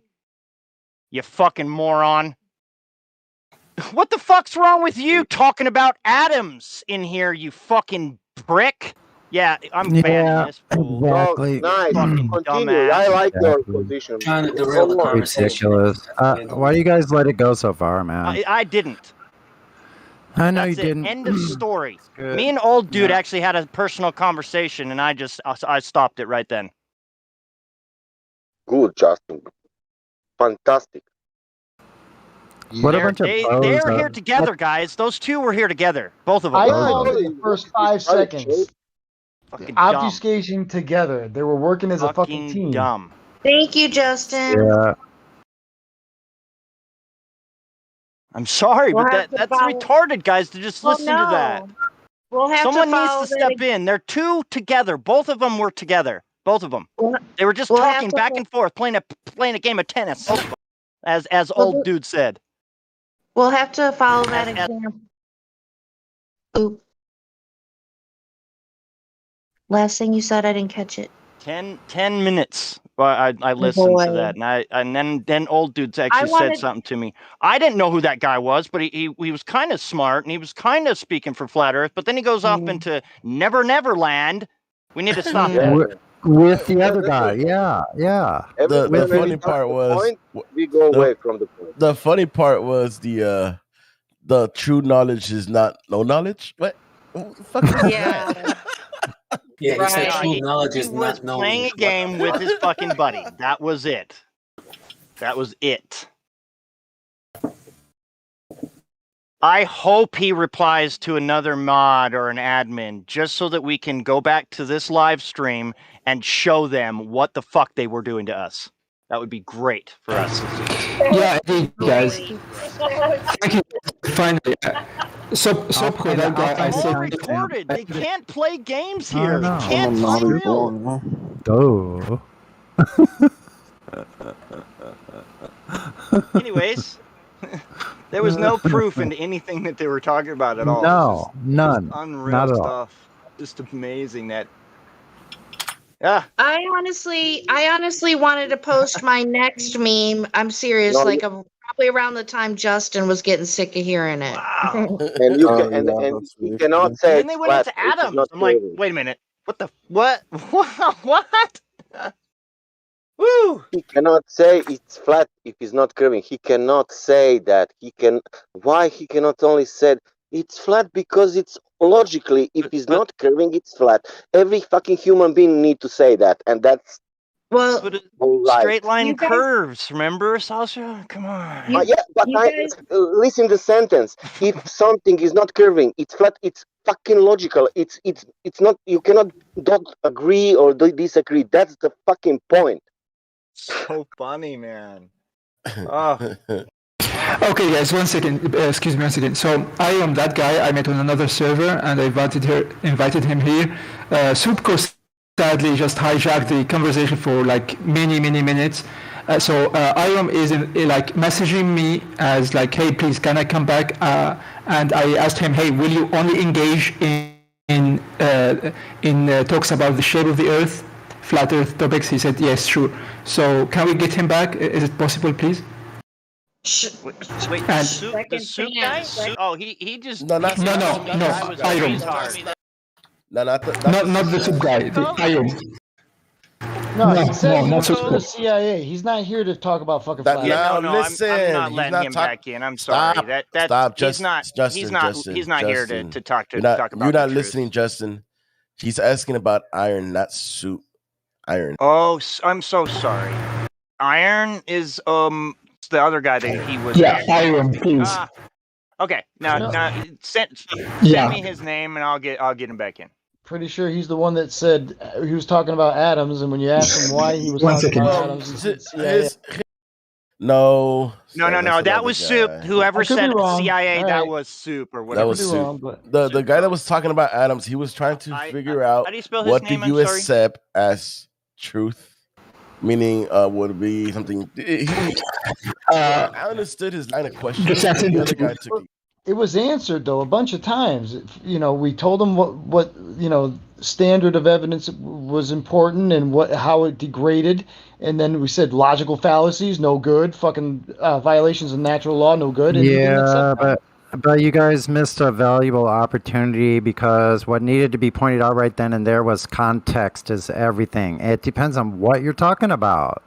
What kind of proof of what? Like chickens in the hen house? I don't know. Like, okay, yeah, geometry. Oh, okay, let's break it down to that. Let's break it down. Okay, so geometrically speaking, here's what we realize so that we missed that opportunity. I saw it People go did by. that a lot. There's no way I could get in there. And then There's no way I could somebody, get I'm not going to say who, would take it back off topic.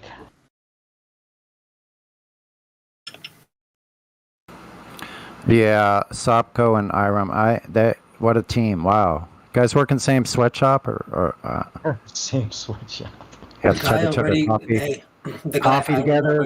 Chugga. Sorry. Someone already get him off the ban list.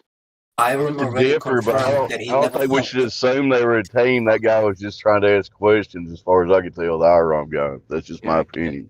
I think Iram was okay. I was just getting rid of both of them at the same time. I'm sorry, because that was just them two playing tennis back and forth, and that was just going nowhere, talking about nothing, magical things. Right, right. So I'm sorry. And Iram was actually calling on Sopko. Okay, good. Okay, so I'm telling you, whoever else, Muslim flat earther, I don't know who those two were, but I think they might have been, playing games. I think the other guy was. Yeah. Sopko is for sure, man. No worry, brother. But like Iram was like just engaging, and there was like so many people like engaging and Iram, like. I'll give Iram second chance. Okay, but thank you very much. If he starts going off again like that, I'm sorry, but that's not wanted here. Sorry. No, don't worry. If he play games again, find him on the ban list. If So someone took him off, so you can invite him again. Yeah, sure. Well, if he plays if he play games again and doesn't answer directly, I will ask for him being banned. No worry. Oh, there he is. Okay, I found him. There, I took it off. Go ahead. We can send him another invite, and then he'll have to come back in. Did you give him his T-shirt? When he comes in, he's getting a second chance. Yes. But you have to send him another invite. He has to accept another invite. Well, hopefully he don't act a fool. I'm sorry, but for the last 10 minutes, I was listening to it, and it just was sounding all over the place, back and forth, and then old dudes kind of put me in my place here, saying, "Can you please look into this?" And I listened just a tiny bit more, and then Adams. I'm like, "Come on, guys, that no." I second that. I'm sorry, but we're not going there. I've got old ears, and I know when a conversation's being controlled or I led. don't know how long it was going. I was doing a little bit Good other call, things when I dude. joined, but Good call, yeah. old dude. High Well, five, brother. you can go look It was now because I cool put the while it was on FE, but The they timestamp? kept Okay, dragging good. it off. I put the So, timestamp in the voice text. Sorry. Okay. But I did send him. I mean, I got him off the list. So, well, Muslim left. See, he sounds fishy too. It was bizarre. Muslim been here for a while. It's the other one that's cool. Iron was okay, but Sopko was just straight on him from the word go. Like, and I recognize the voice. Yeah, he's the one that called me a retard for just telling him to stop. I mean, like literally, this is just retarded to keep going on that subject. I'm sorry. Yeah. Okay. Don't be. We're done. But yeah, if he comes back in, then yeah, we'll answer his questions. We'll get through it. But I'm just not. I'm not doing that tennis racket back and forth again. Sorry. No. Sorry, not sorry. That's what Yeah, they there you call. go. No worries, guys. Well, Iron is in VC check-in 1. And I did warn him about, like, this is your second chance, so use it well, or like, that's it.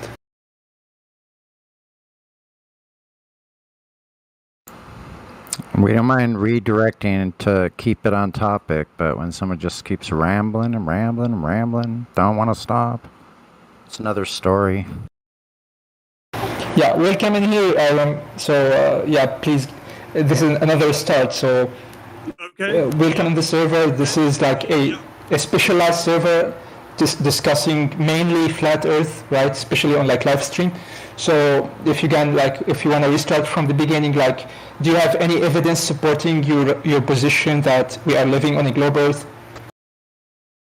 So, thanks for the second chance. I really was not trying I to... just want to step in just 1 second. I'm the one that banned you, okay? You were having a tennis racket kind of event with this other guy, Soko, whatever. We have no idea who that guy was.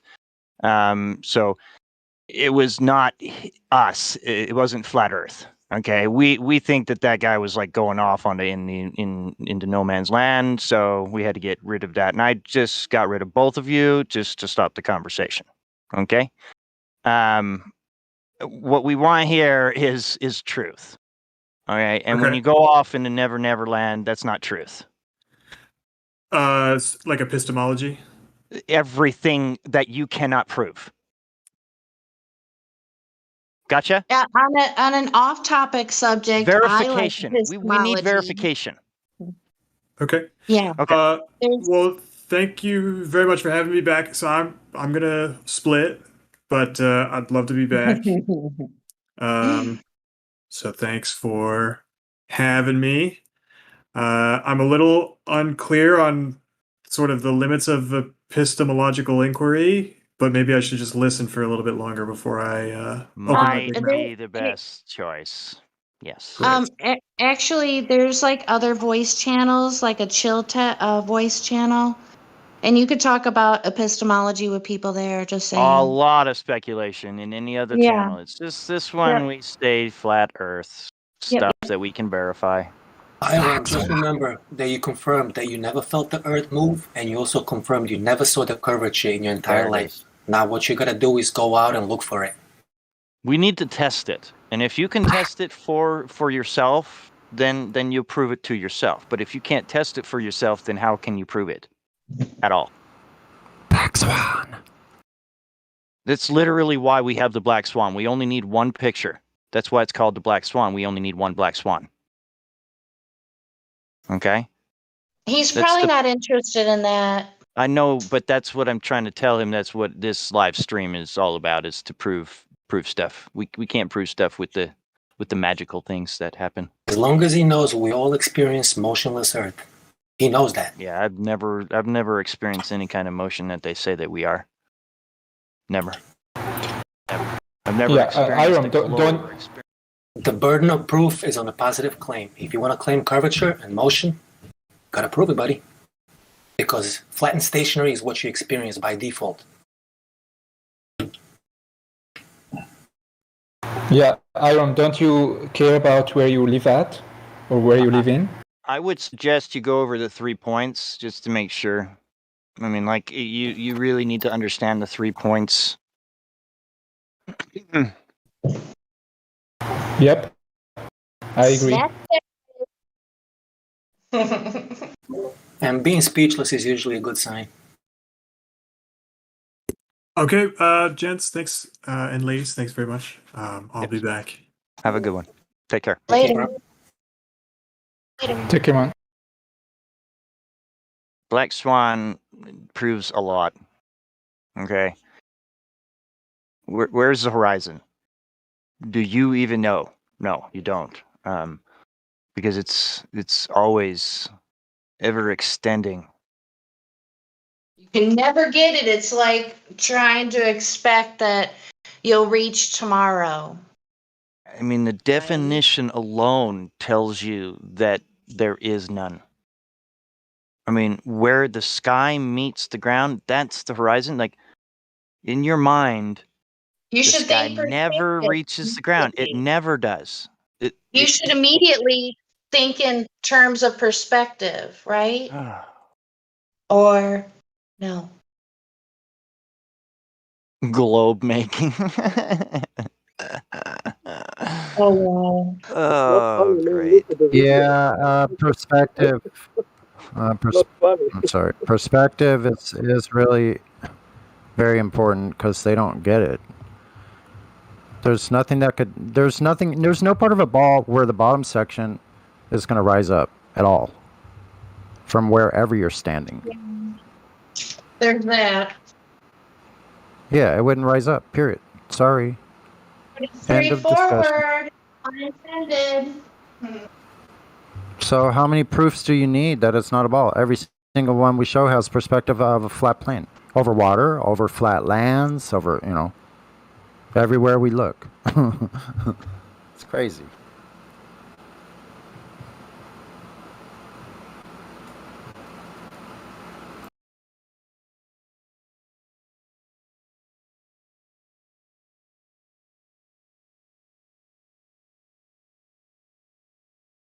I mean, look at this CGI.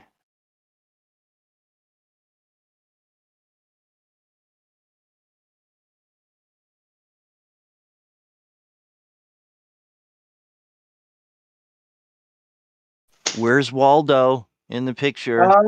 Gotta find the hand. Where's Waldo? Oh boy. At first glance, I don't see Waldo. I know, Dustin. right? Let me see. Let me click on this. You're talking about the glow picture, right? You have to find the hand. There's a hand in there. A Photoshop I see it. hand. Wait a minute. There's a hand. Hold on. Yeah, it looks like it's in the middle of like hand. a hurricane. I didn't circle it in this one because I wanted people to understand. This is the true picture Oh, from. I found it. From them saying that this is their picture of Earth. Yeah, look how beautiful. That's crazy, man. That's crazy. Yeah, it's in between freaking the Saudi Peninsula. It's right below the Saudi Peninsula to the west of India, a little bit east of the east coast of Africa. Justin, is that image from NASA.gov? This one I believe is from the Russian space station. Okay. That's not good.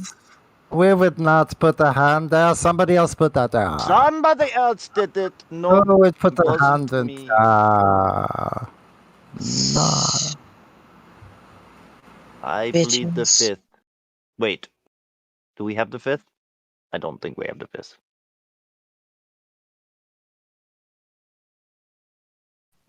You know, the irony, man, it's like the irony, guys, is like they have a huge budget to just like perfect the one thing they are caring about, which is the globe, right? So, but yet they didn't. It's like, how ironic is that?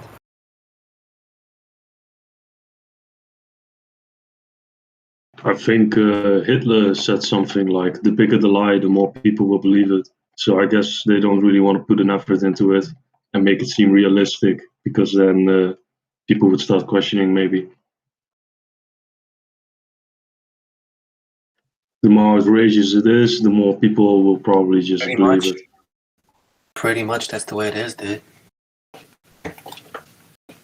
Throw some astronomical numbers at people, they'll fucking swallow it like there's no tomorrow. Just talk about billions and millions of light years away. Ooh, that sinks in so easily. Especially for kids. Kids love it, dude.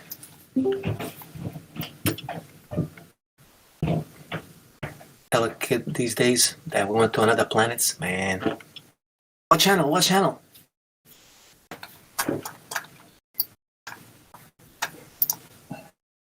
My neighbor gave his new dog a name, Nova. I'm like, what's Nova? He's like, you know the space Nova? I'm like, no, I don't. What do you mean? He's like, forget it. Yeah. He's like, forget it. I'm like, what do you mean? Just talk to me. Tell me about it. What's a Nova? He's like, forget it. Yeah. Fucking space programming, dude.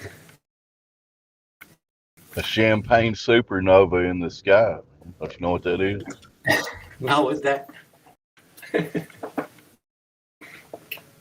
Oh, I used to sing a song about it back in the 90s. The world's still spinning around. We don't know why. Why? I think it's what happens when a star dies and it explodes.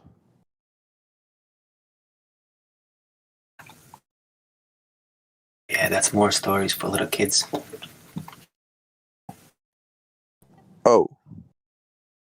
Can't believe I even fucking entertained that belief, dude, one day. Like, I never believed in my whole life whatever the fuck they said about space. I'm like, no fucking way.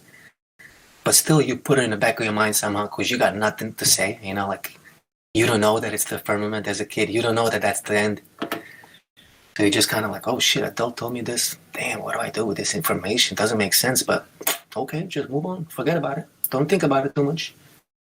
That's what I did, man. I just like put everything they tell me in the back of my mind. Doesn't fucking make any sense. Can't think about it too much. Can't talk about it. Just leave it alone.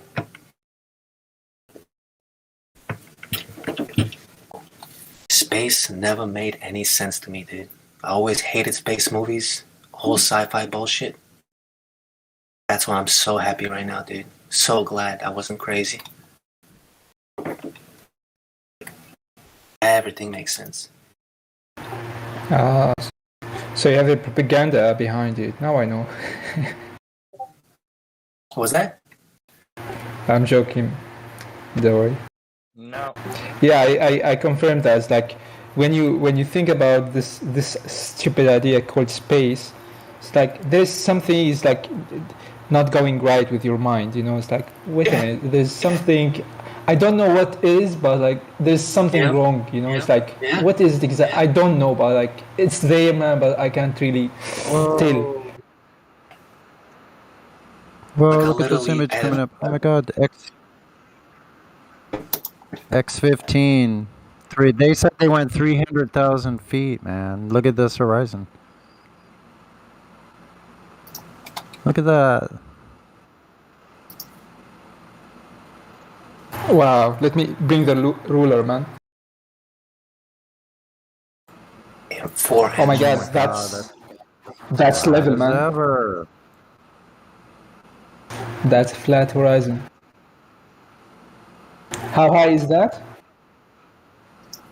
I don't know how high that particular one is, but they claim the X-15 went up to over 300,000 feet. Yeah, but this is before it was launched. Oh no, that's it. It's supposed to be it. Flying. Here's another one. Here's another where they're launching it, but I don't know how this jet could be up there, but it doesn't matter. Look how flat this horizon is. Wait a minute. Here's 1 second. One thing at a time. That one's only a little bit of it. Yeah, that one, Justin. Yeah. That's the other one I have. Yeah. Before fisheye lens, before any of that. Freaking flat as ever. Looks like a little concave section in there, actually. Yeah, Justin, isn't that from the V2 Yep, test? it is. It is the V2. Yep. Yep. I remember. V2, Yeah, right? it's crazy.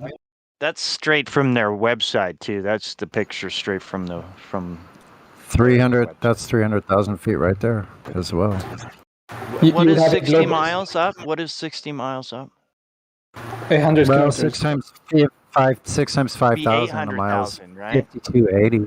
No, it's 300,000. It would be 300. Okay. 300, 6 times 5. There you go. Okay. 6 times 5, 300,000. Yeah. A little more. But come on, guys, don't be silly. This is so zoomed in, man. If you you would have a globe earther saying that now somewhere on this flat plane. Why would they zoom in? What? That is not even zoomed in either. There's no way. Those clouds are so freaking big. I know. Wow. It's another reason why I love this one with the sun in the image with the horizon back further behind it, and higher up, too. Wow, that's crazy. How is that possible?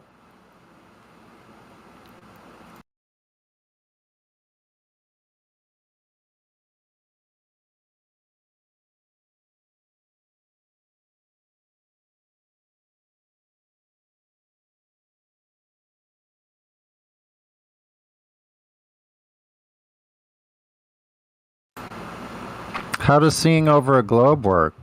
We see everything flat.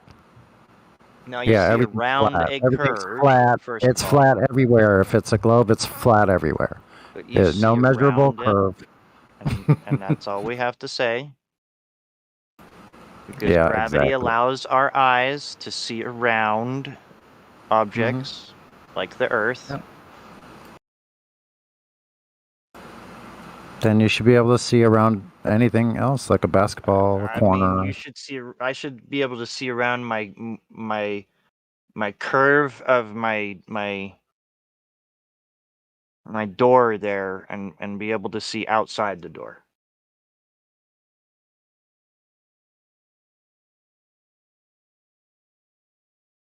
Let me just pull out my camera so I can do that. Yep. Zoom into behind your door. Yeah.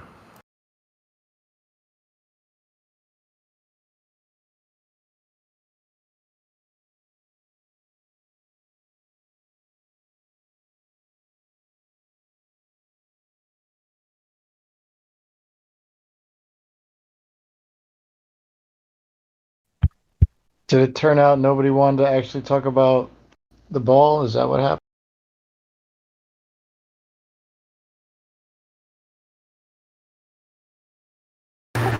Yep. Yeah. I think no one is there's good enough. No interest in talking about the curvature or the ball. Yeah, that's it. Oh Talk yeah, about that other dude is down messaging people in other rooms to try to get references to get unbanned. Just so you know, Popco or whatever, Sopco, whatever his name was. Wait. No, man, that guy is a troll, man. Like from the beginning, I said like, oh, wait a minute, who is this guy? And he was like a VC checked-in. I said, what? So I like talked to him like, hey man, stop it, and then wrote to him in live stream those texts like, stop it. He didn't.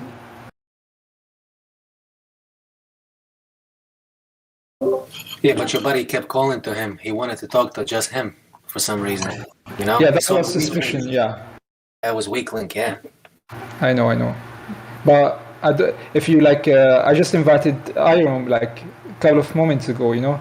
But I don't know how old is Supco is. Yeah, it was the first time he's seen Supco here, and he just took over. Like he's been here forever. I know it was It was a little strange.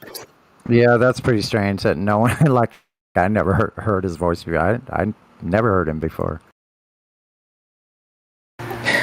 He was funny. Like there's a French comedian or like bank actor called Dreamy. It's like that guy go and like impersonate anyone like he sees sometimes like police forces and he's laughing about it. I think that's what was happening with Soup Code, like impersonating being flat earthers, saying, "Hey, yeah, man, do this, do that. What about?" And just hijacked the entire. Yeah, he hijacked the entire talk. Yeah, I think how helpful that would be in acting class to be able to do that. No, To go Sonny, back to your, yeah. how people who are honest and interesting about something, some new things, like, let's see why these people thinking that the earth is flat, and then you go inside and then you listen to these people and then you find out what they are thinking, blah, blah, blah. But if they are not going that direction, you immediately know that is not the person who want to know anything about this. Or Right. Yeah, wasn't he kind of deflecting? Iram was kind of deflecting and going, no, I don't see any reason to talk about that. I don't know. Imagine everybody can imagine yourself. I'm coming there in any situation. I'm going there somewhere, and I want to find out something. That means that you will ask questions, that you will be interested. I don't know. Sorry. The dishonesty appears right when you ask them the question: if something does not measure any curvature and you measure no curvature in any direction, they can't answer the question.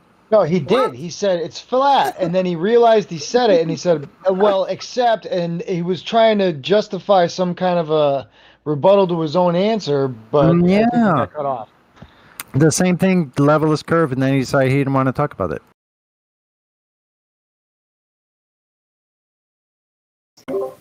Yeah, the seed's been planted, guys. That guy's gonna come back again. But he came from the voice check-in, yeah. And again, he confirmed that he never felt the earth move. He confirmed he never saw the curvature. And then when I asked him, so why then? What's his first belief? Why he believes in the globe? He was like, Then he thought about it for a second. Then he started talking about consensus, scientific consensus. I tried to tell him, science is not consensus. Consensus is not science. He didn't want to hear it. He just went, But what I'm trying to say is, like, they'll always come back to the point that he never felt the earth move. That's why that should be the first question. Did you ever feel the earth move? Did you ever see the curvature? No matter what happens later, you can always come back to that. Wait a second, you said you never felt the earth move and you never saw the curvature. You got to go into their minds why they believe. That's why that's the first question always. What's the first reason, most important thing, why you believe you live on a globe? You let him search for that. Let him go. You got to go into his mind. You got to see where they're coming from before attacking them, before throwing facts at them, First, you got to see how they think, what level they're at, what's their knowledge at, what's their understanding of reality. And we know the approach, what questions to ask. But in my opinion, it's always the best to make him confirm that he never felt the earth move and he never saw the curvature. Just my 2 cents, yeah. As I always start conversations with newbies, and it always makes people scratch their heads, and they always leave thinking, because you can only make them think by asking them questions they can't answer. A lot of times you tell truth to people, comes into one ear, comes out the other. They just don't hear it. But when you ask them a question, it makes them go into their own mind, search for the answer. And then it's up to them whether they want to think about it. Oh shit, that makes sense, that doesn't make sense, It's always up to them, dude. We can't force anyone into anything. But I think asking simple questions for them to answer is in my opinion, the best way to go about it.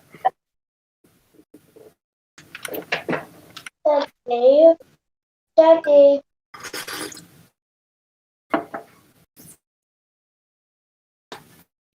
Because everyone has to answer. No, they never felt the earth move. No, they never saw the curvature. Okay, then what's the best reason why you believe? Now they got to turn into their mind and wait a second. Let me look for a reason. Why do I believe in a globe? There's got to be something there. Wait a second. There's got to be something. Oh, consensus. Wait a second. Consensus. I can just say the word consensus. And look, dude, consensus is not science. Science is not consensus. What are you talking about? Oh, consensus. He just kept talking about consensus. And the old dude came in like, okay, let's go on the live stream.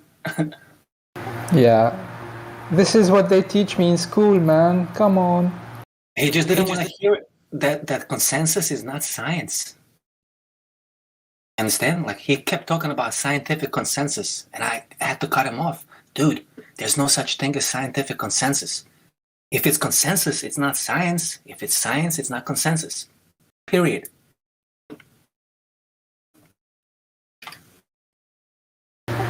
Yeah, it's so silly, man. It's like when I look at myself back in the time when I used to believe in this nonsense. It's like, come on. But what do you do, man? If all your parents, your school, everyone around you is bought on that lie, man. Try to think back though. At what point in your life would you have brought yourself to that point?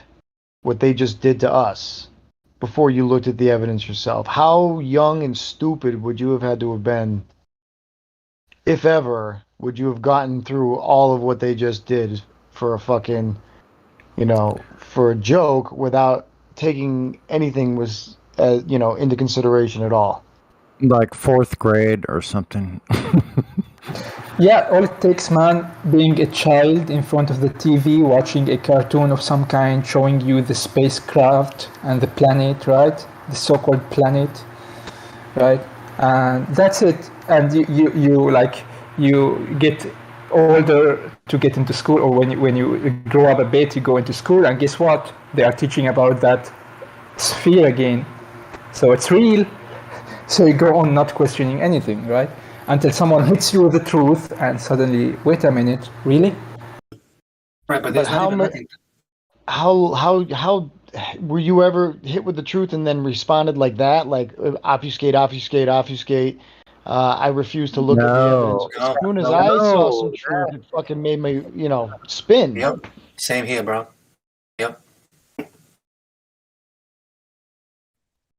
So I think I don't think that these idiots work for the government, obviously, but the mentality that they have is what the government looks for when they're looking for employees, I'll tell you. That's for sure. Demonstrably. Yeah, but the happy news that they lost long time once they started mocking the movement, and censoring it on all the platforms. It's like they knew what's coming. They knew that they have to act, otherwise they are lost.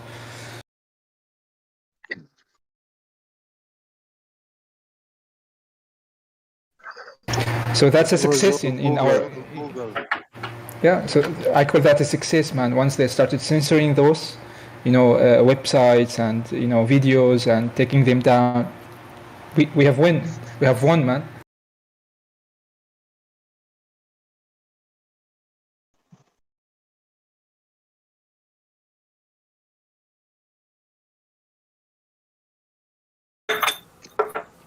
Yeah, those people are literally in Plato's allegory in the cave, and they refuse to be let go.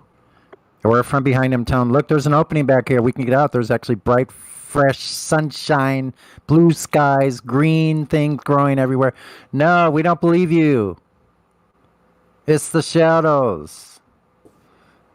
But they're the ones that are chained up to the wall, not us.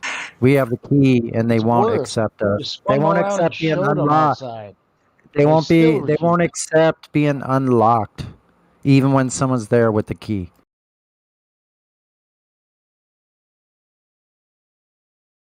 Yeah, but if you analyze the mentality of those people, it's always like, hey, who cares? Why would they lie? What's in it for me? Same mentalities everywhere.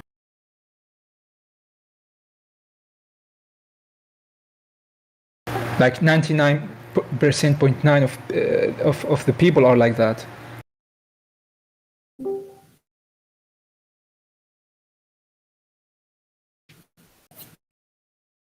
Yeah, most younger crowd is pretty much afraid of social implications, dude. Afraid of what their peers are gonna think of them, if they speak of flat Earth. Like my daughter's friend Sarah, literally, I asked her like, did you ever talk to your friends? Because now she knows it's flat also. I'm like, did you ever talk to your friends in the school about it? And literally she told me like, no, because I would be ridiculed and shamed by everyone.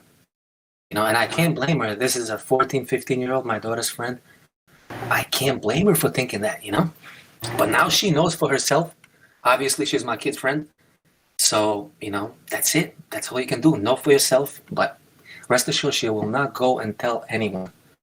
Because she literally said she will be shamed and ridiculed by the whole school. You know, and my kid thinks the same way. My daughter's the same way, bro. She like, you know, she knows it. It's stupid to her that people can believe in the globe.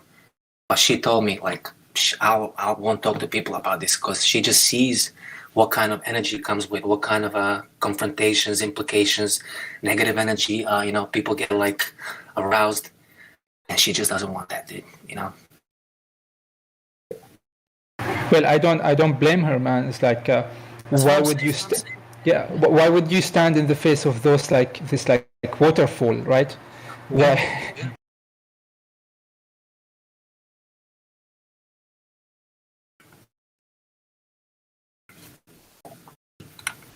Muslim, did you cut off in the middle of saying something, or you just stopped? No, I finished, man. Go ahead. Oh, okay, sorry. No worries. I told my daughter it's flat. She's 8. But I told her also to put in school on the test that's round so she can get an A on science. Really? You told her that? To put that it's round in school? I told her whatever they tell you. I told her whatever they tell you in school, just repeat it till you get the A. I told her that don't believe the stuff on TV.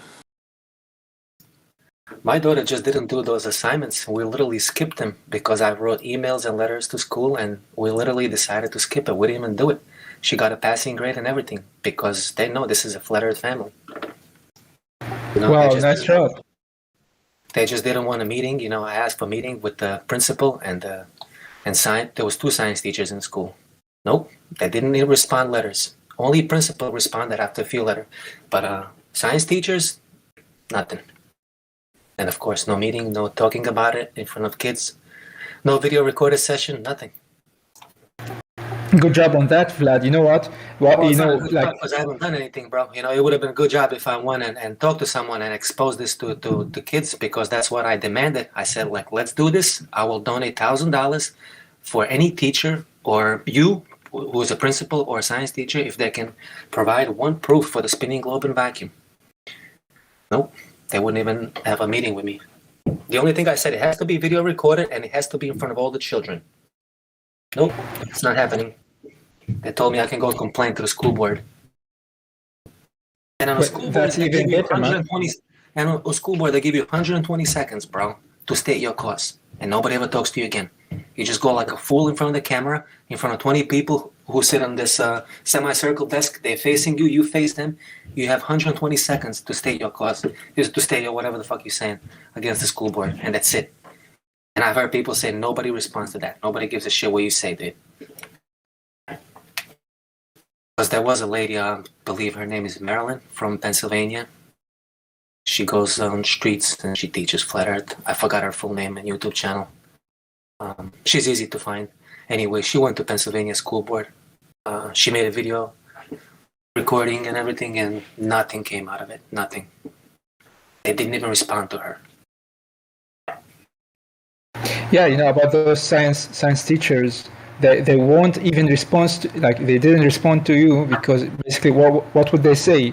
Let's imagine that they know of that fact, but what can they do? They will lose their jobs if they do like engage with you in that or confirm it, right? So what to do? Ignore it, just and go on with your life, and you still maintain your job. That's it. Yep. Actually, my wife said this guy, the science teacher that I'm talking about, my wife said like he was fired shortly after that. But let me tell you, dude, we literally took our kid from school because this insane dude. My daughter came home one day and she literally like grabbed me. She said like, my science teacher told us today that when we're walking, we're not moving. It's all an illusion and relative, and it's the ball earth spinning underneath our feet. Bro, I shit you not, this is what he said. This is the biggest reason why all our letters and everything started to that school. He told the kids when they're walking, they're not moving, bro. Try to comprehend that, bro. This is middle school science teacher, dude. Telling children when they're walking, they're not moving. Dumbing down. Can you comprehend that, bro? Like Wait is a this minute, good? Craig. He taught a whole class of kids that. What was that? That was This is He like taught a whole class slaughtering of kids children. that. I'm probably robot, now shut up. I heard you. I'm You're just good, saying Dave. that was a teacher that taught a whole class of kids that. Yes. Oh my God. Yes, that's what I'm telling you. That's why I'm asking. Can you guys comprehend what I'm fucking saying? Who would send their kid? There's schools where you go in and they force your kid to wear dresses and shit, or a jockstrap if you're a girl. So it doesn't surprise me at all. They're gonna say anything to confuse the shit out of everybody, so that you just go with appeal to authority. That's the default. That's what they want. Yeah, and this is supposed to be Waldorf Methods charter school, bro. Okay, this is not even public education. It's supposed to be like it's like special Rudolf Steiner education. It's called Waldorf Methods, and this is the only school in Northeast America. What's it called? I tell you, Waldorf Methods. I know it sounds horrible what I'm gonna say, but it's true. You are far better to send your children to the slaughterhouse instead of sending to the school, because they will make from your children these kind of soldiers that will just walk on you, Yeah, well, yeah. Historically, turning children against their parents is not very hard. Yeah. Yeah. I mean, that's impossible in my family, dude. We got a family bond stronger than you can imagine. But I want to see progress in our society, dude. I want to see progress around me. I want to see. You already seen this happening. You came to the information, to the knowledge, and you saw how they operate. So you can warn your children before they start turning into these kind of things, because these school systems, they are not making men, they are making things, robots, machines. Yeah. I totally agree, bro. This is going to be 100%. homeschooling right now. You nailed it on the head. That's exactly what they. Yeah. And you are lucky one, but just look out there in the world. You see it with your own eyes when you go on the street and when you tell someone the earth is flat. When he's going to give you that reply, that face drop, that's where you must know, hey, this is not a man. This is a brainwashed being. He's just animated, that's all, There's no integrity. Yeah. To me, when somebody says, why would they lie? It's like pretty much you're saying, like, why would I think? These kind of men, if they tell them on TV, like, go out and kill everyone, it's survival of the best, the strong. These men split in a blink of an eye, they will go on the street and kill each other, rape, rob, everything.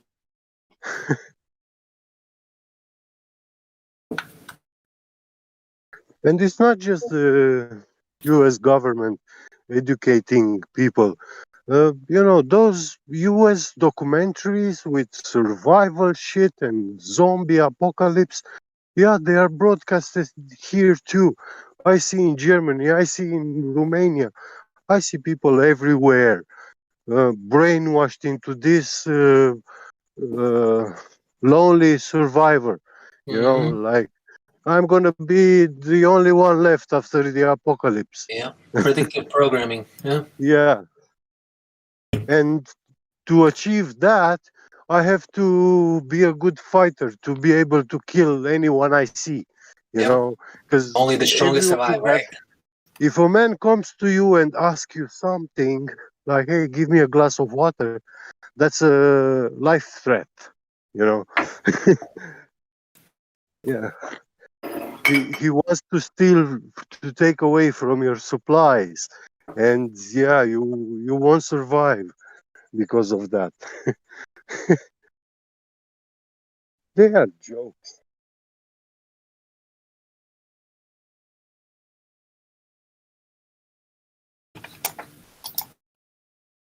We got Iram. Did he come back? Want to talk more? Man, it would have been such a good world if homosexuality would still be illegal. What? Like, you want to expand on that? Why do you think that? None of these sick ideas and madness would be tolerated. Or today is not tolerated. Today is being pushed. Yeah. You know what I'm thinking now that you said that? Do you know anyone, like, I don't know, a single gay person that talks about flat earth? No. Do you know a single gay guy or gay girl that talks about flat Well, earth? we have Enoch here, which is exception from the rule, you know. Who? Enoch. Who's? Oh, Enoch is the. Wait, he's a kid, right? The guy with the Tourette syndrome. Yeah, okay, that's what I thought. He's yeah, He's gay. And you know, yeah, but I would say he's been taken advantage of.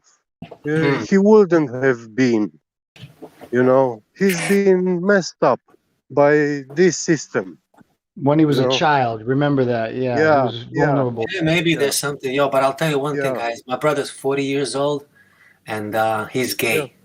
And check this, dude. I know you're gonna think I'm crazy, but like, I didn't find out that he's gay until I was about 22 or 23 years old, and he's only a couple years younger than me, bro. And let me tell you how he told me, dude. Like, we were in America, right? Obviously, like, one day he just fucking broke crying in front of me, dude. We're in a room together. He's crying. I'm like, dude, what the fuck is wrong with you? I'm trying to find out what's wrong with him. He's like, he's just gasping for air. He's like, I want to tell you something. I'm like, what the fuck, dude? So he sits me down and he grabs my arm. He says, I don't know how you're gonna react, but I need to tell you, I'm gay. And then, dude, I'm just like, what the like, dude, I'm 22, 23, but my whole life. It's hard, yeah. Dude, my whole life started flashing in front of my eyes. How many times I smacked him? How many times I called him name? How many times I kind of like bullied him? Dude, like I didn't know how, like I broke out crying, bro. I was in goosebumps and I broke out crying. I couldn't forgive myself for mistreating him, dude, because I saw all the pain that was in him, dude. My brother had pain, emotional pain, bro, that I saw that came out bursting out of him when he told me this. So I'm like, what the fuck, dude? Like, why? Like now you done. Now I gotta deal with this shit. So all I'm trying to tell you out of this, dude, that is like, I really don't believe that it's something they choose. I believe something is inside. Because, dude, let me tell you this. It wasn't his choice. Yeah, he wasn't. And you know how I knew? You know how I knew? You know how I knew? Was the next sentence he told me, bro. He said, please, I want to tell you one more thing. He's like, every night when we were kids, he went to bed praying to God that he wakes up normal. Yeah. Okay, bro? How you're like in your 40s? It's a heavy cross he's carrying. Dude, you know? Dude, it's but then it got heavy on me, bro. Because then then I went into my mind like, yo, all the times I called him gay, all the times I bullied him, all the times I fucking like called him bad names and like mistreated him. Like, come on, you little pussy, like be a man, be like, you know, like he never played soccer with us, he never fought with us, he never like, you know, he was always different. Hey, man, my whole life I could never figure out. I tell you what, a man does not get born gay. Nobody gets born gay. How do we know that? They are only being traumatized. Yeah, they are the result of trauma. That's what I want. Yeah, that's what I'm thinking. Yeah. Wickedness. of evildoers. Yeah, they are the victims. So, what kind of trauma do you believe? Emotional trauma when he was super small? You mean? Traumatized. Say that again. Television is enough. Television. Oh, yo, we watched the same. We watched the same shit that I watched, dude. And then Not everybody social responds the same. interaction. Yeah. Some motherfuckers don't break under torture. Some break under the threat. There's a difference. Yeah, Everybody's the same. for sure.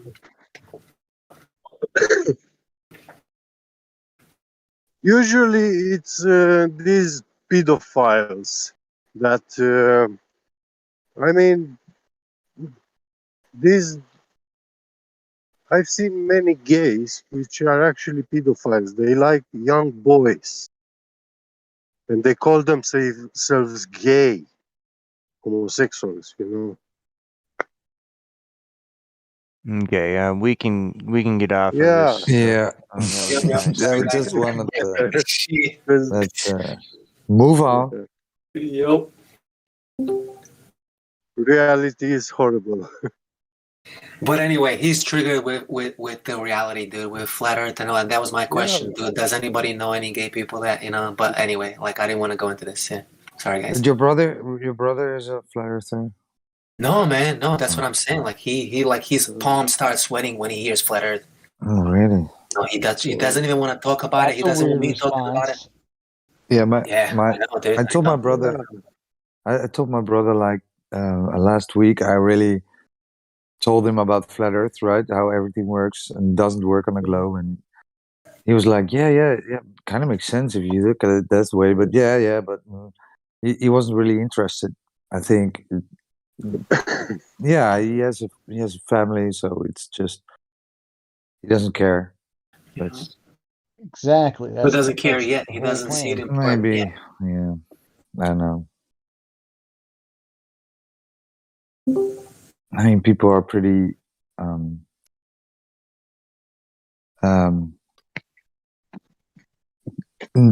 Netherlands is pretty cocked. Let's put it that way. So.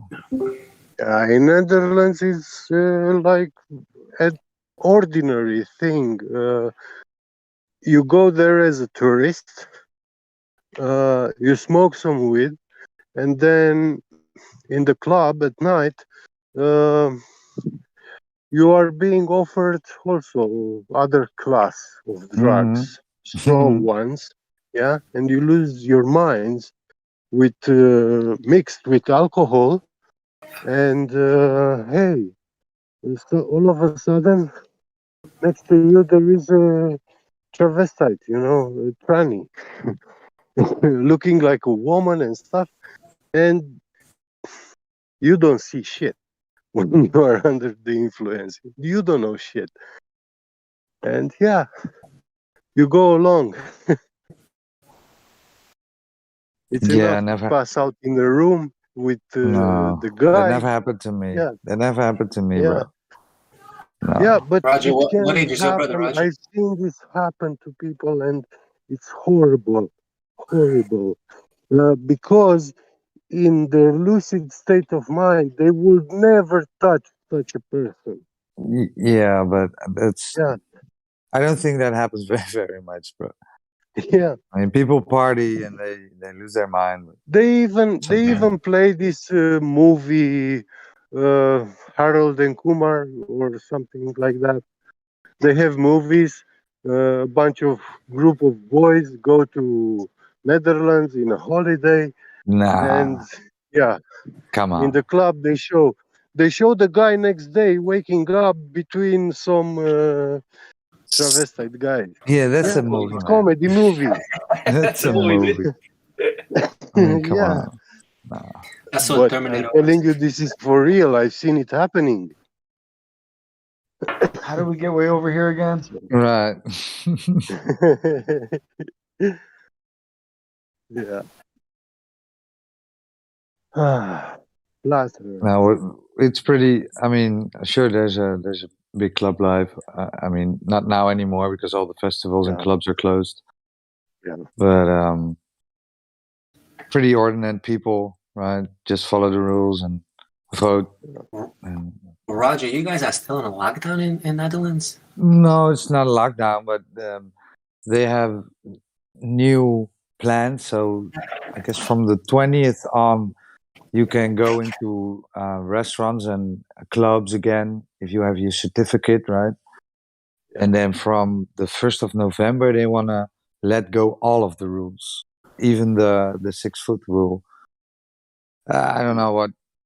I mean, they're now already saying, "Well, yeah, maybe There is nothing we don't more permanent we're not than a yeah we temporary don't know government program. we don't know I'm maybe telling we have you, to push it forward, right? Maybe so that's already the the thing. the 6-foot rule is never gonna be taken away. Never. And I Yeah, tell it's the you why. base. Yeah, it's the Because base. of the RFID payment technology. Well, I think it's because of if you have to keep 6 foot apart, then your venue cannot hold that much people. So they with the 6-foot rule, they can also impose how many people you have inside and if they have a certificate, right? So everything falls if the 6-foot rule is gone, Roger. right? And you don't need the Roger. certificate. Yeah. Yeah. In 2003, 2004, I was like buying soccer tickets in Milano. The 150. Sorry. I had like 500 or thousands of them, and I was sitting in front of the stadium before the game. And in 1 hour or 2 hours, I was selling them, all of them, at half price, you know. And when I went to the game, I found myself that I'm sitting right between all those people that bought the tickets from me. I knew every one of them, their faces, you know, and they all knew me. And it was so weird, you know. But if this happens today, like if I were on such a stadium, I go with a backpack with an antenna, yeah, and I just circle around. Those people are all people who have electronic payments, RFID, and they have money. Who goes to a soccer game? Usually, those people have money, you know, to entertain themselves. Yeah. So, and You need a bank charge account. them. You charge them all like 20 or 30 euro. Yeah, it's very little money. I know, one transactions, but when there are so many people together, yeah, you can charge them all. Yeah. Yeah. That's And this is why they don't allow it anymore. You think? Yeah, yeah, I'm 100%. From 2015, I was expecting something to happen with the social distancing and stuff like that, but I wouldn't known at that time what yeah, would they you know do. what? The thing Yeah. is, they used to have in your bank card, right? But people mostly have it in their phone now or watches or. Yeah. So, but I need when I do it with my phone, I need to engage, right? I need to push 2 buttons and then I can Well, put my card make a phone to this. to make a transaction like phone to phone, yeah, you have to bring the phones together. Right. So yeah, or the card, you know, like I have to touch your wallet with my phone to do that. But So yeah. But many people don't have a bank card anymore. Just leave the wallet home and do it With with the the phone. phone. Yeah. So I don't know if that would work. Well, the phone has a range like 5 to 10 centimeters, you know, but it also depends on the reader.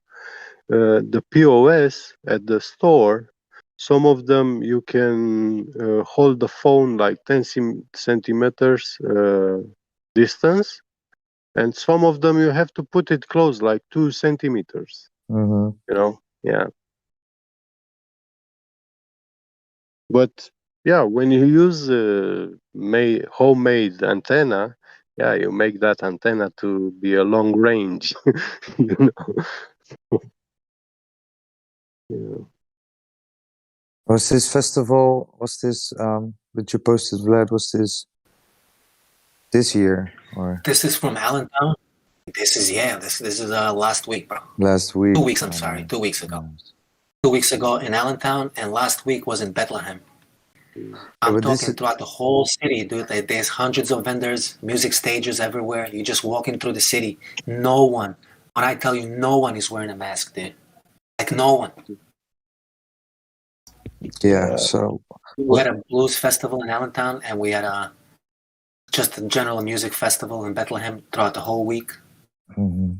Hundreds of vendors, dude. People from A all lot over. of Dutch down there, right? I think there's that Dutch blood. Yeah, it's a Dutch area. Yeah, yep. But you're not gonna find a lot of Dutch people, actual Dutch people, you know. It's considered, yeah, German and Dutch, Pennsylvania, yeah.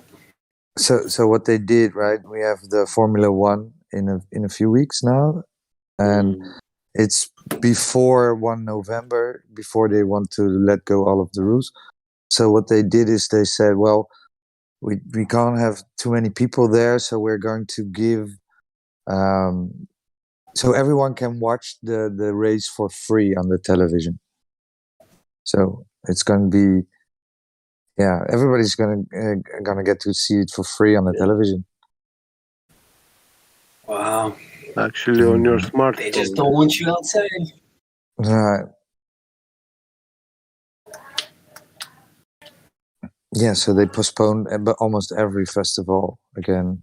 So.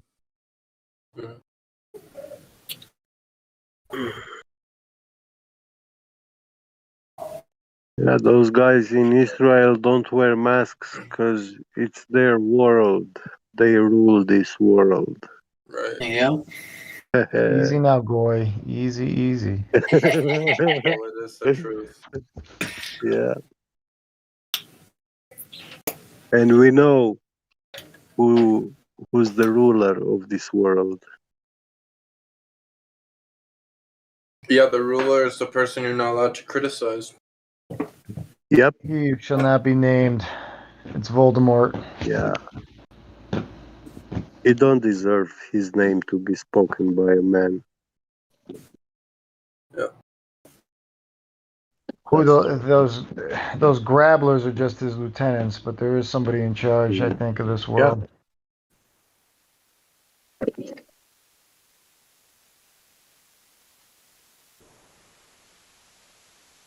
It's the only way I can make sense of what the fuck we're dealing with, but it is what it is. I think it's like that point of no return as far as this fucking ship is sinking. Well, Israel was actually developing a vaccine before the pandemic even started. I don't know if any of you guys knew that, but... Well, I know where all the money for the vaccine is going. You can all look that up. It doesn't surprise me. Yeah. Yeah. But I still can't get it out of my mind what I heard. Who was it that said his daughter went to school and they told her that when she's walking, she's not moving, but the earth is moving beneath her.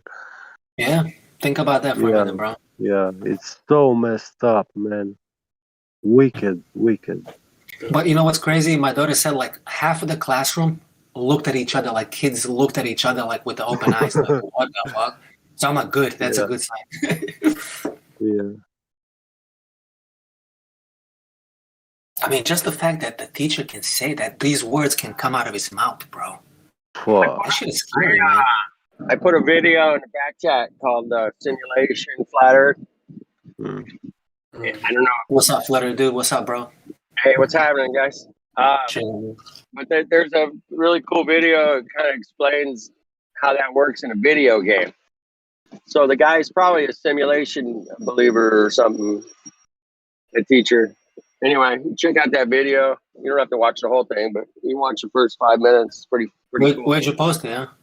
Huh? Livestream voice text. I don't see it. It's in there. Yeah, they're trying to get you to believe that you're rendering reality around you as you experience yourself, through it. You're not moving. It's Right. You're just pulling you're bending space time around yourself.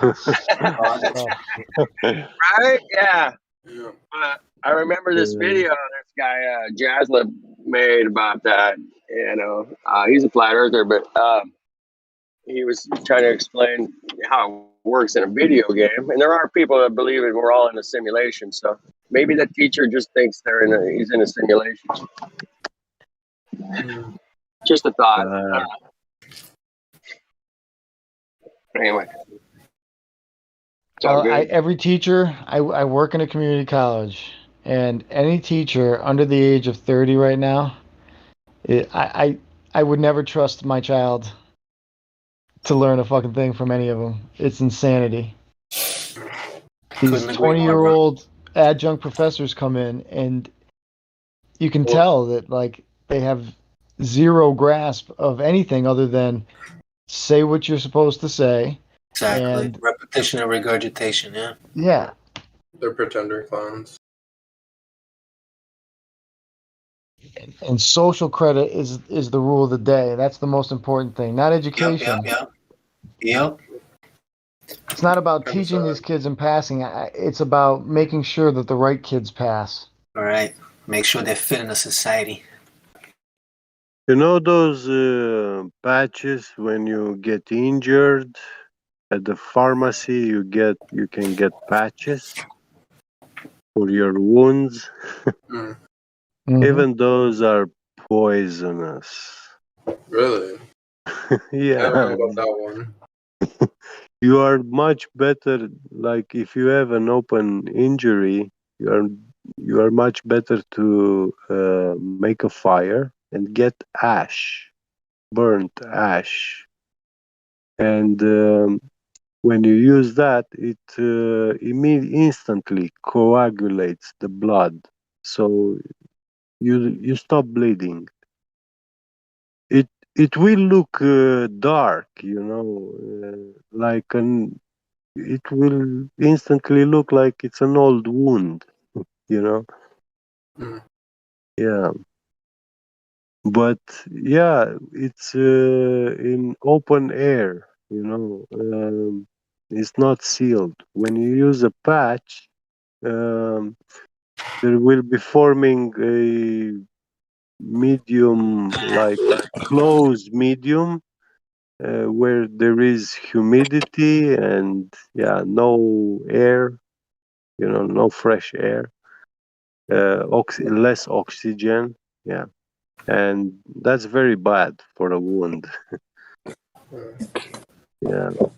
I think I Love Nadir is new in the server. I don't know if he wants to talk. Hi. I Love Nadir. What's up, buddy? How you doing? Hello. Hello. Welcome to the server. Thank you. What kind of beer do you love? What? What kind of beer do you love? Bear? No, it's Nadir, not beer. It's not beer, man. Oh, I love beer. Hey, so how do we call you, buddy? What's their name? How do we call you? I don't even know. You don't have to give us your name. Just give us something to call you. Yeah. Nadir's fine. You want us to call you Nadir? Yeah, that's a good one. How about we call you our god? No. Yeah, what shall we call you? Just call me Nadir. Nadir? Okay. Oh, wait, Nadir is up there. I Love Nadir. And then who are you at the bottom? Under Sasha. Yeah, that's what I'm thinking. You're talking to the wrong guy. Oh, We're talking to the wrong guy. Okay. Now, why don't you correct us, bro? I was just waiting for you to finish. Okay. All right. Okay, so we have Nadir, and we also have I Love Nadir. Yeah. Okay.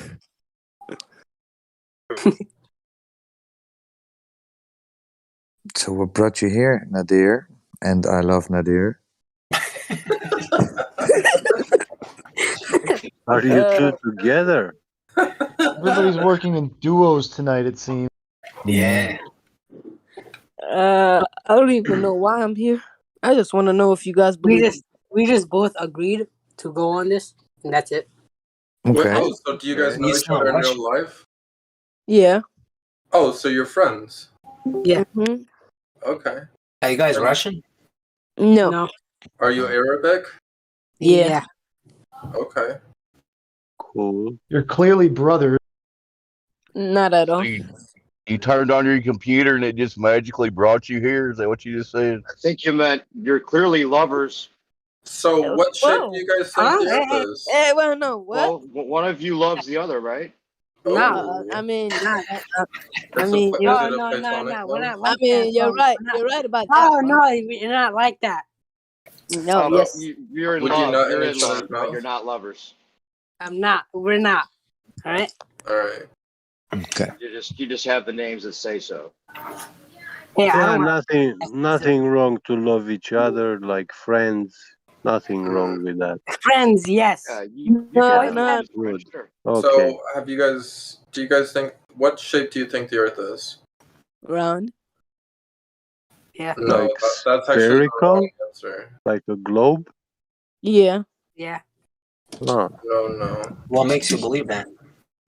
I mean, to be honest, I don't even want to research about the Earth, so I just want you to be honest. Just be honest. Yeah, just be honest. Yeah, just the what? Why'd you leave? He left you. He got scared because he heard, "Why do you believe in globe?" The Yeah, scary maybe his question. internet. Maybe his internet went down. Yeah. But the other guy, you said it was a ball, right? So, deer. Yeah. So Did you ever feel the Earth move, buddy? yeah. No. Did you ever see the curvature? I don't even know what that is. Oh. You don't know the word, or you don't know what curvature is? I don't know what curvature is. Have you seen a soccer ball? It's the most fundamental feature of a sphere. It's the curving part. The defining feature.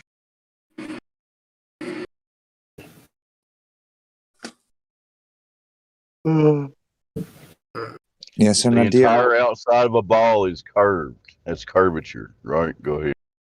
Yeah, one second, Nadia. You're older than 13, right? Nadia. Me? Yeah. I had to do something, so I'm sorry. Well, but okay. So What's are you your older age? than 13? Yeah, are you of Yeah. age of consent? I'm 13. Okay. The other guy. 13. Okay. Are you twins? We're not brothers. No. Okay, it doesn't matter. So you guys you're never lovers. felt the Earth move. You never saw the curvature, but you believe in a globe.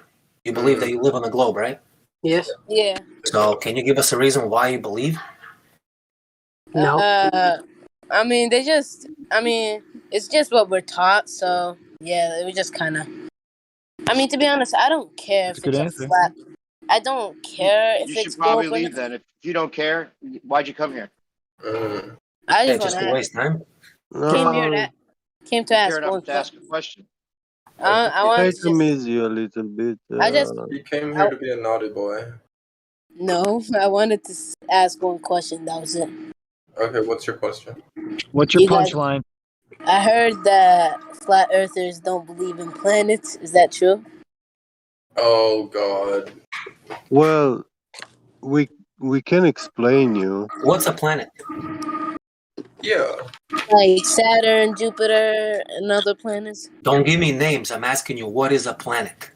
I know the names. Hold up. What is Can I ask something first? A roaming star. Do you guys also believe? There's a lot. Hey, there's a lot of stupid stuff that they try to make you think that we think. So it's not like space is fake, like all of that stuff that you hear. It's just the image they try to make of us, so that you can make us think. They make you think we're stupid, right? So planets aren't what they tell us. It's just not what they tell us. It's something that we don't know yet. Something's up there, but we don't know what it is. It's just like the cartoons. It's the same like, Superman. So you believe planets have physical terra firma, and they're not. They're just lights in the sky, bro. So we don't believe that they don't exist. But what we see is completely different from what you comprehend. We see lights in the sky, and that's what it is. You see lights in the sky, and somebody told you that terra firma ball planets millions of light years away, and you're running with it? Well, it's not millions. I mean, It's like less than. What about stars, though? Yeah, when you go outside at night and you look at the sky, you see tiny lights in the sky, stars, right? Mm-hmm. Yeah. And in daytime, you see the sun. They say it's a star, but actually, when you look at the sun, it doesn't look like the stars at nighttime at all. I mean, they are all light sources, but the sun is much more powerful light source. Wait, quick question. Do you guys think the sun is a flat? We don't think. We know about all we know. All we know about the sun is what we see, because no man has ever been to the sun and came back. It's just a light in the sky, and it was created by God. Wait, so wait, you know what? You're pretty young. If you really want to know, like, you have to ask yourself this. Let's say you're not living on a spinning ball. Let's say that's not the truth. Would you want to know that? Would you want to know if that's true or not? Half and half, to be honest. Yeah, so you have to really want to know if it's true or not. So just think about it. You should find better ways to waste your time, bro. Do you guys think the moon landing is fake? Yes. Of course it's fake. We know it's fake, dude. We don't have to think. How? How about you tell us what you know? Say one thing you know about the globe. Just one thing. Something that's a fact. It spins. Oh my goodness. Listen, you have a smartphone, right? Yeah. Yeah. So, do you know Google Play Store? Yeah. Yeah. If you search on Google Play Store, there is an app called Accelerometer. Or even Google Maps, when you open it and you go in your parents' car and you drive somewhere, they take you.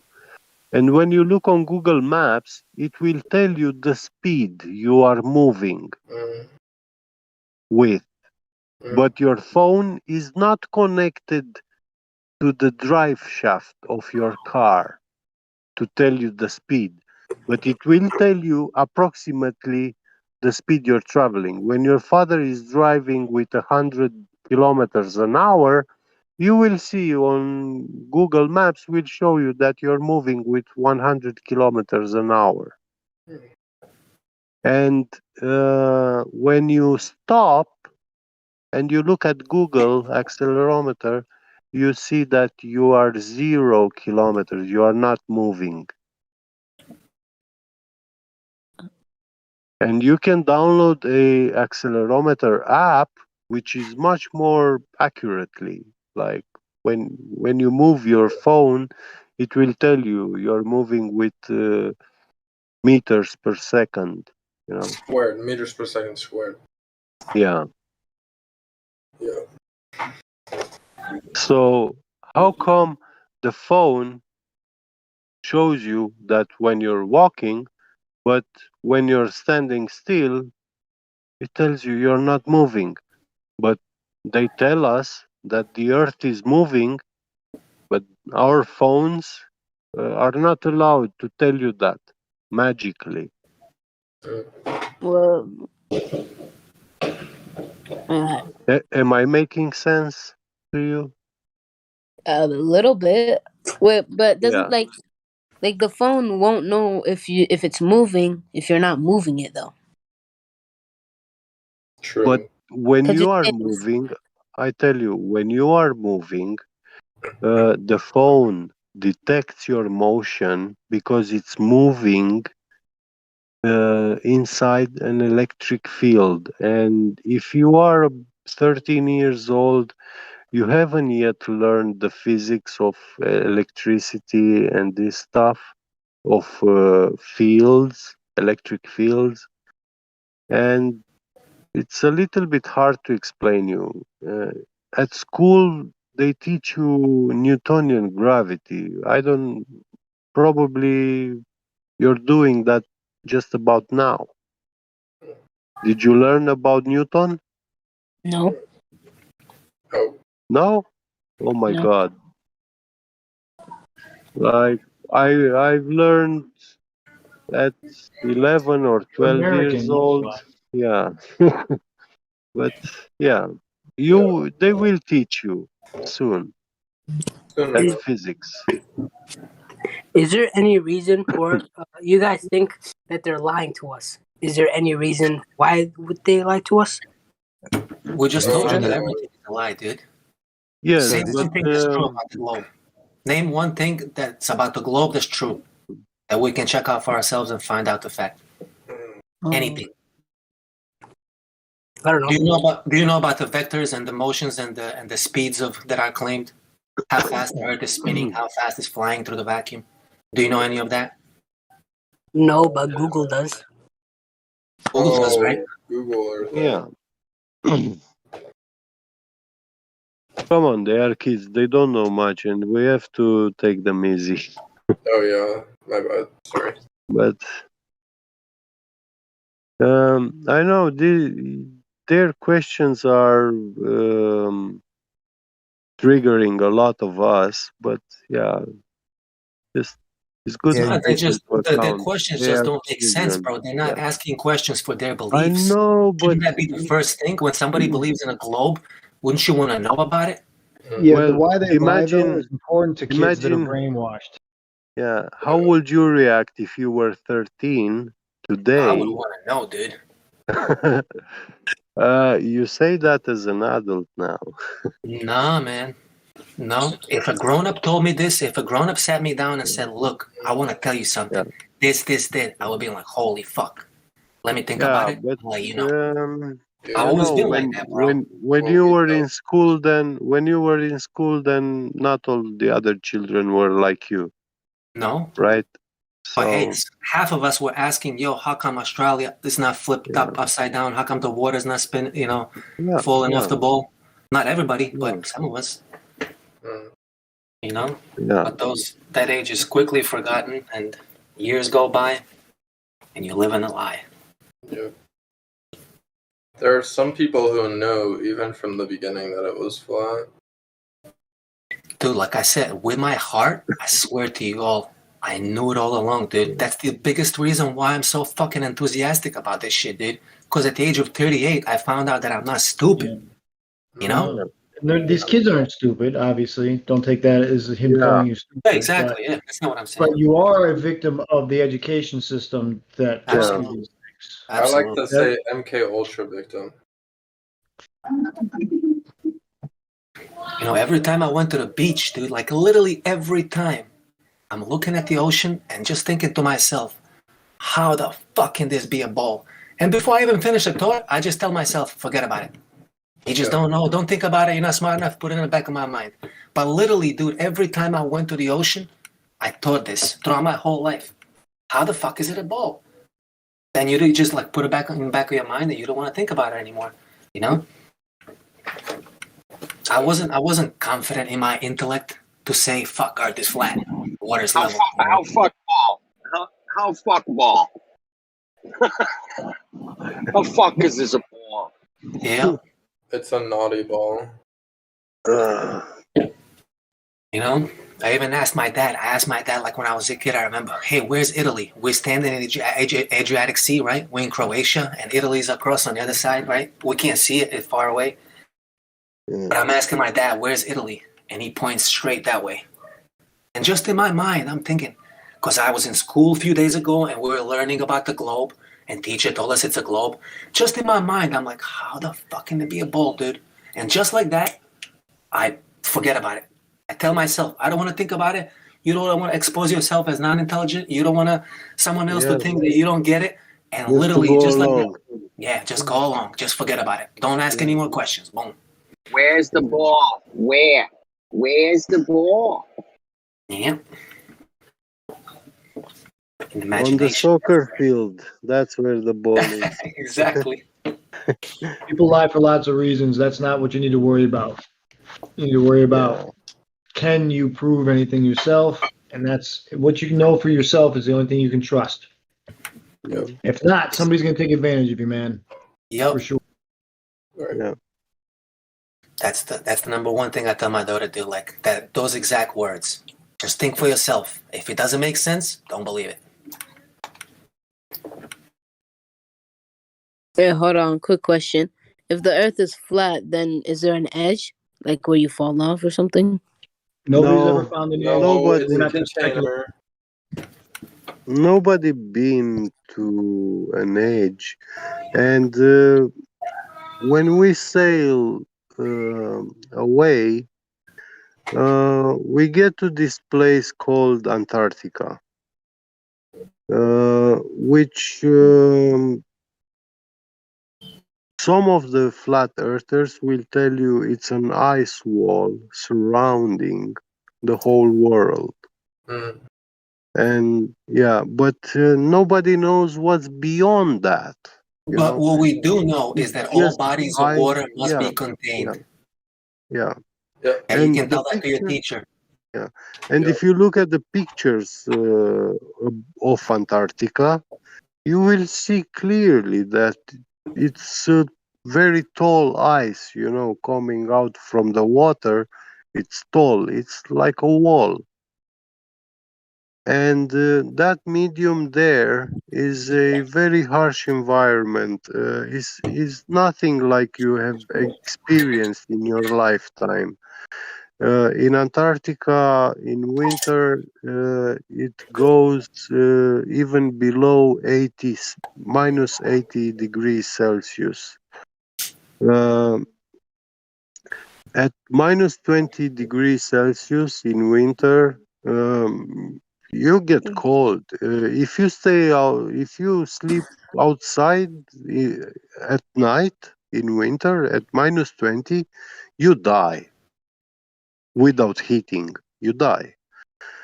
And minus 40 degrees Celsius winter is extremely cold. It's painful. It hurts. And minus 60 Celsius is nothing that you can easily take.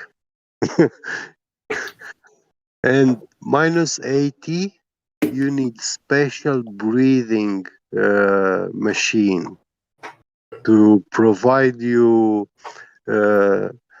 half of the atmosphere of the air pressure and double the oxygen amount in concentration. So if you breathe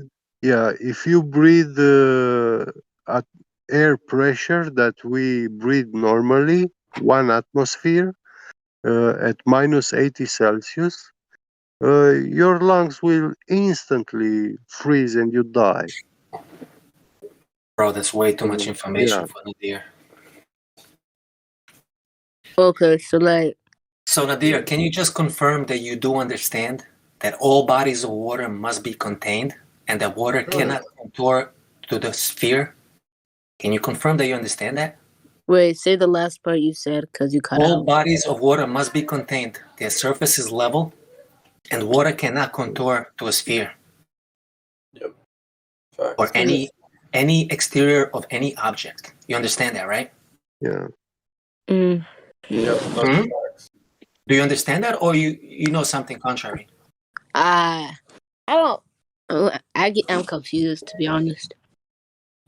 Well, if What's you look at confusing? the lake. Oh, just 1 second. What's confusing about this? Water must be contained and surface is level. Tell me what's confusing about that. What do you mean by surface? So, like, if you put it on a... Do you know what level is? Surface level?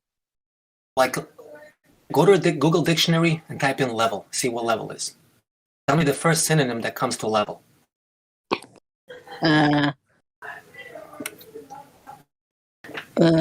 Horizontal line. No. Yeah. That It starts with an F. That's the first definition. Horizontal, flat. Maybe he gets a different one. It's all working. Level, horizontal, flat. So do you understand the surface of water is level? Mm-hmm. Okay, good. It means when you pour water in your glass, when you look at the surface, He gets it, yeah. it's flat, it's straight, level. Mm-hmm. And when you take your glass in your hand and tilt it a little bit to sides, you can see your cup is tilting, but the water will be remaining the same flat. And if you tilt it too much, its level will keep its level, and it will pour out if you tilt it too much. It always maintains its equilibrium. It always remains level. So now you can take this information, you can go to your school, and you can be smart around your friends. Yeah. You can tell your teacher this. You can blow You your teacher. can't. What I wanted to say is that when you look at a hill, you see it's inclination. Yeah, it's downwards or upwards, depends how you look.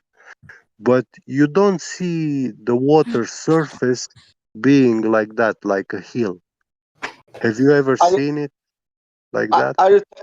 Are you telling me that water keeps level in nature? Yes. Yes, sir.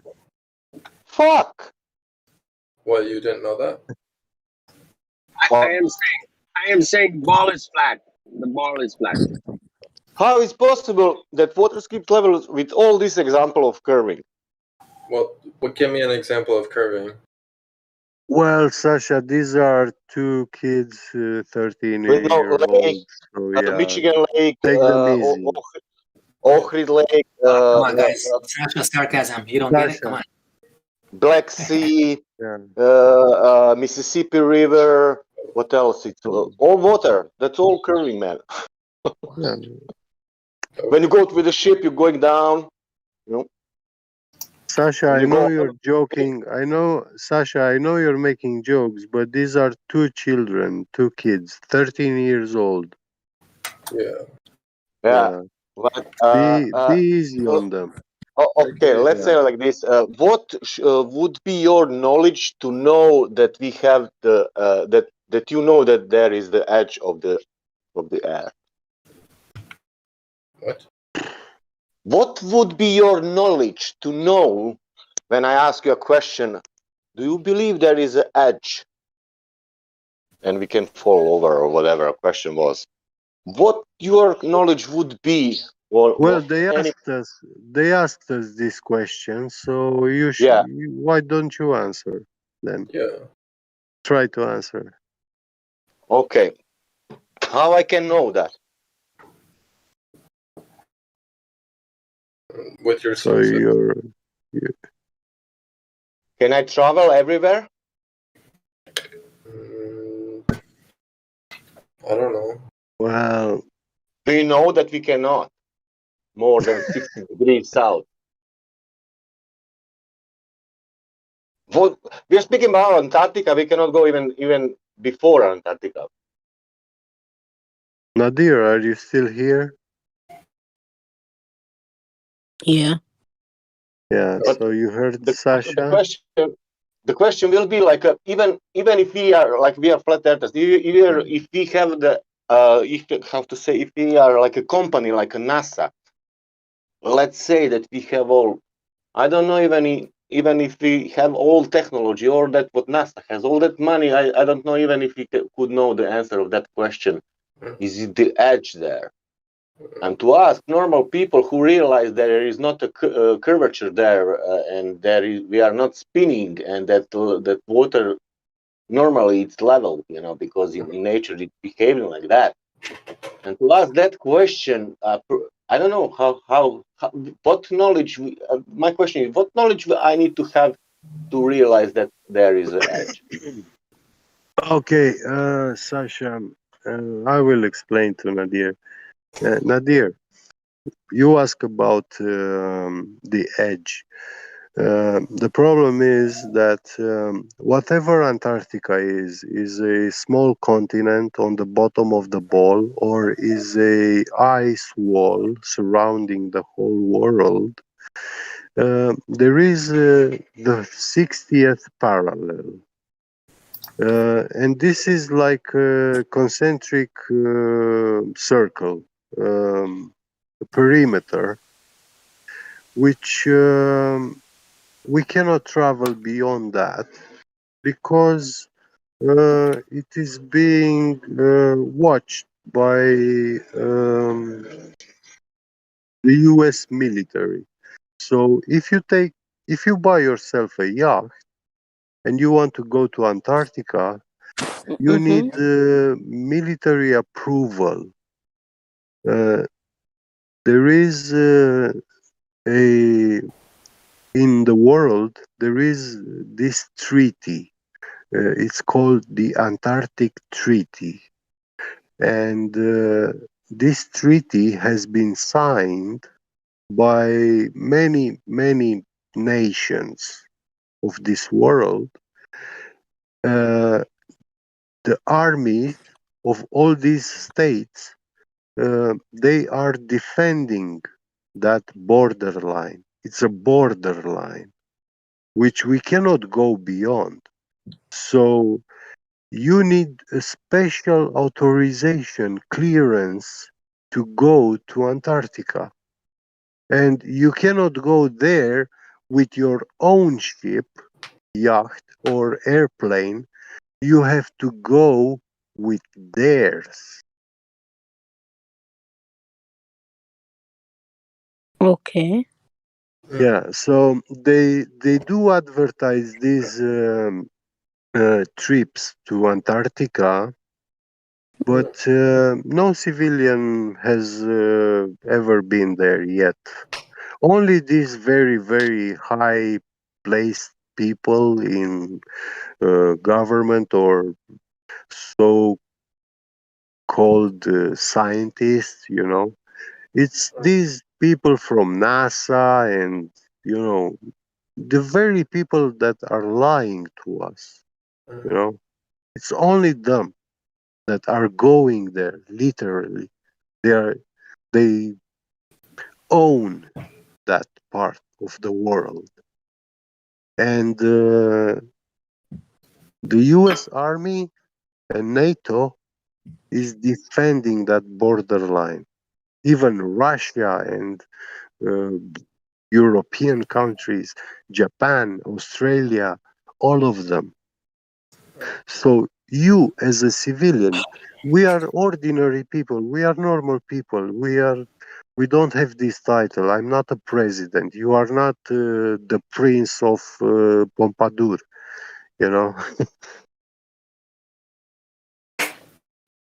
Guys, before I bounce, I just want to ask Nadir. Nadir, did you gain any knowledge today? Did you learn anything from our conversation?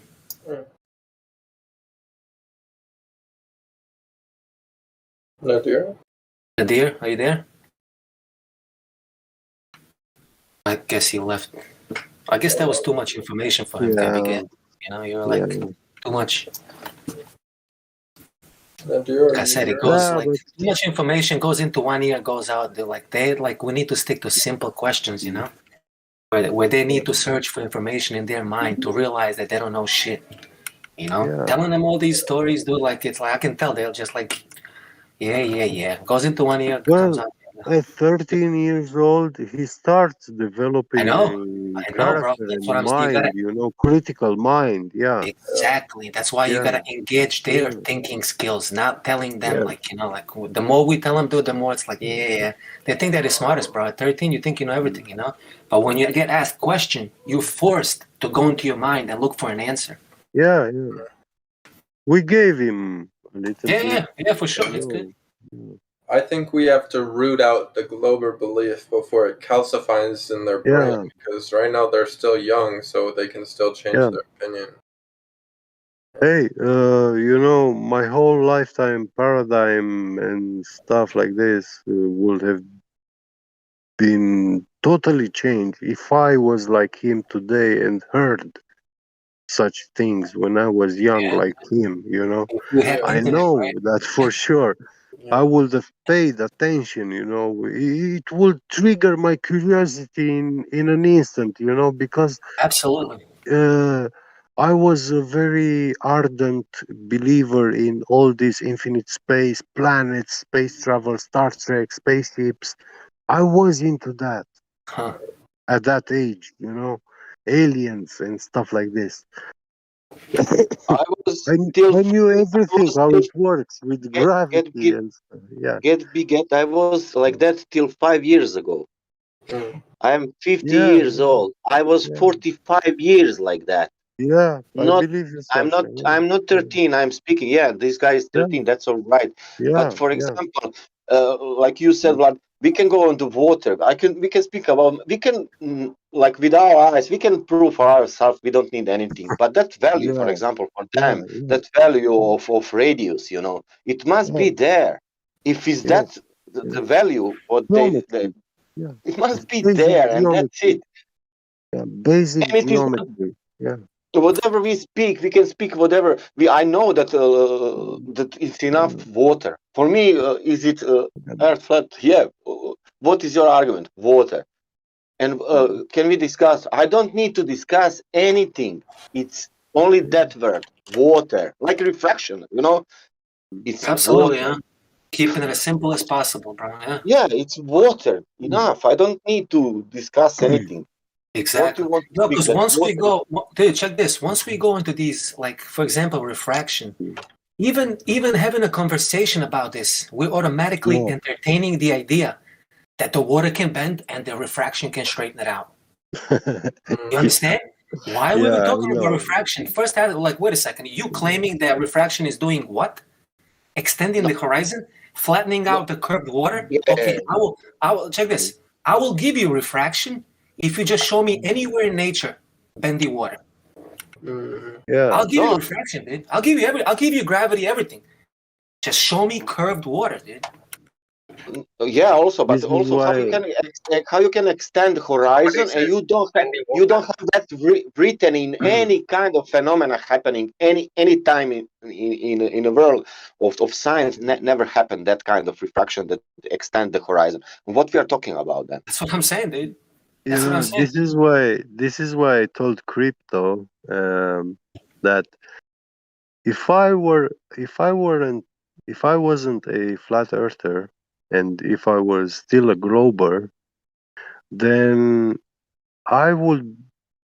the best argument I could come up with would have been dilithium crystals.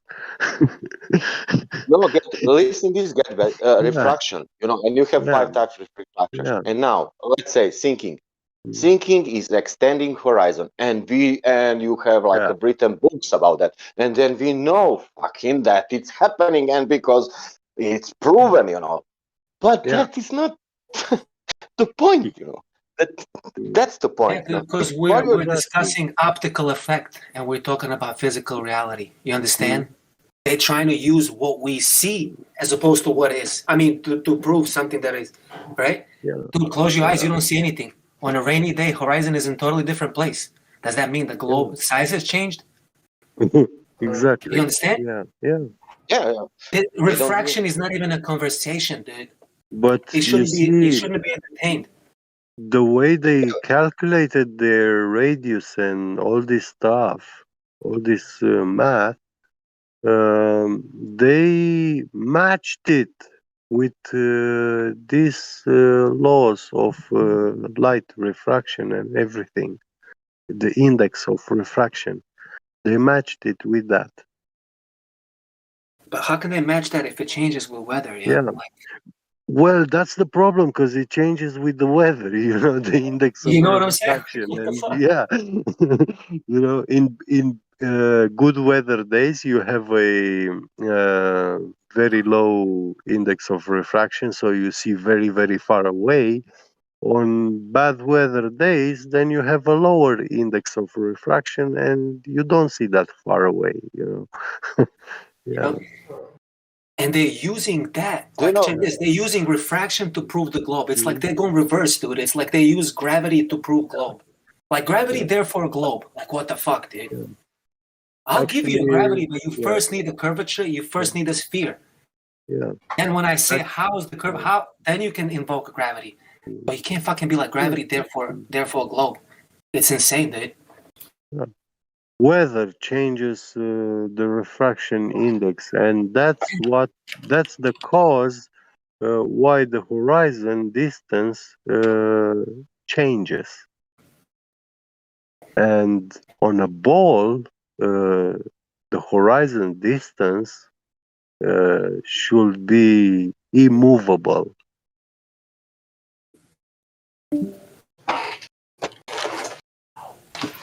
Right, because it will be a geometric. Yeah. Well, that's like standing, next to a building, and you can see it has two corners, and yeah, you can't see shit beyond those corners, But they say, yeah, refraction makes you see behind the corner,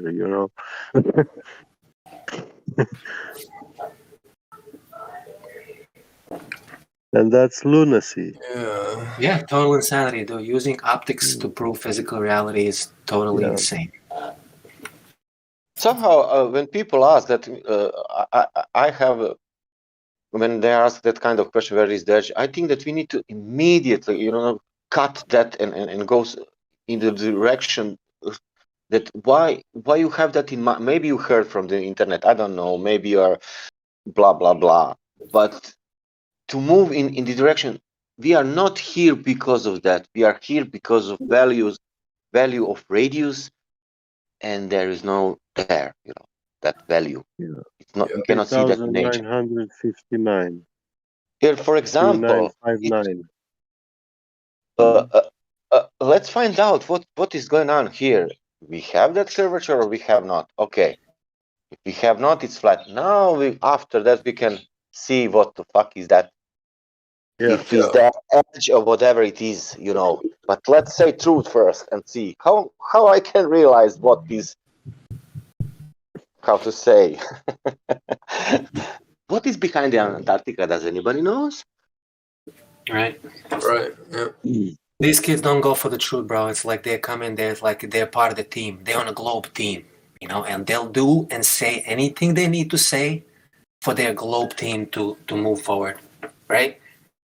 It's biased, bro. There's no, like, most of these kids don't look for truth. Don't want the knowledge. Well, they don't want to know the truth. They want to be right. Yeah, they want to be part of the team. If this team has like millions and millions of believers, and and if you're going to be ridiculed, if you even say the words flat Earth, why the fuck would I want to be on that team if I'm 13 years old, right? You want to be accepted. You want to be part of the think tank network, right? Yeah. And that's how most of them think, dude. Unfortunately, like I said, this girl said, like, I would be shamed and ridiculed if I just said those words in my school. No. Do you know what is the worst thing? When you say, okay, I don't want to convince you. I don't want to do anything, You can check for yourself and prove for yourself. And in that moment, person will say, no, I don't want to do that. Okay. Yeah. Yeah, great. Okay. And what we are speaking? What is going on? Yeah, I'm here. Oh, I'm just here to deny what you have to say. I don't have to know anything, but I just want to deny what you have to say. Well, since I came to Flat Earth knowledge. I enriched my uh, knowledge about natural sciences. Yeah, flat Earth did help me. Um, like separating natural science from this tooth fairy pseudoscience, which was the part that was corrupting everything that I know. You know, Yeah. it was not allowing me to understand reality, nature. And I was sometimes dismissing quantum mechanics because of that, you know. And with flat Earth, yes, I got to this discernment. So now I see clearly that in the cold, beyond the lambda point, that's where this is the realm of the heavens, the medium. It's superfluid liquid helium, it's superpowers, natural superpowers. And that cold is of such magnitude that we are very hot for this liquid, you know. We are like burning in fire, like a burning fire. Uh, if we try to touch liquid helium, for the liquid helium, it will be like you take molten tungsten in your hand, you know, which is 3,600 degrees Celsius. It's very hot. Hot steel is 1,800 degrees Celsius. And molten metal, it just, you stand no chance against it. It burns you like, it goes through you like the laser, you know. You don't play with molten metals. And yeah, but when there is these extreme cold temperatures, like the magnitude of differential and stuff, there is a repulsion, like a magnetic flux would be. And that will, you can never approach this liquid um, before you gradually cool down. Your body has to cool down. If you approach forcefully, yeah, it will make the water of your body like the molecules. The water molecule will separate itself. The oxygen will separate from the hydrogen and will take the liquid oxygen form. So all the body water is transforming, transmutating into something else. It's like not a decomposition, it's a transition of the elements, you know. So you are like disassembled at the atomic level. We can't function like that. We can't go through these things. I mean, to go into heavens, yeah, it's crazy. And the problem of this liquid is that if you have in your spaceship on the outside body, if you have a screw, you know, a bolt, something, or two boards joined together,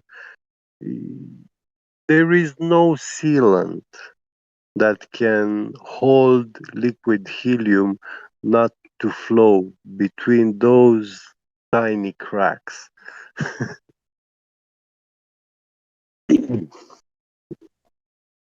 So that exterior body of this spaceship will be like iron cast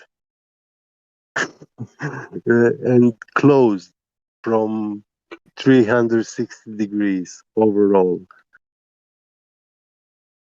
If you have a door, then you will have cracks, which this liquid can penetrate through.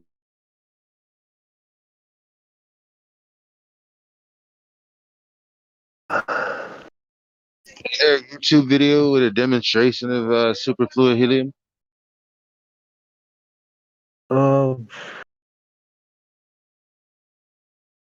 Because I've been hearing about it for like I don't know forever. I still haven't seen it. I didn't look, but I guess it's the first time I'm wondering.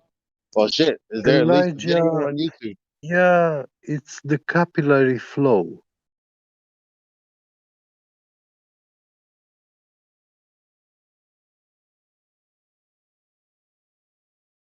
They have these.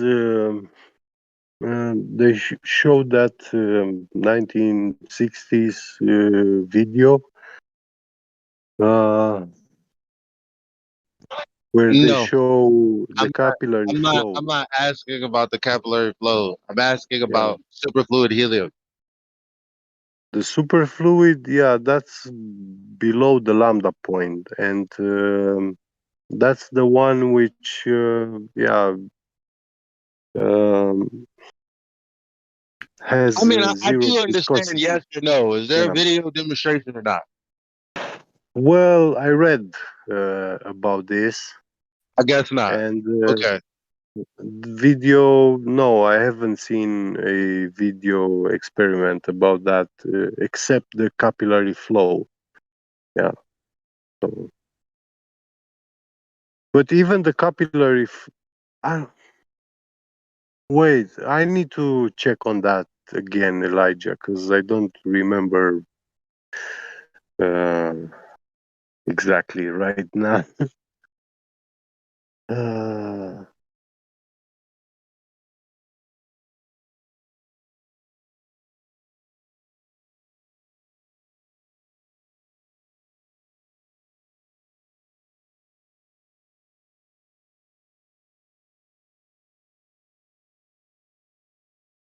be right back.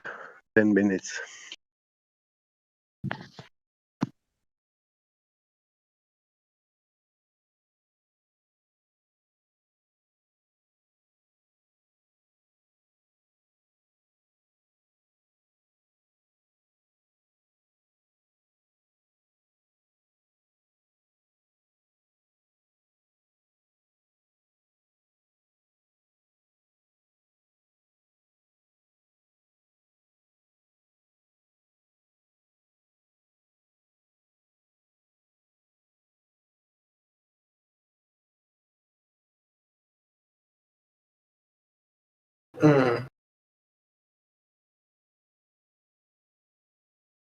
So, how's everyone's day been so far?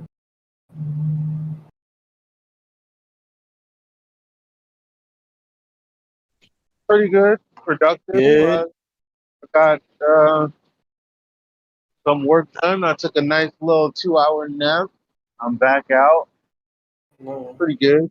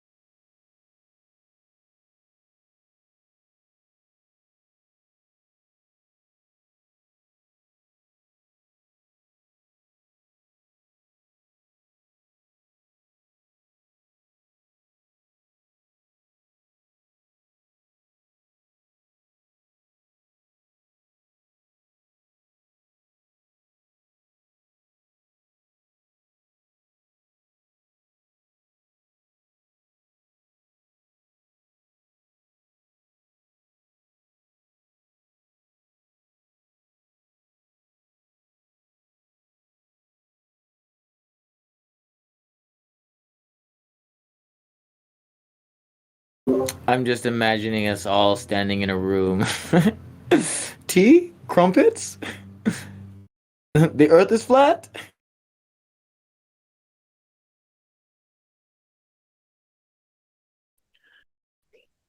I know this is a stupid question, but what exactly is a crumpet?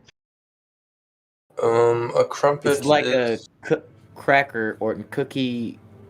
yeah, it's like a British cookie, pretty much. I've heard that expression all my life and never knew what a crumpet was. Thank you for educating me. It's like a kind of like a hard muffin almost. Is it flat? It can be. Yeah, they can be. Yeah, it's kind of like British toast / muffin, kind of at the same time. Yeah. Can be spherical? You can put butter on it, and It cannot be spherical ever.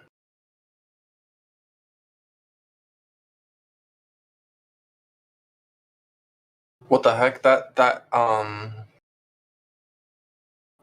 picture that old dude put in the chat, it gives me fear of holes syndrome.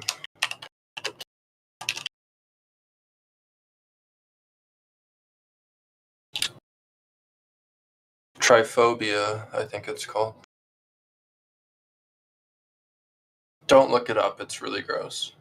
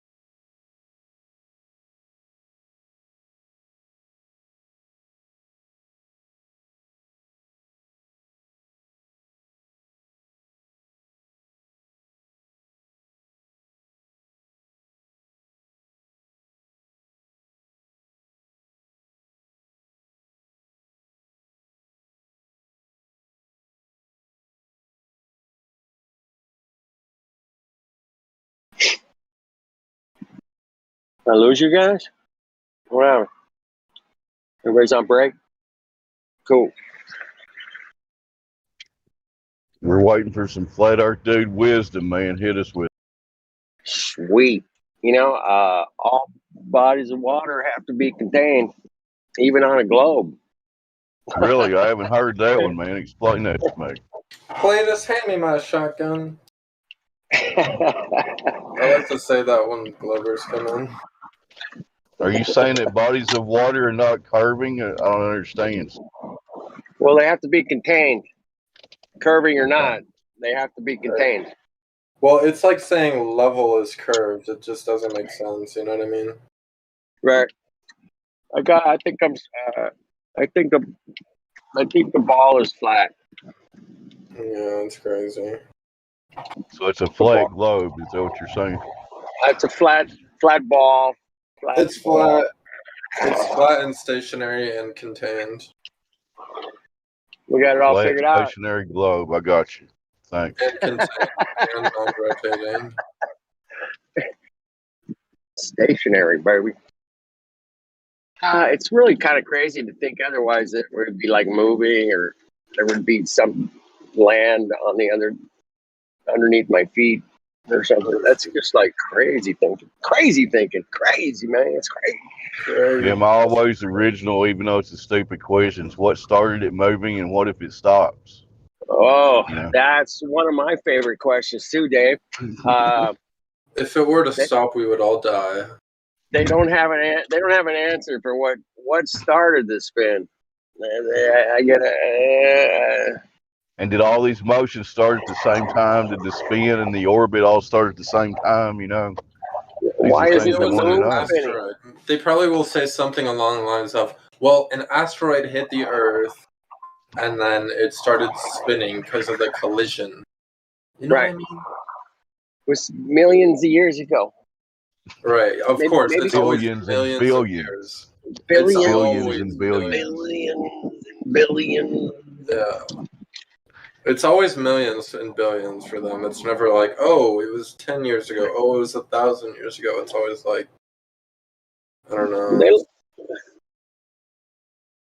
Trillions of miles away. It's trillions. It's always something that you can't verify for them. You know what I mean? Like, they make it so you can't verify it. If it's curving but you can't measure it, it's moving but you can't feel it. You know, stuff like that. Yeah.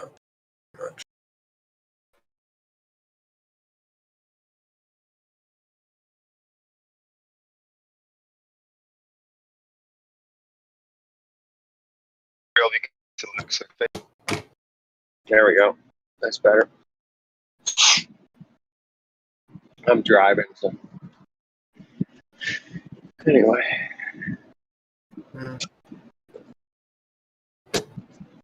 1 light year, 6 trillion miles. Love that. That's a long way away.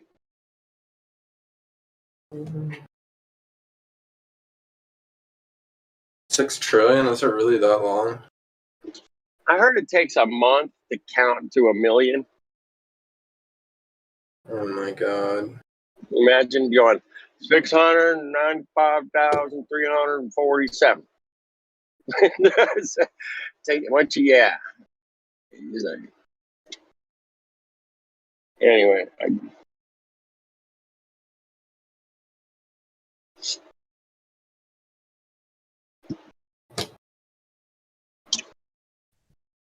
$666,666. 666,667. Yeah. You want me to stop? Well, they only like the 6 numbers. They don't like it when you put the 7 in there. I was going to count to 1 million starting with that number. I think I'll stop. I think it's better stop. It'd be good to stop.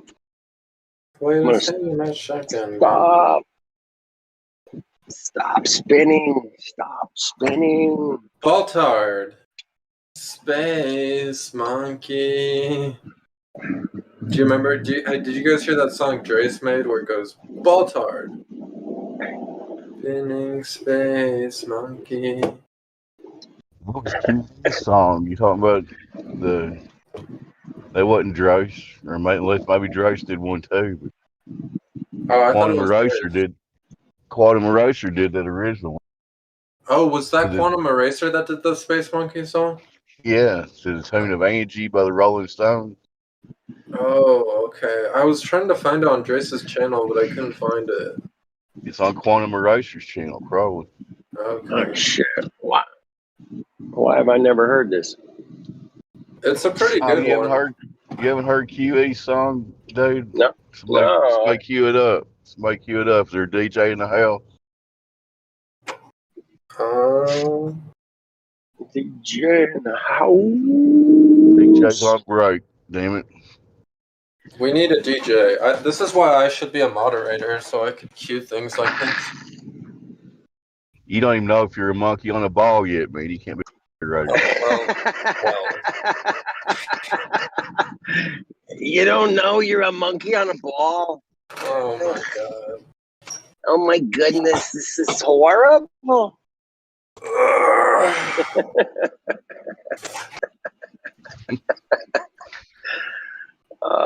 If you're not having fun with flat Earth, man, you're doing it all wrong. That's a quote from Issa Mikulski quote. Yep, you gotta laugh. You gotta laugh, at or this you'll shit. drive yourself insane with this shit, won't you, dude? Yeah. Oh man. Space Monkey. Here we are, 6 years into this shit. Nobody's fucking. No one's got a We're still here talking about fucking Space Monkeys and edge. shit. Yeah. Hey, where's the edge? There is no edge. Fucking edge. Yep. Where's your fucking edge? 6 years, and every day I still hear like boats going over the horizon and it's and stuff like that. They never learned. It is laughable. I hand it. Goes over the edge. Oh, okay. Can I bring it back over the edge? Sure you can. No problem. Every day their religion gets even crazier. It's a super looming refraction distortion gravity thing. Works every time. Yeah. Yeah, we got the math right here. You can prove it to you. Cletus, hand me my shotgun. That's some numbers and stuff are definitely going to prove it without a doubt. Numbers. Well, we took your numbers. We put them through the wash machine. It came out clean, man. But we're missing a few pockets and stuff. I don't know. I'm a bit delirious. I think I need some lunch. Yeah. How's life in California? Is everybody still wearing the face diapers? Fuck, dude. I mean, beginning of summer it was good, and now everybody's back to the masks. I mean, and it's not mandatory anywhere where I thought live. they made it mandatory again. In Los Angeles, I'm not in Los Angeles. So. Oh. Here and where I'm at, you know, I haven't worn a mask. I don't know. I wore since spring or something. I don't know. It's been months and months. But did they? I didn't keep up with it. Did they fire the governor, or is that election happened yet? Well, he's definitely getting recalled, so they're going to have an election here shortly. I think probably like in November. He's still one of the candidates, though. That's a good question. I don't know. I don't follow it politics. Really matters. Doesn't really matter which puppet's doing anything, right? So I shouldn't even ask that about that.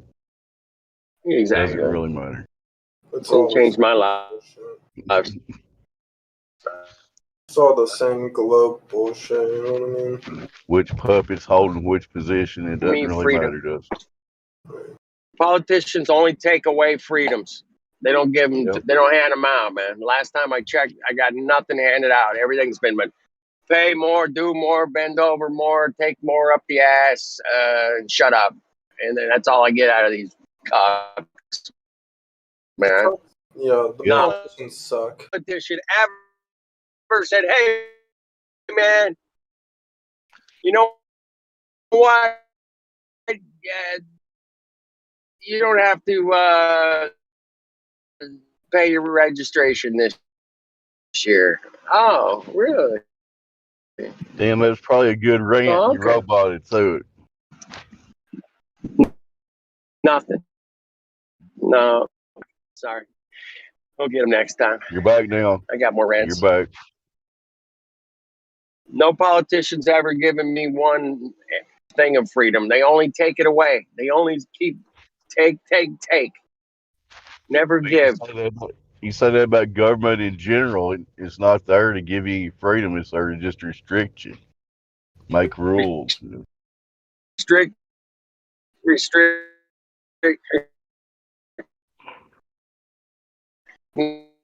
Now, woo!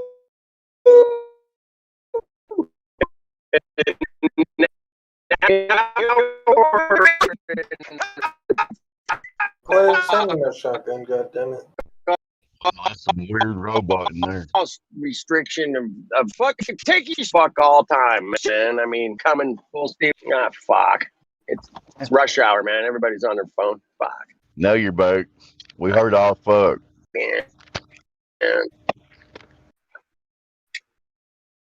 Ah, fuck.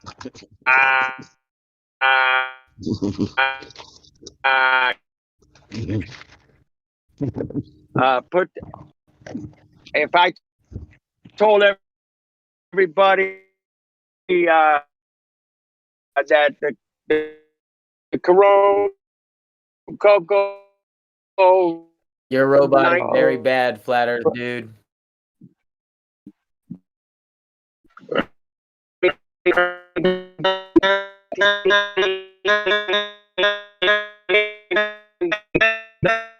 Oh shit! You might want to leave and then come back, bro.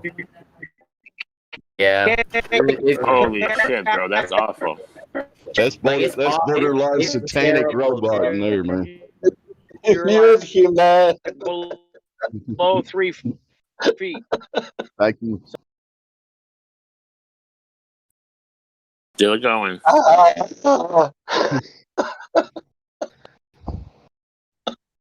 What's up? That was a good one. Somebody have mercy and mute him for a second till he gets back clear. Yeah, that was like almost satanic roboting. I didn't heard that in that. I thought there was like a subliminal message coming through, man. Yeah. It's like he was possessed or something. They're coming through the vents.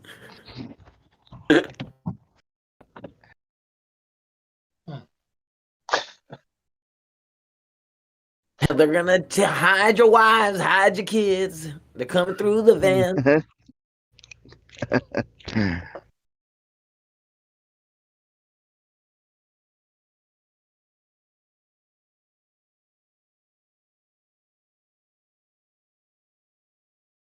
So we still have the vast majority of human beings that think they live on a spinning ball in the middle of nothing. What are y'all going to do about it? I think we're at 2%, pushing 3%. Flat Earthers. Okay. I thought it was funny that kid came in here and he was asking about the Earth being on the edge. No one said anything about the Earth being on the edge, though. Last time I heard. The Earth. We just said that the Earth is flat and observably flat, but we never said anything about there being an edge. In second grade, they showed us a picture of boats going off the edge of a ocean if the Earth were flat. So you must be stupid if you think the Earth is flat. That boat would go off that edge. I mean, why is it that they automatically think of an edge when you think that the Earth is flat, or tell them that they showed it to us in school? You're probably absent that day. I probably was, man, because it'd be forever, man. Looking because if you show the edge, then it will be flat. But if you show them that there is no curvature, it cannot be flat. Right, we have to be. We're going in a round circle. If you gave them the photo of entire flat Earth, maybe then.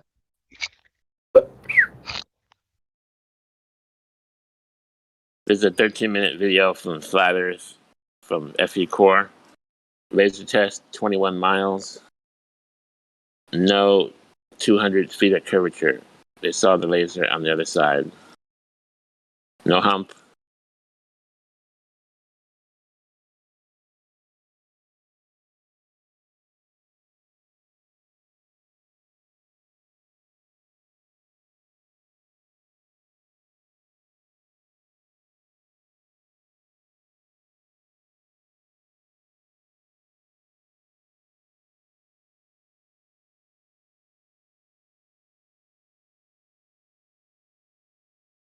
Bro, I met a kid on TikTok that asked a question saying, at a scale out of 1 to 9, would you use it? I said, what's the fucking question? That's my fucking question. No. What's the question? At a scale of 1 to 9, would you use it? Finish the fucking question. Maybe he was asking about a scale. Dude, he's fucking... If my son ever grows up to be like that, I'm gonna smack the shit out of my kid, bro. Don't ever talk to fucking people like that. You're fucking stupid. I heard that Flat Earth was blown up on TikTok. Is that true? I don't know, man. I've been telling everybody that the Earth is flat on TikTok, and I don't know if maybe. See, that's probably you then. Probably is because I got 1,052. No, I had 1,052. But it went down to 1,025. 0.3K, 2K. What kind of videos do you have? Just me dancing and playing guitar and teaching boxing. Oh, that's cool. You don't do Flat Earth? No, I do on my stream. Like I talk about it on my stream. On TikTok. Yeah. Oh, okay. So you got a stream, and then you got like other stuff too. Yeah. I do have some videos of like me like recording the sun and showing the ocean and showing the distance of the Earth. You know, like the distance and everything. The horizon. Ooh.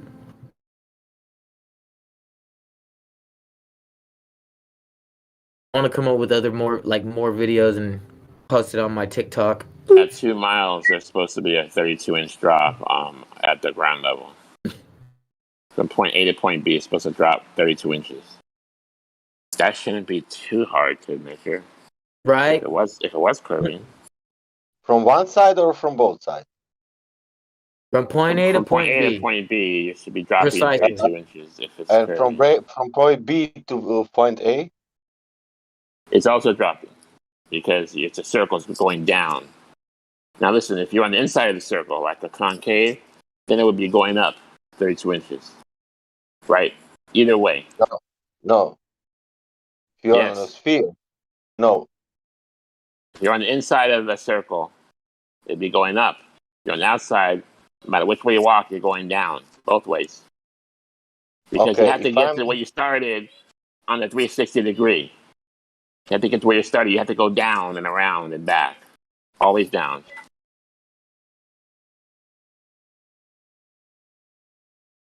That means from the point B will be up.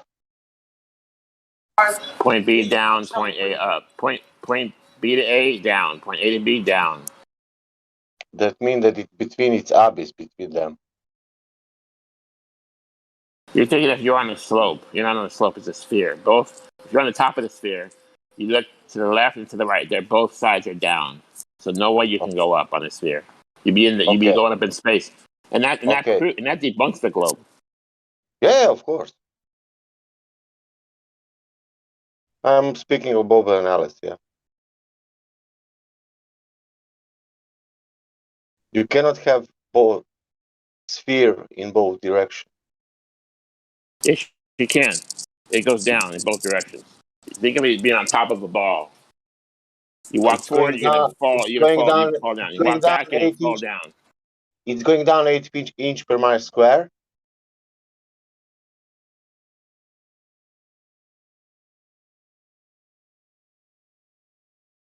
is it going down 8 inch per mile square? That's right. Geometry. That's not possible. It cannot go 8 inch per mile square in opposite direction. If we are both on the top. Both directions. If you're on top of a ball and you walk forward or back, you're going down 8 inches per mile square because you're on top of it. From the perspective of being on the top, you're going down both ways. You can go any way you're going down. Okay. Now I want to be down. Don't go down. I'm down. And I'm looking in you 20 miles away and you are up. Because I'm down, you know? Okay, so from your perspective to me, I'm down from you. From my perspective to you, you're down from me. How my perspective can change if I'm a spherical object? It's not my model. It's a model of sphere. It's geometry. I know that is not your model. I'm telling you only how is that possible. You know what is interesting is because in my perspective, I want to have that 8 inch per mile square drop, and you want to have also that, and we cannot have that perspective that it's sphere. You know, we need to have that. Yeah, we need to assume that sphere. But if we are on the top and presuming that we have drop, we cannot have drop in opposite direction. That is impossible. I know what you're saying. You're saying if you were on the South Pole, if you walk from the North Pole to the South Pole, you dropped all the way down, right? But then you have to come back up, right? So it depends on your perspective, right? But if you're walking from the South Pole, walk all the way to the North Pole, you would be dropping down. But from a distance, it would look like you're on the bottom and you're walking up, even though you're really just dropping down. I'm telling you this. Let's go to the beach, any beach. I'm flat earther, you're flat earther. Let's go to the beach and let's find the horizon, you know. And we make a measurement and we find out that we can see Ireland, I don't know, 50 miles, you know. On the globe. Hang on. At 20 miles, it's 300 feet. Look, use real numbers. At 20 miles, it's 300 feet drop. Okay, go. Okay, go. And okay, we know that we can see, but let's say it's a globe that Glober wanted to prove that there it is that drop, you know. But there is not. And imagine me on the island doing the same thing.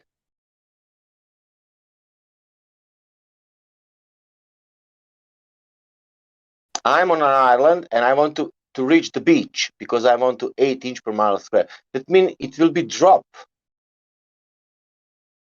Do we have a P100?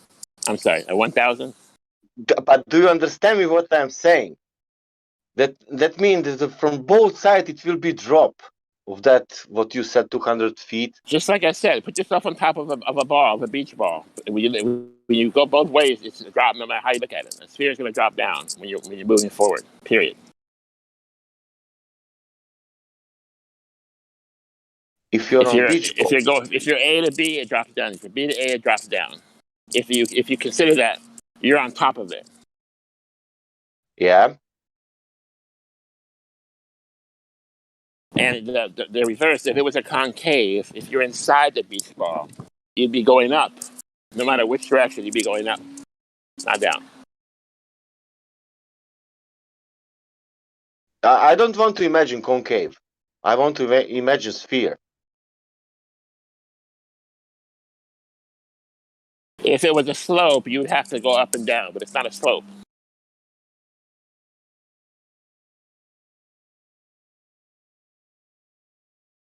What means slope?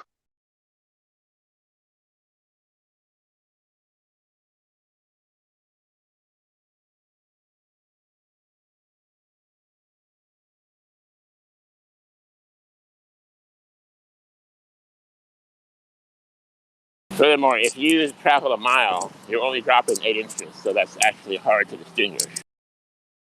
And if you travel from A to B, 2 miles, you're dropping 32 inches. That's a little bit more more able to distinguish a drop at 2 miles. Okay. But if you're Let's going say from, hang on, but if you're going from 1 mile to 2 miles, that's 8 inches, and then 2 miles to the third mile, that's still 8 inches because your orientation has changed. You have tilted yourself 1 degree, let's say. So your orientation has changed, so it's still only 8 inches. If you check every mile, it's only 8 inches. But if you check from A to B, 2, 3, 4 miles, it goes up exponentially. Drop.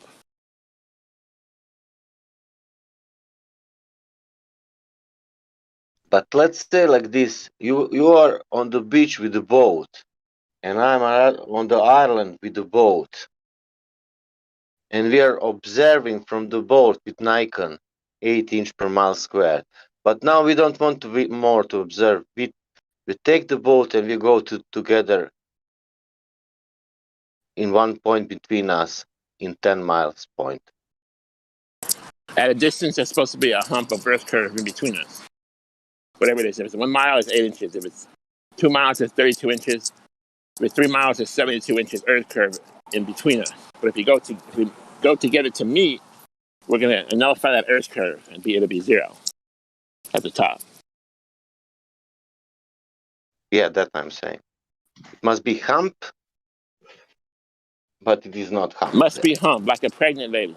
Like a bulge, like like a parabola. Oh. We need to. No, you guys didn't think it right. I can explain you. Hey, good Godric, what's up, man? yeah, Godric. When you walk, you said that you're walking forward and you go down, right? Right. Did you look back? No. What happens when back, you bro. look back? I never look back, bro. If you're going downwards, yeah, that I'm then when saying, you look back, it's gonna be downwards also. Yeah. No, what do you mean up? It's gonna be downwards. You're on top of a spear. Everywhere you When walk you is look down. back. Yeah. You're tough on the sphere, and when you go straight, you're going flat, straight, flat, but you are going down or up. Yeah, So yeah, that's you're logic, going yeah. downhill, and when you look back, it's gonna be downhill everywhere. Yeah. That's logically, That's yeah. right. No. Sounds crazy, right? Can't happen. That's why I wanted to explain you that you don't understand it, because you were going only forward, downwards. But you have to look where you left from. If I look back, there should be a earth curve hump. You left from downwards, going to downwards. Listen, this explanation, everything is flat, and because it's normal, it's flat, and you don't have that job, you don't have need to look at that paradox. Yeah. And that's it. And because of angular resolution, you cannot see a lot. How to say? You cannot see forever. Yeah, and that's it. Even though we can't actually measure the curve because of refraction, it must be true because of Alberuni, because of Eratosthenes, and because of NASA. So it all works out perfectly. Just insert refraction, everything works out perfect. How Alberuni invoked the refraction when he measured it? We also need. All I know is it says that Alberuni measured the dip angle, so that must be the thing he did. But he did that every day, like for more times, because maybe one day was sunny day, other day was foggy day, or I don't know. Listen, there's no refraction back then because the atmosphere was different. So that refraction, it works perfect. Okay.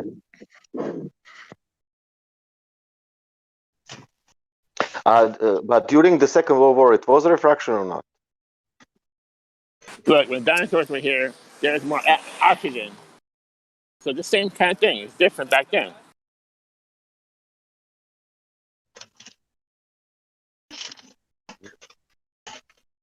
And which type of refraction extends horizon? The refracting kind, the one that kind of like a haze. The one what is not discovered.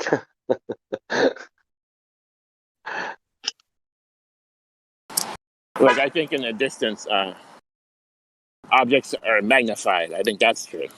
They're a little bit bigger, but being magnified, the bottom is gonna blend into the horizon. The top is gonna make it look taller than it actually is, higher. Yeah, but objects, not horizon. Objects on horizon. Objects too, right? Objects too, right? You tell me. Not horizon itself. Well, if the horizon is magnified, I mean, if the objects are magnified, the horizon should also be magnified at that distance.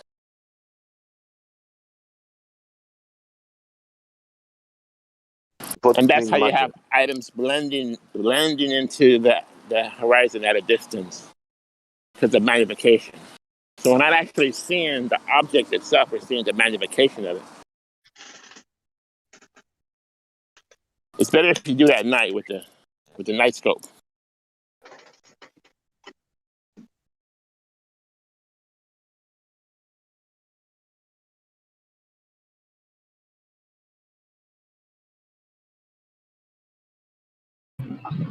Hello, everyone.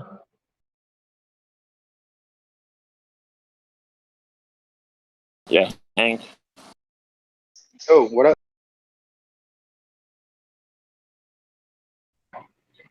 How's everybody doing today? Hey, Hank, we're talking about if you're on the top of a sphere, no matter which direction you're going down. Do you agree? That is correct. You're sloping down at 8 inches per mile squared. I don't know. I think that. So at 2 miles is 32 inches. You should be able to measure that. I think. I mean, we have instruments.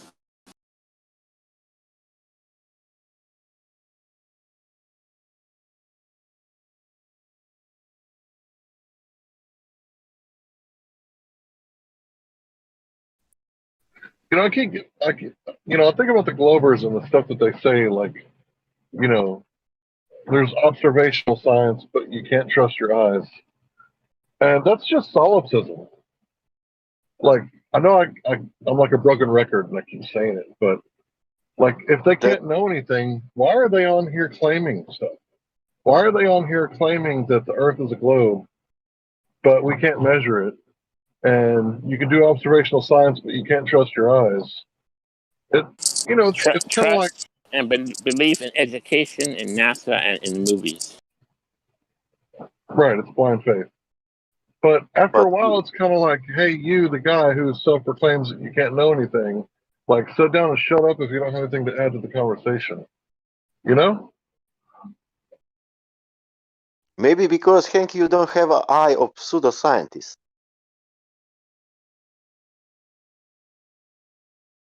What it comes down to is you need a conscious mind to determine the observation and what we're seeing. And if your conscious mind is going to interpret that it's bending, it's spherical, then you're going to always see that, no matter what you show them.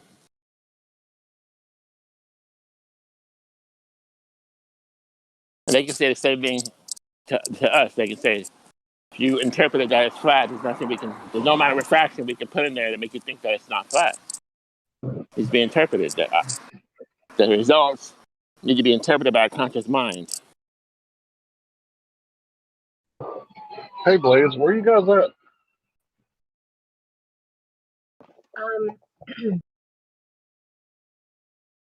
That was from earlier. The message. Okay, sorry I missed it. Another time. Another time. But yeah, these Globers, if you can't know anything because you can't trust your eyes, and all they like to do is observational science, You know, they're like the kid that, you know, didn't do any homework, but he wants to like sit at the chalkboard and like teach the class. He didn't pay attention. He slept through all the lectures, right? You can't know anything because you were asleep, dude. And you can't believe your own senses. So it's like, Glober, sit down and shut up. You don't know anything. Look, I blame education because what they're doing, they're sitting down and they're parroting Wiki and they're parroting Google and they're parroting their physics because it says that in physics, so it must be true. So they're all smart because they can repeat that. They can do a calculation, they can do a formula, and it works out. So they're showing how intelligent they are.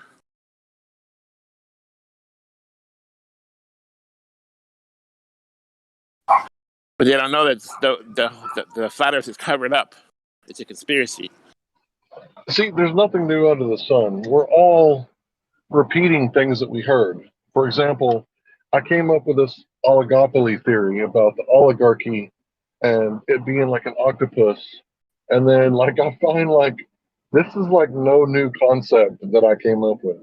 Like, this has been around for a long, long time, at least 100 years or so, right? So this octopus that has control of, you know, the world, the new world order or whatever, like, it's not a new theory that I came up with. So there really is nothing new under the sun. We're all repeating stuff that we've already heard, like heard it like consciously and remembered it, or subconsciously taking it in. You know, so we're all repeating stuff. I came up with the theory of the inverse square law debunking light years. I bet someone in the past has, you know, said it before I did. Tell us about the inverse square law.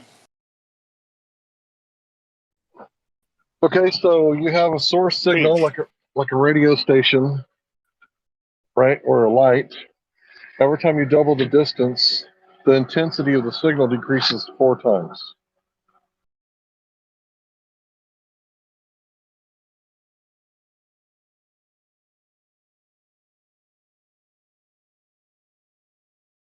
That'll work with like a light bulb down the block or a flashlight.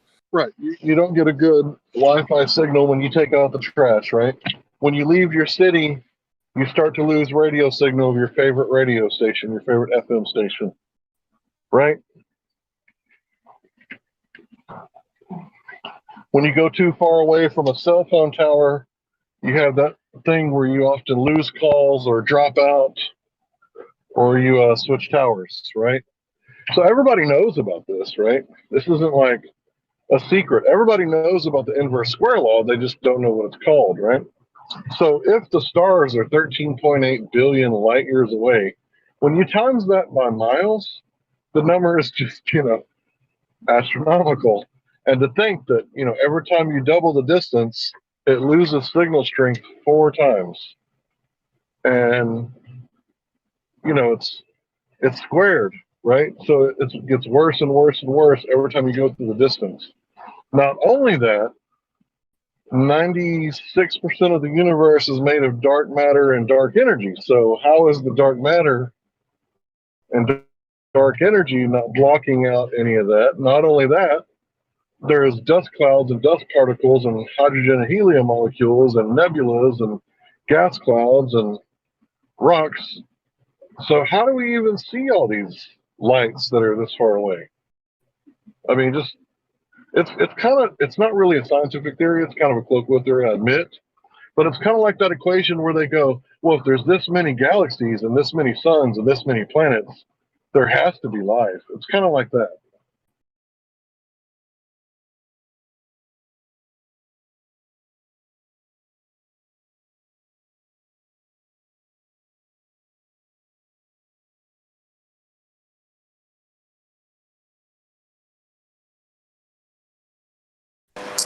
But isn't that why the stars twinkle? Because there's a nebula that floats past and twinkles and comes back, twinkles and comes back. Asteroid, I dark don't matter.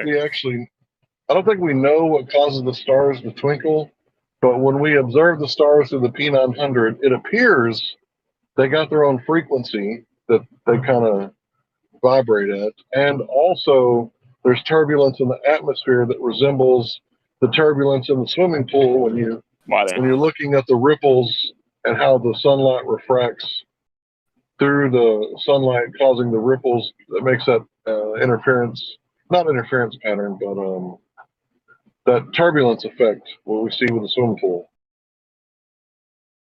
How about the moons of Jupiter? Can you see the moons in the Peanut 100? I don't know. I don't know one. I just had a flashback up to 2016 with you explaining the inverse square law of light to curved water. Remember that? The model works beautifully. It works perfectly. The math works out beautifully. Isn't that what he said? Something So like when he that. said that, I went and did my research, and I was like, okay, let's look at this. And I looked at the inverse square law, and guess what you need to know that the math works out beautifully? You need to know the signal strength and the distance. Yep. Oh, he doesn't know that, does he? So he was lying through his teeth, wasn't he?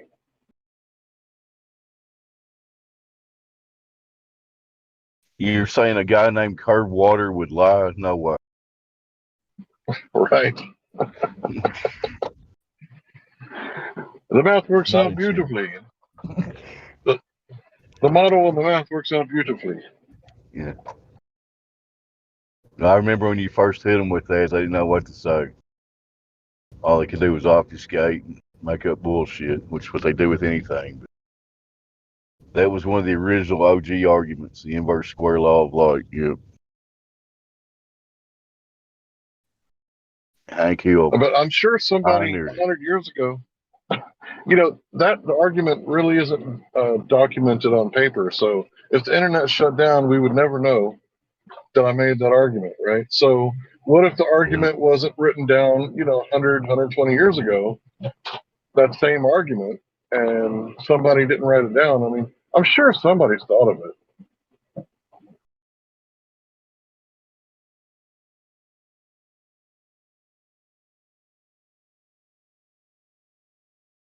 Yeah, there's probably millions of people that have thought of it.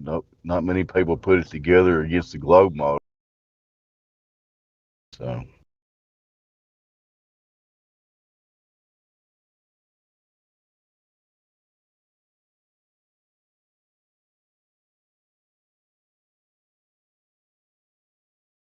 Got any people in here yet?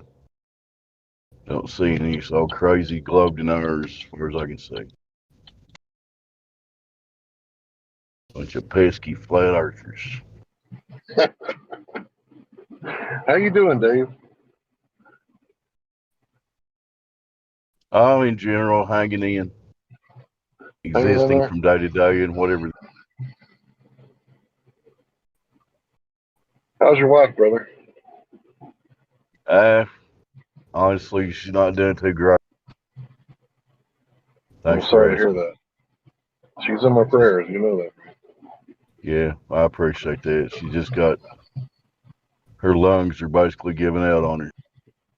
What happened to your wife? Nothing really physically happened. She just deteriorated. I mean, she smoked cigarettes all of her life. She's got real bad COPD. Her lungs are operating at about 25% capacity. So. Have you tried the detox? Yeah, I've tried about everything I could think of with her. Detoxed her. A lot of different herbal remedies and stuff. It just. Have you tried sunlight? Yeah, I get her out in the sun when I can, but right now she's just kind of staying in the house. She's on oxygen, so. You're out in the sun, get a suntan. Yeah. But this isn't the Dave personal show, but I appreciate y'all asking. Hey, we care about you, bro. You're OG just as much What's as your I wife's am. name? I'll say a prayer for her. I appreciate it. In fact, you're probably a few more years OG than I am. No, I think we came in around the same time. I started in early 2015 when I first laughed at it. And then by May of 2015, I was desperately looking for that globe. And then in the summertime, I went to a lake and saw sunlight flash across 8.5 miles. And I was like, the globe is not here. It's not coming back. Yeah, at that moment, you kind of lose Star Trek and Star Wars and all those video games that you played and all those, books that you read. And it's like, it all gets like taken away from you. And it's like, that was mine. That was me. That was who I am. And then eventually you realize, like the Buddhists, like, that wasn't mine. That isn't me. That's not who I am. Exactly. I remember standing on the edge of the lake that day after I saw that sunlight flash. And I just looked up at the sky and was like, what the fuck is up there? What is that place up there? Because I thought I had an idea. Exactly, bro. Now I got no fucking idea. Exactly, bro. We get to be kids again. We get to look up at the stars and wonder, right? Yeah. Because that's what science is: wonder and finding and testing and searching and seeking. Science isn't. I know what that is. I'm pretty sure that's our best guess. Well, there's that's something not what about science is. There's something about the way this place is put together. Down here where we can physically touch things, the material realm, and you got your spiritual realm, for lack of a better term, above us. And you have a whole lifetime of constant curiosity and wonder. If that makes any sense. It's a lot different than having all the answers given to you and Mark Hamill flying around in Star Wars or all that shit. I got to give props where props is due. I talked about Kent Hovind last week, asking about the 3 flat Earth questions. Why does Venus spin backwards, violating the conservation of angular momentum? Put gravity in a jar and paint it yellow, and I can't remember the third one right now. But William Shatner is also one of those people that ask them questions like, how can you prove any of this? How can we verify? He's basically asking the same questions we are, and this is William Shatner, right? And I think he realizes that he was taking part in the programming of the minds and brainwashing of the minds, and I kind of almost feel like he feels bad about it, so he has to ask the questions, the hardball questions. Yeah, I remember it's probably hard to find now. It's probably been scrubbed, but there was an interview with him where somebody asked him the difference between science and science fiction, and he said nothing really, or something to that effect.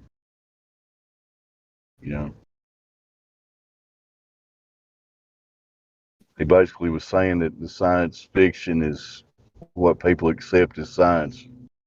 I can't remember the exact quote. I'm sure I just butchered it. I remember seeing that a couple years ago. It's pretty close. I remember something like that. But yeah, he's probably has some regrets for his role in it if he's actually critically thinking about it. I hope there's a few of these Hollywood people that are actual humans and have a human spirit. Well, the way I see it, William Shatner was taking the job as an actor, right? He didn't really realize that he was like brainwashing people. So nowadays, when he asks the hard questions, like I think I remember him asking some like academic people, like, how do we prove any of this stuff? Like, how does this, how is this verifiable? It's not. That's the thing. But there's so many people that think it's all proven, and some smart scientists figured it all out. It's not the case, but people think it is. I thought it was, like when I first heard about it, and I was like, well, it's going to take me 10 minutes to find a real picture of Earth, and then you know where it goes from there. There's got to be somebody that measured. Yeah, there are no real pictures. Well, it's got to be somebody measured the curvature of the Earth at some point in history. Then you get some great guy from 2000 BC or whatever. Like, wait a minute, NASA never measured the curvature? Yeah, Aristophanes is basically Globe Earth Jesus, right? Yeah. They have faith in him. and his miracle was, making correct assumptions and measuring a shadow from a stick, and then somehow saying that that correlates directly to the shape of the earth. That's a miracle, if you ask me. So they believe in his miracles, and it's no different than Jesus turning water into wine or raising the dead. And you can never get them to acknowledge that he really didn't prove anything. They'll never acknowledge that. Right. And also dark matter is their sky daddy, right? Yeah. Their God is dark matter, because without gravity working correctly at the galactic level, gravity doesn't work anywhere at any level. And if gravity doesn't work, who created Spaceballs? Where do round spheres come from, right? They say when an object collects enough material, it then becomes spherical shape, right? Because of gravity and the way that it works. But without that dark matter, it literally all falls apart. Gravity is the glue, the god of the gaps. I've heard you say that many. Anytime they need to fix something on the model, Yep. gravity.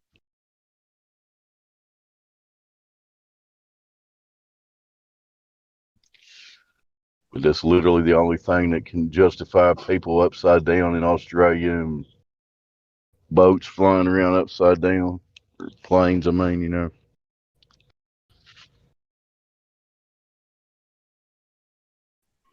Yeah, it turns out that, this place that we live on is like an anthill for humans, or an ant house, excuse me. An ant house for Basically, yeah. humans, right? There are certain Yeah. places that you can't live on. Ants can't be on the outside away from their queen, right? We can't be on the outside, right? We can only live on the inside. There's no going to space. Ants can't, break through the glass. We ain't going to space. So it's almost like this place was created for life to flourish with an intact ecosystem that at one time appeared to be perfectly balanced for the well-being of mankind.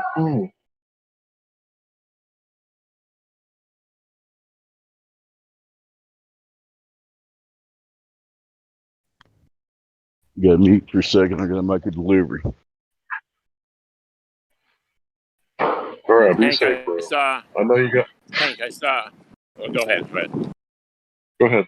I saw a YouTube video where a guy took different locations on the Earth. So he had like 20 participants, like different continents, and he's measuring shadows of the sun at high noon. And his video is supposed to prove a sphere, but I don't really understand how they're measuring that. But supposedly only 1 in 20 showed flat.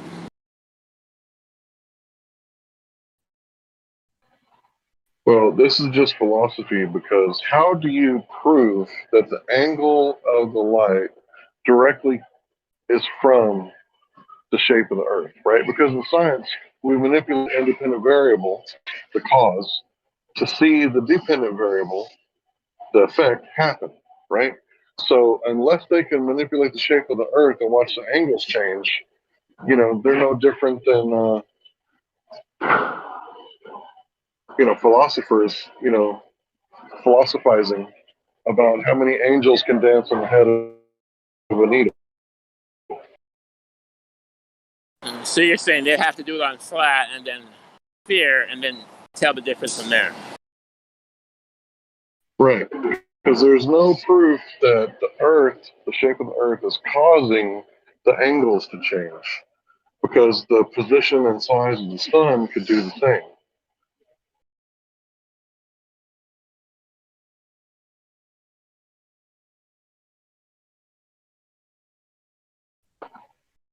See, the scientific method is a lot like a schoolhouse thermometer. It's really good, very highly accurate at measuring temperature between 95 and 105 degrees.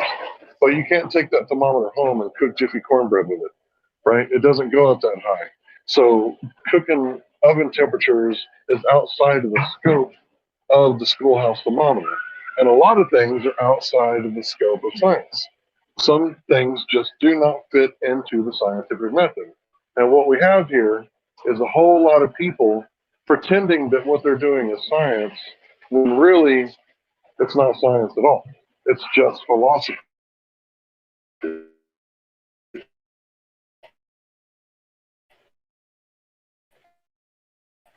Example of gravity, example sun angles.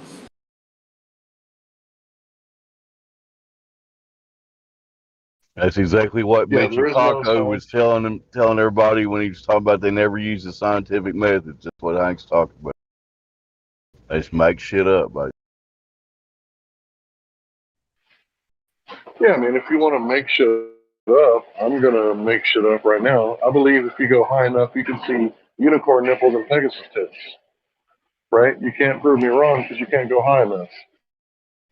Is that science? They say if you go high enough, you can see the Earth curve and the Earth spin. You can't prove them wrong. Therefore, it's a just so story. Right?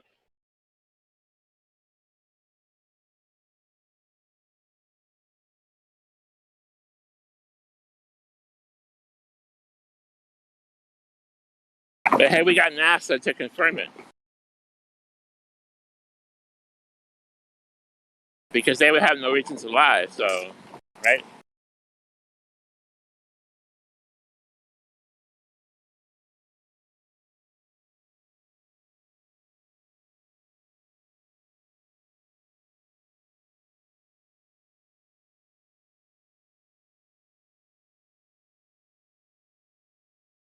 And if they have a good reason to lie, if they have a reason to lie, maybe I'll believe it. But if they don't have a reason to lie, so I won't believe it.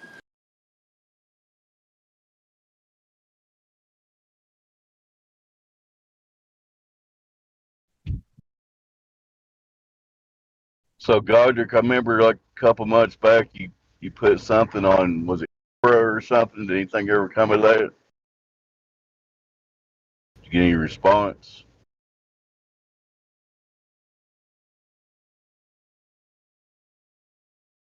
Did I disconnect?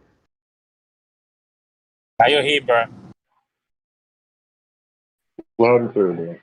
I think Hank stepped aside away.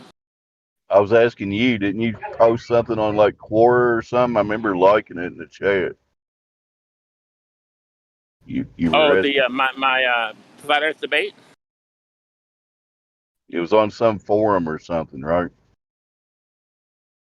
Discord.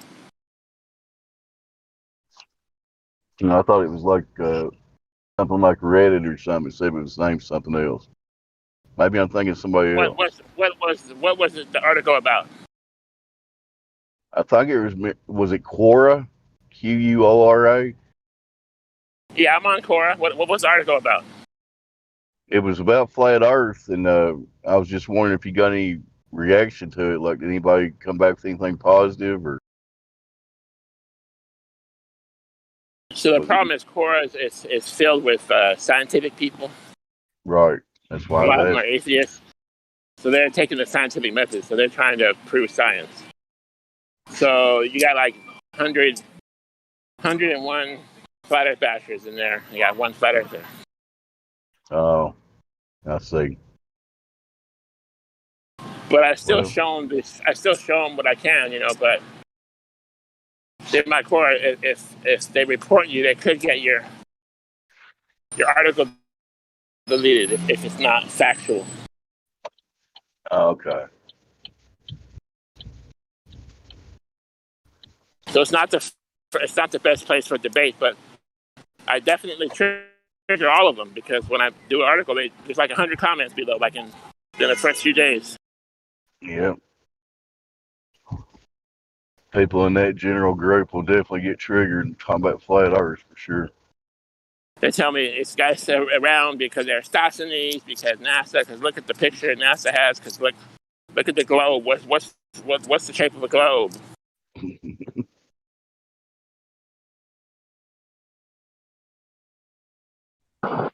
Well, when they say pictures, right, I often think about the footage of someone looking outside the window and they're videoing outside the window of a plane, and then a whale jumps out and does like a big old belly splash, right? And it looks so real, It almost looks like it was like not Photoshop. It looks so good, They did such a good job on that. And I guess it's Photoshop for a video. I don't know how that works, but yeah, I just want to show people, oh, you saw it on TV, huh? Let me show you this. Did you know about the galactic whales or whatever? Like you just want to fuck with them, you know?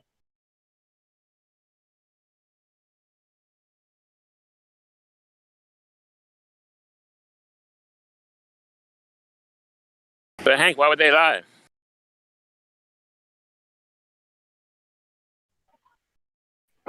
Yeah, I mean, why would they? People don't lie. That's absurd. For someone to tell a lie, especially the government. Like, why would you know, everybody knows that the government lies because if you've ever read the FOIA request, they're always redacted, which is lie by omission. And we don't mind, you know, if it's national security and it's something that really is, you know, top secret government stuff that we don't need to know about, I don't mind that stuff being redacted. But when they redact stuff that's not top secret and they claim that it's due to national security, that's called a lie by omission, right? So when you go to court, you swear to tell the truth, the whole truth, and nothing but the truth, or you affirm because you actually read the book, right? And that's the three lies: the outright lie, and then the half truth, and then the addition to the truth. So when they lie by omission, it's right there in the FOIA request. I like that, Hank. You affirm because you've actually read the book. Took me a while to work that one out.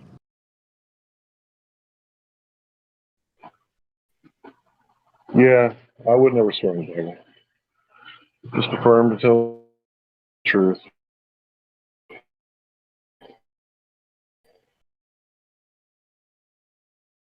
Let your word be your word. Anything other than that is from the evil one.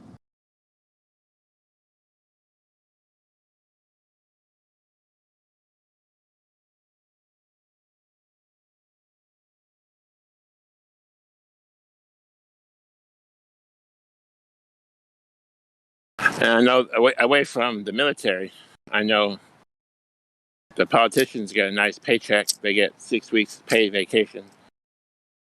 So they have every reason to want to stay in power. Never heard any of them say, "Oh, this sucked. I'm going to step down now. I don't like my job." None of them has said that.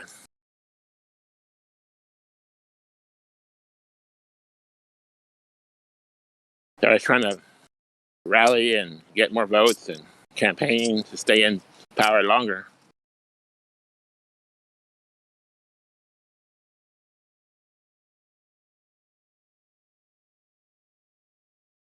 Never heard of, you know, any of them quitting and saying, "Hey, I'm going to quit because I'm going to pursue my life dream."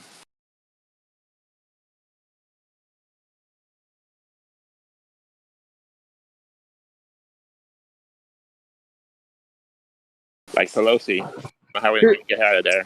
Here's the thing: these lifelong politicians, these career politicians, they need to be changed out. They need to be voted out, like as soon as possible. We need to get more people like Rand Paul. You notice that they're doctors, right? They're not like career politicians. Well, they might be career politicians, but they were first doctors. So we need politicians that are like architects and engineers and doctors and philosophers.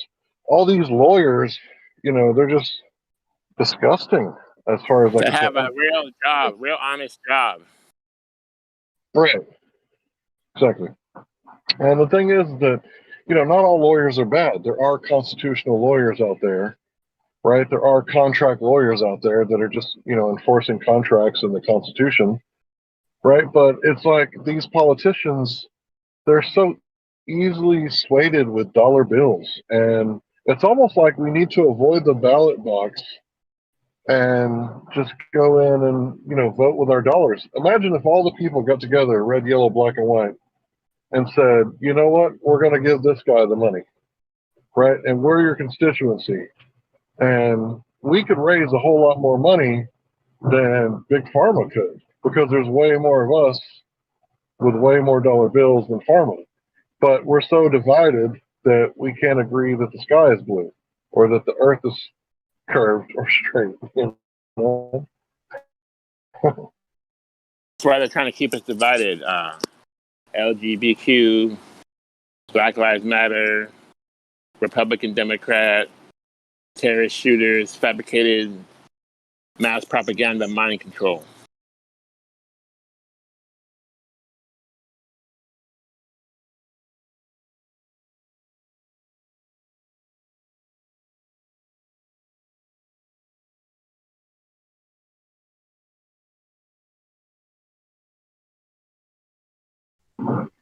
So, me and my brother-in-law are planning to start doing First Amendment audits, and we're kind of wondering, should we go to small towns or big cities?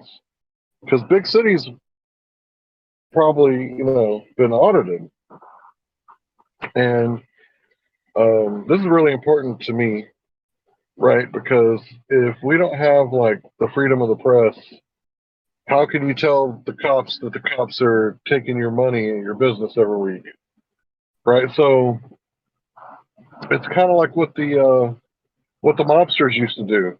Like, hey, I can provide you insurance, a surety that nothing bad will happen to your business. I can provide you protection, right? $30,000 a month, and the shop owner's like, no, I don't need it. And then the mobster, he gives $1,000 to a couple of youngsters, and they trash the place. And then he comes back the next day. Oh, what a shame! I can clean this up for you, and I can assure you this is never going to happen again. And it's kind of like, like I feel like that's what the government does to us. Like if you don't pay your taxes, we're going to come like remove you from your land, And it's like there has because freedom isn't free, and I haven't really done any in-person activism. All my activism has been online. So I think it's time I start getting off my ass and I think the freedom of the press, because journalists is the most important thing when it comes to our freedom. I can't think of anything else that's more important. Because if the whistleblowers can't blow whistles and the journalists be protected, because, if Julian Assange, if a precedent is set to where we can prosecute Julian Assange, like that's going to be the end of our republic, in my opinion. It's going to be the end. And it's going to be like a slippery slope. I know that's a fallacy. Downhill to like straight communism, where you're not allowed to complain because the utopia is perfect. And if you complain, well, you can just go work in the Siberian work camps. Sorry for being so long-winded.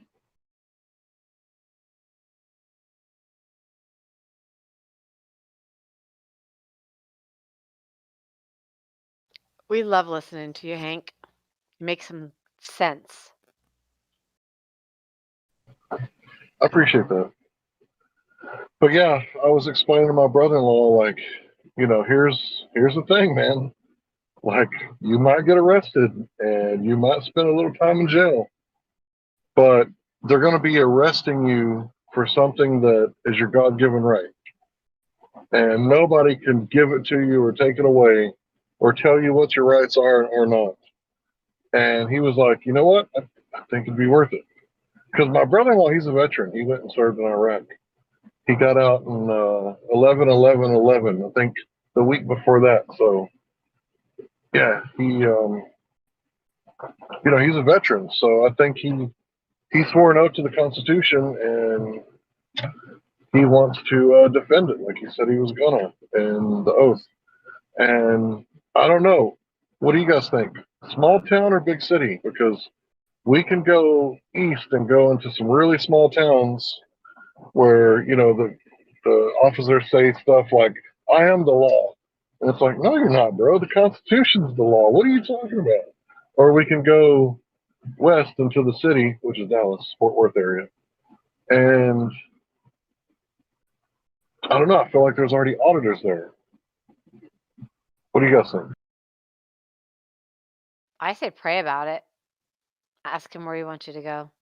But, I mean, hey, maybe we should share that one video because it is inspiring.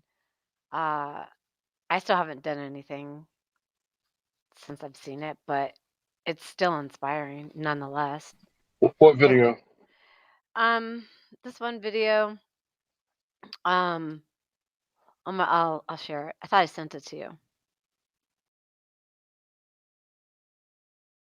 She's her resume, this lady's resume, is unbelievable. Let me see. I think, yeah, here it is. No, that's not it. Hold on. Oh, Liberty First. Carrie Ann. Yeah, send it. Oh, I know what you're talking about. Absolutely. Yeah. Yeah, I watched the whole thing. Yeah, that video was like, it literally had me in tears. Like, I wasn't like boohooing, but there was tears brought to my eyes because it's so beautiful once you understand it. Because the federal government doesn't have authority over the state, and the state doesn't have authority over the county, and the county doesn't have authority over the city. And then Issa Mahalski says it goes one step further, and it goes down to the individual, because we give our authority over to be governed justly. And if we're not being governed justly, the government then becomes illegitimate. And once she explained like how the Constitution works, it's like a beautiful document. It may not be perfect, but what is? Only Christ, right? He's the only thing that's perfect. Everything else in this world isn't perfect. But the Constitution comes close. Yeah. And then I'm in the middle of watching this other one because I keep rewinding it. This one is wild. This guy I'm about ready to post it. Hold on. This guy breaks it down. Let me get back here. This guy breaks it down to scientism, transhumanism, Agenda 21. I mean, the whole thing is they think that, scientism, man has the knowledge, and it's called humanism or something like that. This guy really breaks it down really well. They just lie about everything. Why? Because they can. Everybody's so busy with all these, other things in life, trying to get by and work and anesthetize yourself because, whatever. It's just, this guy really breaks it down. The video I just posted. But the other Liberty one is really inspiring as well, because she goes right into all kinds of truth. Hello, And I do guys. like, yeah, go ahead. Oh, I'm new to the server. Hey, welcome. Thank you. Sorry, my voice is a little raspy. I just woke up. Where should I start learning? Like, what's like the best like source in here? Because I want to watch like a video to learn. Well, there's quite a few videos that are really good for learning. There's a huge amount of evidence down below in the other rooms. So you're curious about what our argument is, right? You want to hear our argument directly from us?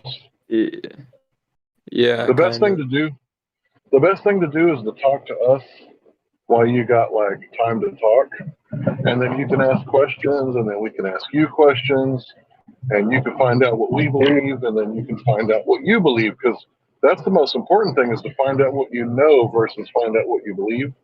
And then when you got free time, like you're driving to work or doing dishes and you can't talk, then you listen to the videos. Savvy? I see. Okay, so I'm going to ask you a few questions. Unless anybody objects, I'm going to ask you like 3 questions just to find out what you know. Object. I'm just kidding, Hunt. Go ahead. All right, so these questions are designed to illustrate to you what you know. There is no right or wrong answer. If you say, I don't know, that's an acceptable answer. But if you do know, we're going to go down that path and all the way till it's in. Okay, so first question. Anytime in ancient history up until recent history, has anyone directly measured the spherical Earth, the curvature, directly measured it? And if so, how and when? But most importantly, how was it done? Okay, so I don't know, but that's kind of impossible to like physically measure Okay. Can you do me a favor? Can you Google the radius of the Earth real fast, if you Sure. don't mind? Thanks. I'm curious, real quick, to 6,371 interrupt. kilometers. Why do you think it's impossible? Well, if the radius is 6,000 kilometers, like you can't really measure that by hand, you know. Then how did they get that number?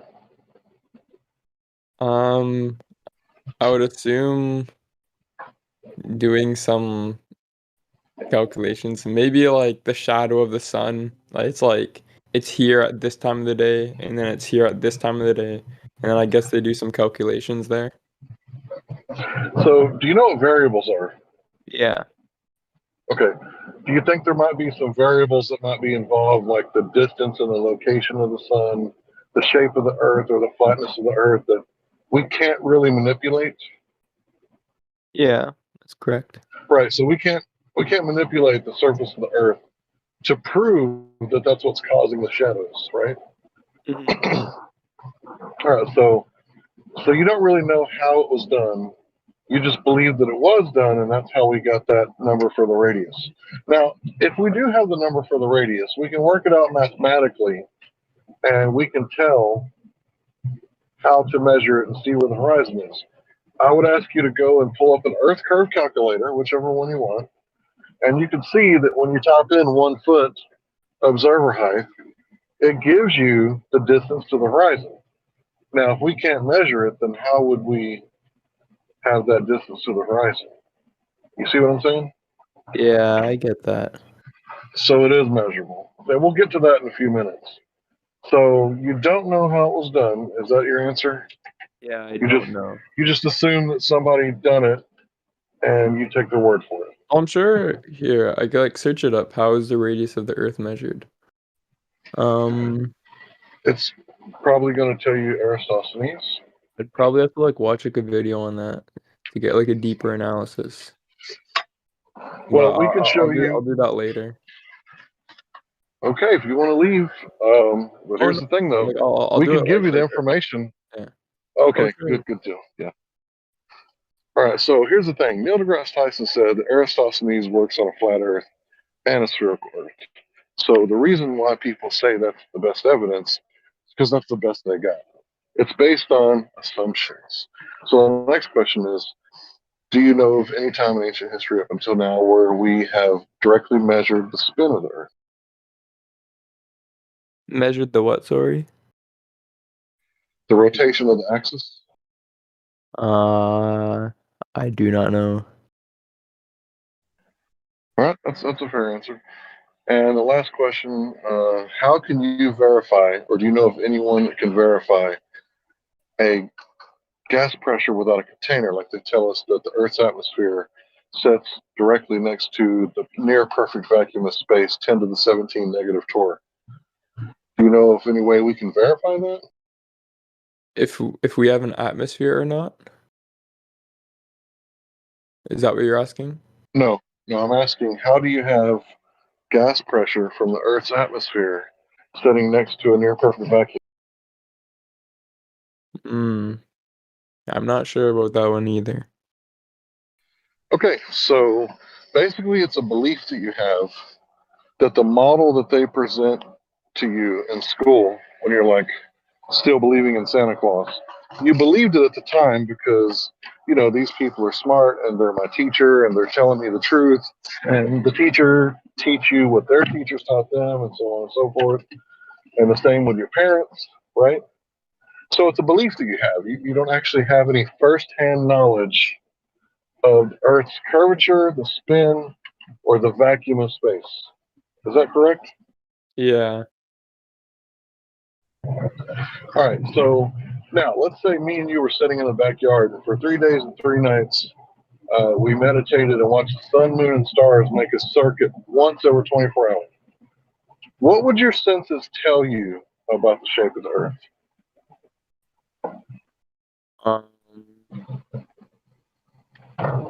not sure. Maybe that it's flat. Right. You don't observe or witness or experience or perceive any curvature. Yeah. You don't witness or perceive any spin, and you don't witness a vacuum, right? Hmm. So what secondary knowledge has convinced you that your primary knowledge is incorrect? Some shadows? That you have no way to tell if there's a difference between the causation and the correlation? You've heard that before, right? Do you understand what that means? It's okay if you don't. I can explain it to you real simple. Oh, no, I've heard of that. Okay.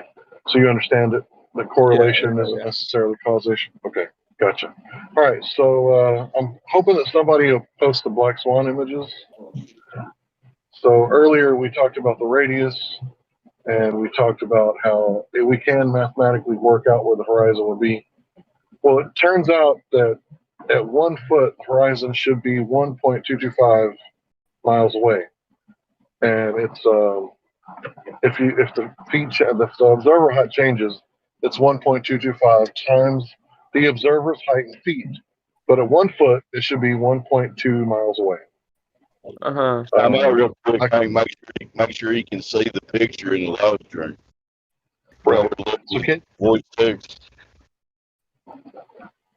Dave is asking you, can you see the voice text, the live stream voice text? Yeah, I just opened it now.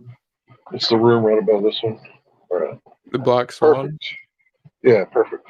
So can you, and someone posted the video from the original video. Okay, so this is a still shot from the video that's posted just below, because like I said earlier, there's variables. You don't know if it was taken from 1 foot away. You don't know where this is, but in this video, it dispels all the variables. It shows you landmarks that you can verify from Google Earth yourself, and it shows you on Google Earth where he's at, what he's looking at, so you can view that in your own time, leisure.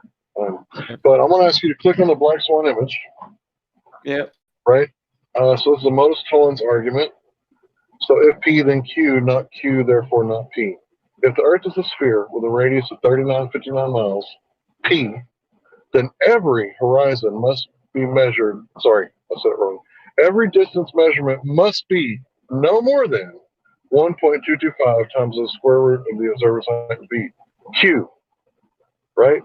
So not Q, the horizon, it's not 1.2 miles away. We'll get into that in just a second. It's actually greater than 9.41 miles away, therefore not P. The Earth is not a sphere. So can you see the horizon in the image below that? The horizon? Where is it located?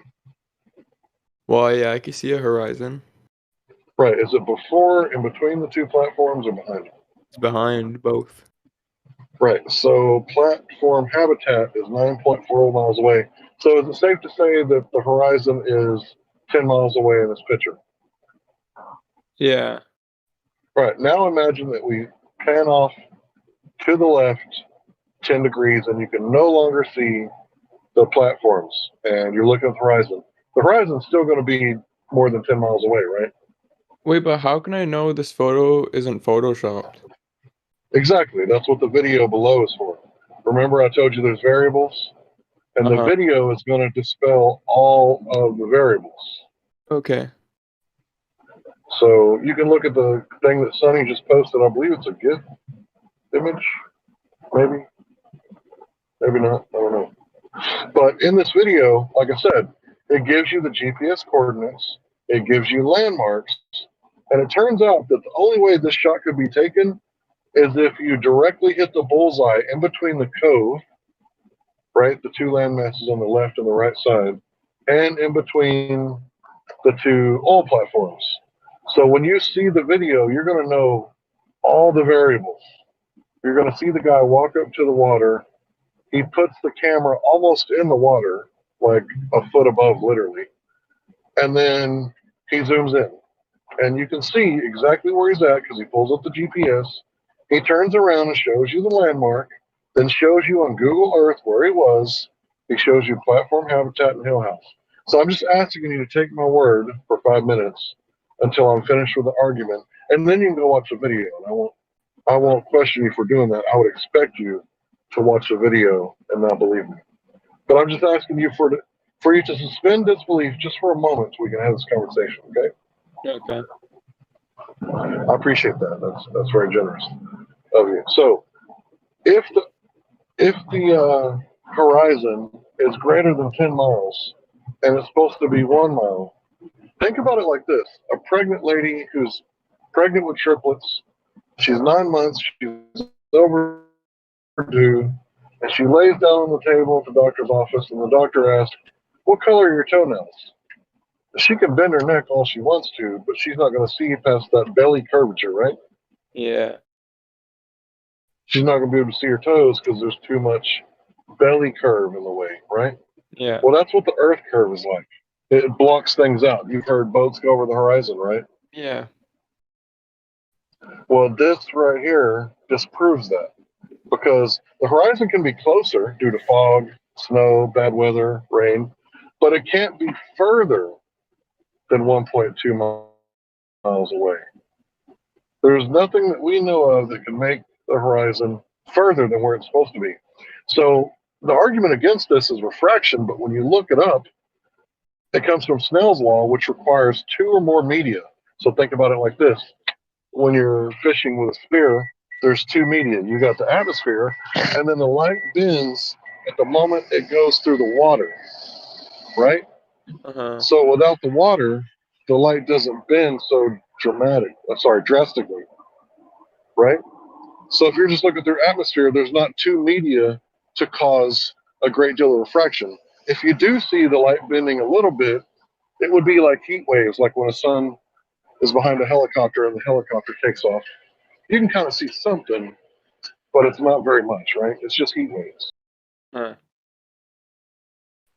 So the argument is refraction. When you look up refraction, there's 5 different types, and they all talk about objects refracting relative to the horizon. There's no definition anywhere of refraction where it makes the horizon move. But the horizon does move. It's all due to optics. So on a clear day, flat earthers say you can see further because it's clear, and globe earthers say that when there's bad weather conditions and there's lots of refraction, this causes us to see farther. So does it make sense that you would see farther on a clear day, or you'd be able to see farther on a bad weather day with a great deal of interference? On a clear day, obviously. Right. So the Globers, the people that are against us, they're a very small minority, even smaller than flat earthers. They're these zealot people that won't listen to common sense arguments, and they like to reject science. They hate when we bring up variables.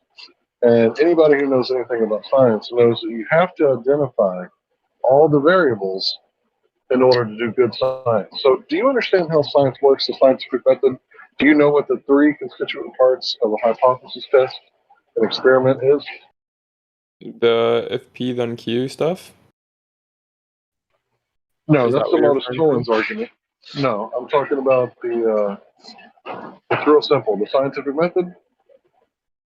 Um, Hold on. If you refresh my brain, I think I may be able to All remember. right, the scientific method is real easy. It's the dependent, independent, dependent variable. You remember that? Yeah. All right, so the independent variable is the cause. I'm sorry. Yeah, it's the cause. It's the thing that you manipulate, right, to see the effect, right? And if you're not doing this, you're not doing natural science. Does that make sense so far? If you're not manipulating the independent variable, right, in your Yeah, hypothesis test, you're not actually doing natural science. All I right, got so you. let me give an example real quick. So a caveman sees water boiling, and he's like, what causes the water to boil, right? And he goes and says, okay, well, maybe it has something to do with the altitude, right? So that's the control variable. So we're going to do this at sea level, right? So his hypothesis is that heat causes water to boil. So he begins to test it. He gets a clay jar of water. He adds heat to it. It starts to boil. He removes the heat. It stops boiling. He adds the heat again, and it begins to boil again. So this is a scientific experiment that proves that heat causes water to boil. Would you agree to that? Yep, I agree. All right, so the shape of the Earth, it's not even a scientific question, right? Because it's a measurement, right? It's a shape question. So what is not a scientific question. A scientific question is always going to be how, why. Why is the water boiling? How does it begin to boil, right? So you've heard of gravity before, right? Yeah. So what does that word mean to you? Because it has several different meanings. I don't know. I can't really think of like a definition off the top of my head. All right, What's the yeah? How would you explain it? I'll give you the current one. It's the bending and warping of space-time. Now, space-time is a mathematical concept that has nothing to do with reality. Okay? So think about it like this. Can you put space-time in a jar and paint it yellow?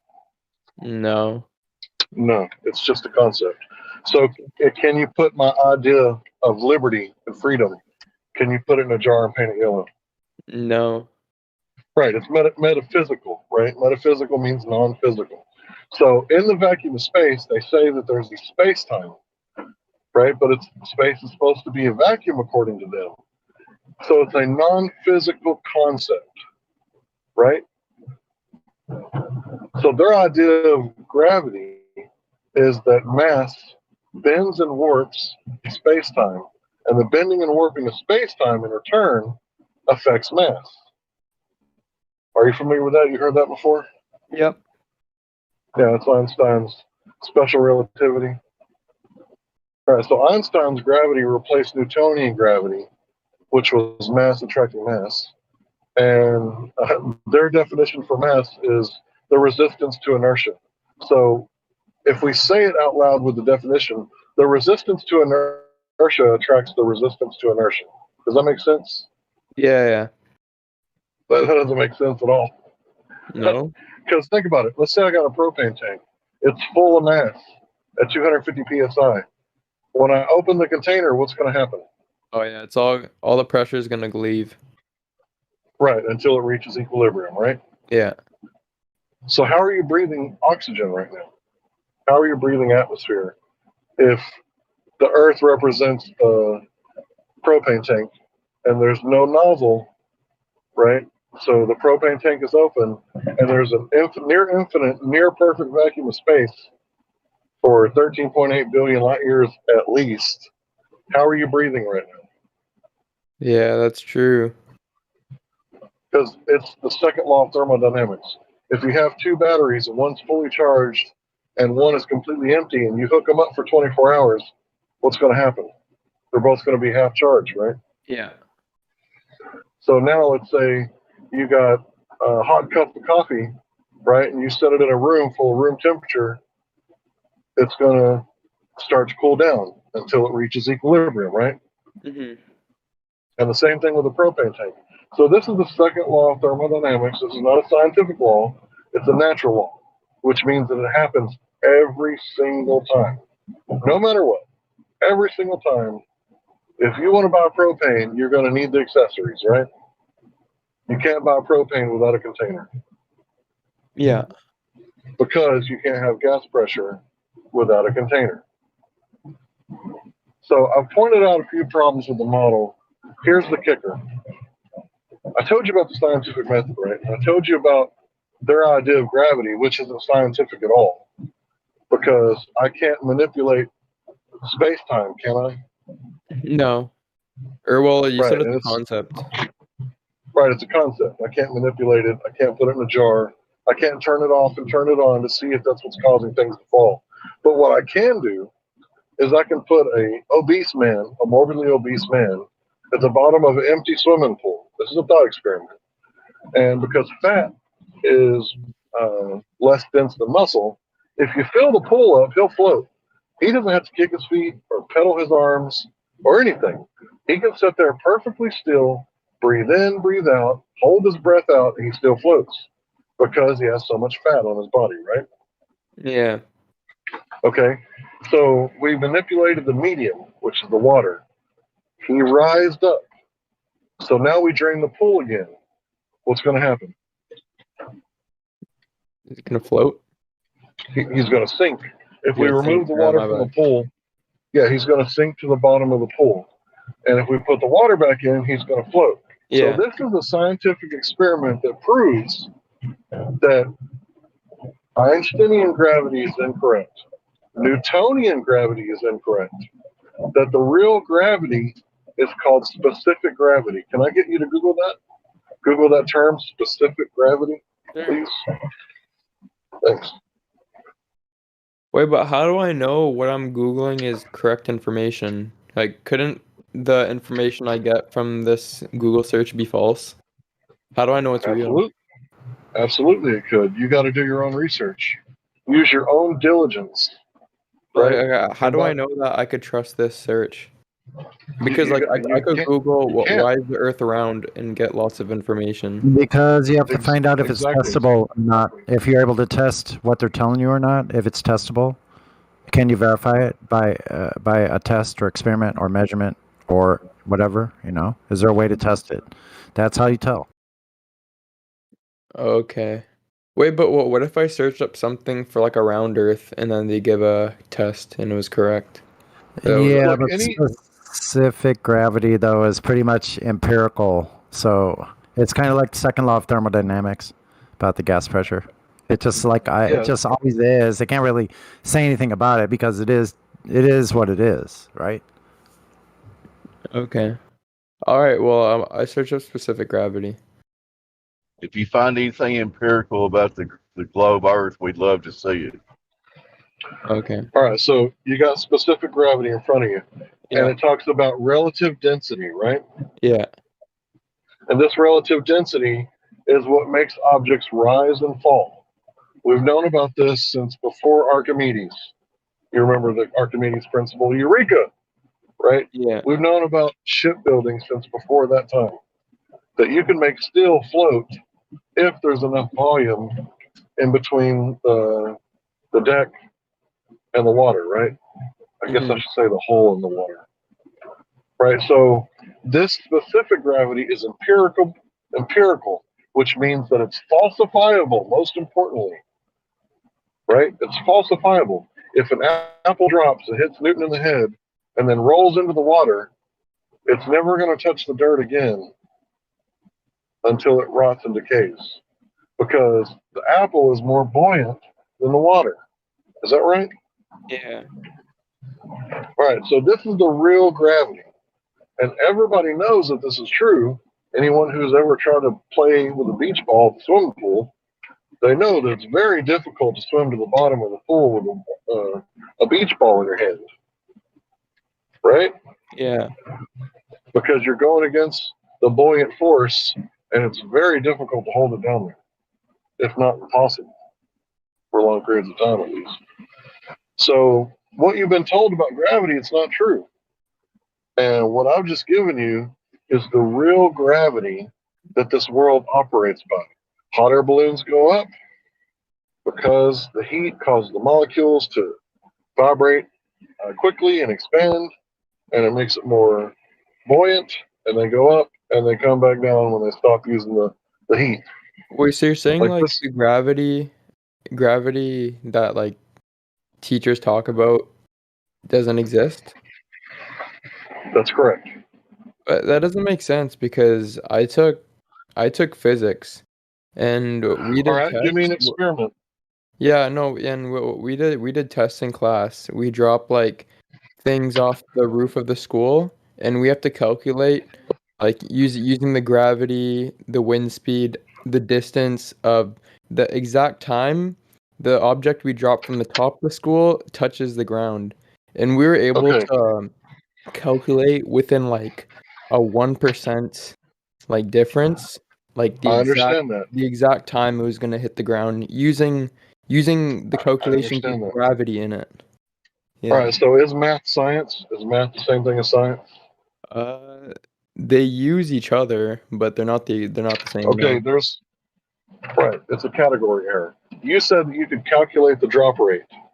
which is correct. There's an agreed upon drop rate, right? So let's say Felix Baumgartner, he jumps down from 128,000 feet. He falls really fast at first, and then as he gets in the atmosphere, he begins to slow down because of terminal velocity, right? Yeah. And then he hits the ground, which he's more dense than the ground, and it holds him up, right? So when a person is jumping out of the window of a tall building, we don't say, bro, the space-time it's too bent. Don't jump, right? What we're really saying is, bro, do you think the atmosphere is going to hold you up? You're too dense. Don't jump. I'll let someone else take over because I've been talking for a minute. And I just want to say thank you for your time, and I appreciate you listening. And I appreciate you helping me as well. Well, Hank just gave you a lot of information there, so I'm just curious, what question do you have, and how long you been looking at the subject? Oh no, I just want to like stay on this one question because like we used gravity in our equation to calculate the time the object would hit the ground. But like if No, he's you didn't. saying No, you the don't. gravity that we learn about isn't real, I'm confused how like our No, you calculations don't. are correct. What do you mean? No, I don't. Well, you drop something and you time how long it takes. No, yeah, but the thing is that we did calculations beforehand to see the exact time, like up to like So that's a up to like post-diction, 10 right? decimals. Because we already knew because people already dropped things before, right? So No, obviously, no. listen to what I'm saying. You didn't just come up with an equation that'll tell you when, like what the rate of drop for something is. No. At some point, someone, you know how like the apple fell on Newton's head, right? Yeah. So prior to that, nobody had any ideas about anything, right? But there's no equation that's going to tell you what you already know when you drop and measure something. Well, we calculated So it. you can put a calculation to it, but it's only describing what you already know. I didn't know the time it would take because I did the calculation first and then we dropped the object. So I didn't know the exact time. It I doesn't matter calculated the that time beforehand. it doesn't really matter that you didn't know. No, it does matter because my No, calculation matched it the time. doesn't matter that you didn't know because someone already knew. That's like when people say, "Oh, you know, Incorrect. I'm well, sorry, but that's incorrect. I have to disagree with you there. what do you mean?" Just because someone knows an answer doesn't mean that I can't solve it. Like I solved it and then I found out it was true. It doesn't matter that somebody else knew. Yeah, but the equation, what does that mean? What does it mean? Like when you say you have an equation for things falling, what does that have to do with living on a sphere? Like okay, fine. Things fall. Things fall at a specific rate. I What calculated is the it exact proving? time it would hit the ground. Okay, so what is that proving? I'm saying I included I heard what you said, but what is it proving? If you're gonna say it proves that things hit the ground at a specific Why are you rate, so angry? I like the other guy better. Can he come back? Like well, the you're not people that are answering. listening right You're now, not really answering do the you hear the question. difference in conversation from the last guy to now? Last guy Sure, was it's really different. civil. Now Sure, he's it's just different yelling at because me. he's explaining something. You're telling me that you use an equation to determine what effect gravity has on something. I was trying to answer you and then he cut me off. I like the other guy better. That's fine. I'm not here to be liked. And plenty of people like me, so that's fine. You don't have to like me, but I won't disrespect you, and you won't disrespect me. You're kind of Right? screaming at me. I'm kind of not. Okay. There's a Well, difference between aggression and screaming. I'm gonna go now. I'm gonna watch some videos on this. But Luke, man, you're missing the point. What I was just trying to get to. No, The no, fact it's that you fine. had a It's fine. It's fine, Dave, because you All right. know, here's the thing. If someone wants to remain ignorant because of someone's tone, someone being stern, someone being parental like, that's fine. You don't Yeah, I have to agree. know what we're putting to you. I'm not here. I'm not here to sell you anything. You can leave, go watch it, go do what you want. Doesn't matter to me. I was But talking to the last I guy am for like trying to help 45 you out of minutes. love. We were having a good conversation. You still We are can if you still let it have a good happen. conversation. Yeah. And I'm gonna go now. I appreciate the talk, guys. All right. You're welcome Goodbye. back anytime, man. Yeah, have a good one. Think for yourself. Maybe I was a little aggressive. I feel like I was more aggressive than usual, but if I I don't You think tell you did you cut were him. overly something, aggressive. Did if I cut him You were tell off, you just bro, but something, you weren't yelling. That's for sure. well, I cut him off He after was over I cut him off passive. after his first I don't like repetition. So if you tell me something and I understood it and then I give you an answer and then you try to repeat to me in a different form, it's gonna be annoying.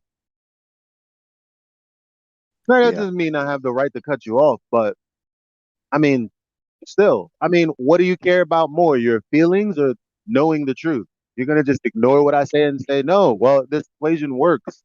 What does it mean? What does it That's the point. mean?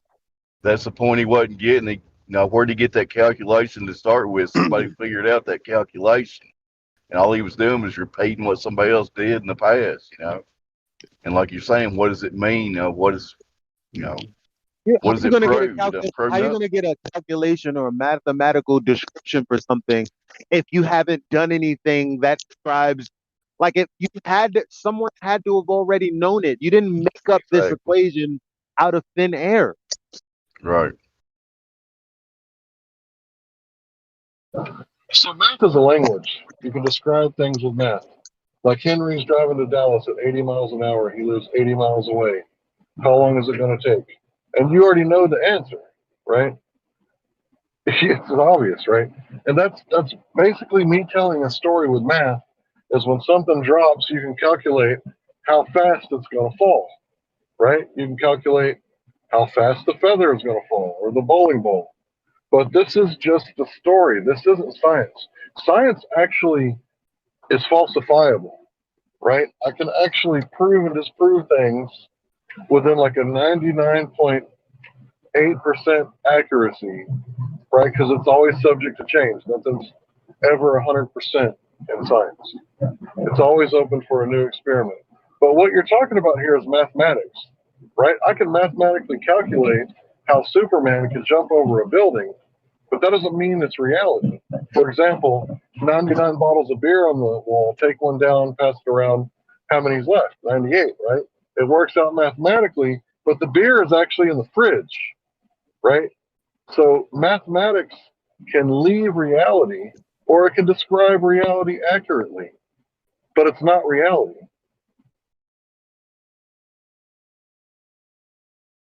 Yeah.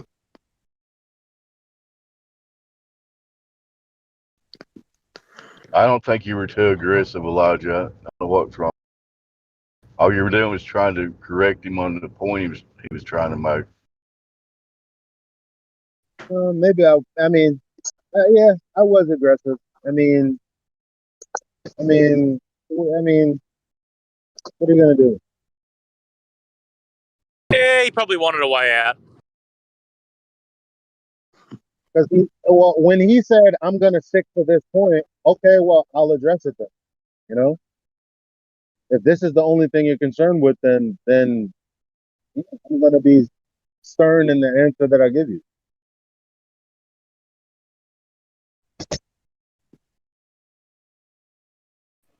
Yeah, but any village idiot can come up with an explanation as to why things are happening. Whether or not his theory is correct or not, well, we'll leave that up to the scientist, right? The people practicing the scientific method.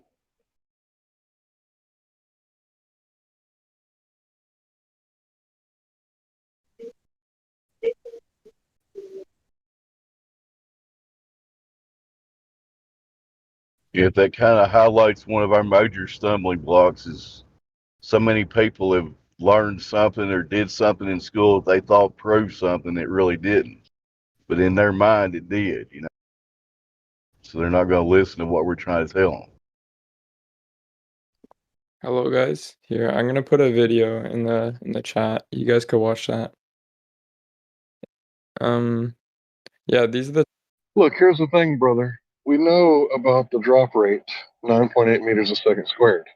But if you drop it, do you think it would keep going that fast and keep going that fast and keep going that fast forever? well, Like, no. Eventually, it's going to come in contact with the Earth's atmosphere and going to reach terminal velocity, yeah. proving that the medium has more to do with the fall rate than the bending and warping of space-time. Because we could remove it, if we could remove it and put it in a perfect vacuum, and then remove the space-time, we could actually test your space-time. But the video is just to prove that it's using gravity, and these are the types of calculations that I did. And you can even test it. You could drop something off the top of your roof and use these equations that include gravity. And what does that prove? Like I'm not trying to prove anything here.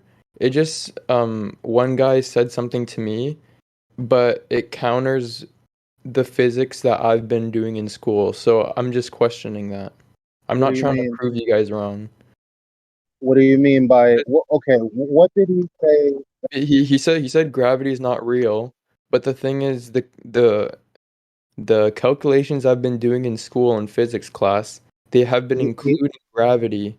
So it doesn't make sense how he's saying gravity is not real, but the calculations that I'm using include gravity and they are correct. So that's why But he didn't say that. That's not real. They are not correct. They almost match reality. No, Get. He didn't say that that wasn't real. He The said theory of gravity isn't real. no, I even asked him, so you're saying gravity is not real? He said correct. Well, the theory of it. Okay. Well, Dave, would you like to answer to that? You can watch the video that I sent.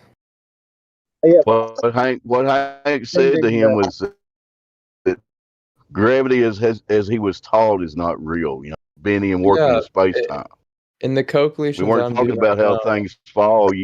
We acknowledge that there's an average that they figured out, and that's how fast things fall, and you can calculate that. But We that's never said that gravity. wasn't real, right? That's gravity, though. But like Elijah's saying, what does that prove? Things fall at a certain rate. So what? How does that put us on a ball? All right, let me explain because I started off with them. Go Okay, ahead, Hank. You so back. we know, yeah, just real quick and then I'll hand it back over. We know that things fall. We know that they fall at a certain rate. And that's why I asked you, what do you think the word gravity means, right? Because you could say, well, it's the governing force that operates in the solar system or at the galaxy level, right? It has different meanings, right? There's dark gravity. There's mass attracting mass Newtonian gravity. There's the bending and bending of space time and warping of space time Einsteinian gravity. And then there's specific gravity. Why do you think there's all these different theories of gravity? What do you think? Well, because it's not settled science. There is no such thing as settled science, right? But there is one gravity that you can do as a scientific experiment, right? You can take an orange and put it in the water, right? It's going to float. You can take another orange and peel it and drop it in the water, and it's going to sink. What was the cause of that second orange sinking to the bottom? It's the buoyancy. Right. There wasn't enough buoyancy to push it up because the peel. Go ahead, bro. You go ahead. I just thought of so in the equation, is there a constant? The From the constant force of gravity? Yeah. I mean, you do the math. You should know, right? Yeah, I said gravity. There is it's a constant, right? Yeah, 9.8. Okay, so if I drop a rock from the sky to the bottom of a pool, then I should see the same thing, right? Regardless of the medium. Yeah, if you do the calculations correct, calculated the wind velocity, yeah, you would. Yeah, but the constant would say that it would fall at a specific rate. but I'm introducing a second medium. Yeah, but you have to calculate the other factors. Like I said, the wind speed. If there's a tornado, if you drop a rock beside a tornado, it's not going to hit the same time. What does a tornado have to do with the second medium that I'm introducing? Anti-gravity. Yeah. What's the second Like medium? you're talking about a tornado. Well, that's still air. I'm talking about from air to the bottom of the lake. Okay.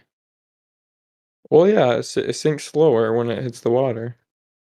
Right. So you don't have a 9.8 meters per second drop, do you? Gravity's still 9.8, but the water is slowing it down. Well, then it's not 9.8 because it would have to drop at that rate using the constant in the equation. No. All right. Well, never mind. If Go you ahead, guys. drop a rock, It's okay. You could just forget what I said. I'm gonna leave you where you're at. Hank can talk to you.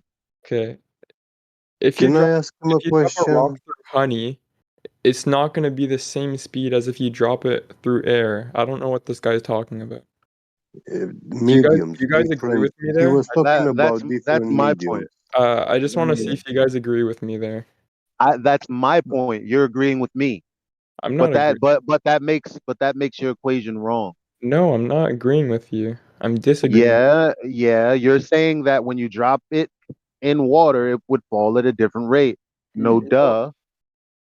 It's falling at the gravity is still 9.8 meters a second. It just the water is slowing it down, but the gravity is the same. That's what I'm trying to say. Do you guys Yeah, so do you guys Luke, agree with me if I can or interject, so Luke, what he's trying to say is that if you were to take the same calculation you're using in your mind to figure out how fast the rock drops, so let's say taking his example of like the same rock and the same speed that it's falling through the air, and then once it breaks the level of the lake, it's in a different medium now, right? So Yes. if you take back the same example the guy gave you with the orange, peeling it and then it sinks, but unpeeled it floats. What he's trying to point out to your mind is the different mediums and the different densities. That's what's controlling where everything moves here. The density. Because if we let's say we just took the concept of density with that example of the orange and the rock and the water and the air, density explains all of that. Density covered it. So gravity, you almost have to ask, why did we need that word? That's why he was like, why does it matter? That's why he kept bringing you back to that question. Why does it matter that it falls at the time they said it? Because if you took both mediums and you put them next to each other, then you realize, well, there's a discrepancy there, just like the rock and the water, and then the orange and peeling it. Do you understand? So if I'm correct, he's trying If I to could jump say. in, if I could jump in after him, and I hope you don't mind.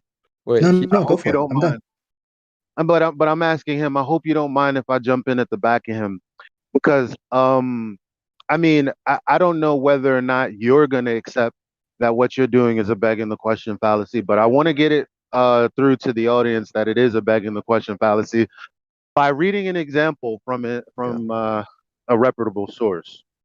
Because when you say, well, it falls at the same rate, but it experiences a slower because gravity is real, that's actually a begging the question fallacy, which is a break in logic. So let me read this to you, and then you tell me that what I'm reading is wrong. Okay. So that it's not just me, some dude that you don't know, but you're also going to refute, credible people from university. Let's see how you do. I will not So, refute. I'm just refuting that one. I'm not asking you to refute now. Like, I mean, I don't. This is why I asked you if I could do this, and then I kept talking, and you didn't say anything. Now is not the time to interrupt because that's what's going to make you feel like I'm being aggressive, and I'm just trying to get a point across. Go for it. Thank you. So let's see where are my citations. Okay, begging the question regarding. Now, this is an example that uses the Michelson-Morley experiment, but the logic still applies to what you just did. So, begging the question regarding the Michelson-Morley experiment, John Martin on cosmoquest.org. How to commit the fallacy of begging the question. When a conclusion to be demonstrated is assumed into a premise. An experiment is set up to demonstrate the motion of the Earth through space. A positive result is expected from theory, which is actually just a hypothesis. The experiment produces a null result. The null result has a cause. The cause of the null result is not a stationary Earth because the Earth is moving. The cause of the null result is a moving Earth. Therefore, an experiment on the moving Earth has demonstrated that C is constant in any inertial reference frame. Therefore, C is constant in all reference frames. Line 8 implies a moving Earth as part of the conclusion, yet line 5 merely asserts the Earth is moving to conclude the line 8. Therefore, the constancy of C is invalid according to the fallacy of begging the question. The only way science can conclude to one of special relativity's postulates is to beg the question on the motion of Earth as shown above. The constancy of C in any inertial reference frame is known from a logical fallacy. So that's like saying, number one, an experiment is set up. That's the end of the quote. So an experiment is set up to demonstrate gravity and its effect on things dropping. A positive result is expected from hypothesis. The experiment produces the null result, meaning when you drop it in water, it doesn't fall at that rate. The null result has cause. The cause of the null result is not gravity because gravity exists. The cause of the null result is gravity. Therefore, an experiment to show how things fall at the same rate has demonstrated that C is constant in any inertial reference frame or any medium, which would be water. So that's what you just did there. Yeah. But it's not simple to understand. It's really not. I'm not trying to break your balls, but I mean, you got to care about logic and philosophy and where science even comes from to understand how. I mean, if we're telling you that people lied to you, it's not like you're gonna go, oh yeah, that's true. Obviously, they made it elaborate, so you have to equip yourself with the tools to figure this out. But you can verify that specific gravity is true. You can falsify it. It's empirical. Empirical. It's testable. It's repeatable. You can give the test to your grandmother. She can do it. I mean, you can prove what causes things to rise and fall. Things sink because the media they're in is not producing enough buoyant force to hold them up.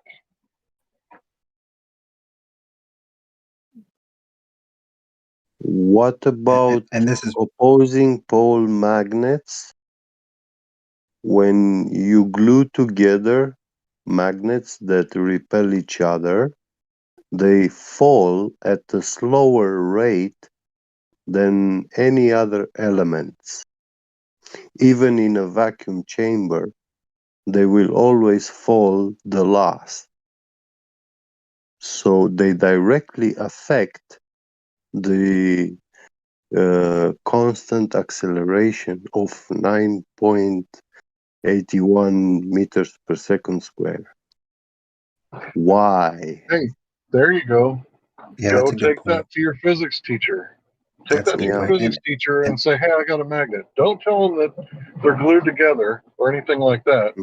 Just give him a blind experiment. So he's not knowing anything and ask him to calculate it. And if there's a discrepancy, you said you can calculate it yourself, then you have to ask the question why. How would the bending and warping of space-time affect magnets? Right? Yeah, and just to bring it to the density thing, one last point I would make is, just keep in your mind helium balloons, right? They rise in the medium. And then, think about like a hard, tangible one, like you on solid sand standing there, you don't sink through the sand, right? Because the sand under your feet is denser than you.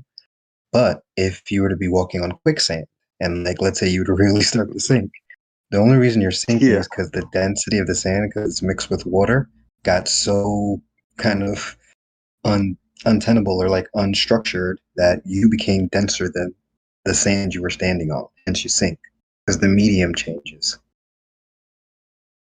Yeah, but actually, in moving sense, you don't think unless you move. Oh yeah, true. But try to make it simple. Yeah. See, what we're saying here is testable, right? We're not talking about metaphysics that you can't test in a lab. We're talking about physical things that you can test for yourself. You drop the basketball, it hits the concrete. You drop the basketball, it hits the water, right? You drop the basketball, it goes through the hoop, right? Yeah. Now you fill a balloon up with helium or hydrogen, right? And it goes up. And, you really don't have to ask why. You know why. And like every little kid knows this by the time they're in like 5th grade. If they had a rubber ducky in the bathtub, they know that it floats when the plastic figurines don't. They sink. You said 5th grade, Hank? I knew that in like 1st grade. Come on, focus, bro. Our kids aren't that bad here.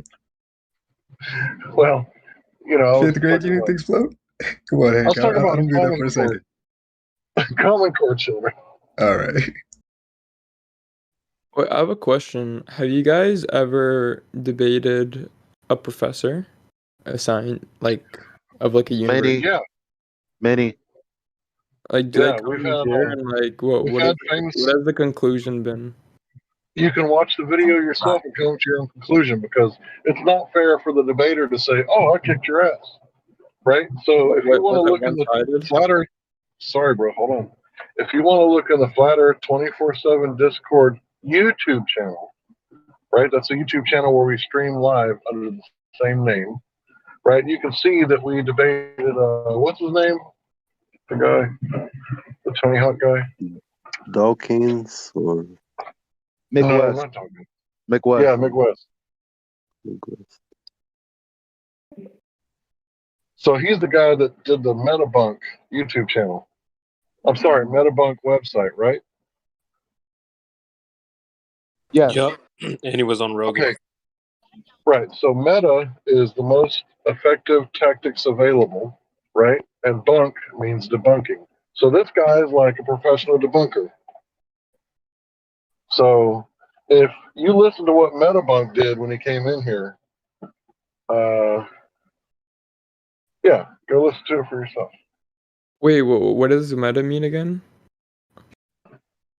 Most effective tactics available? It's a video game term. Yeah, but like, is he like a science professor that's been like teaching for like years?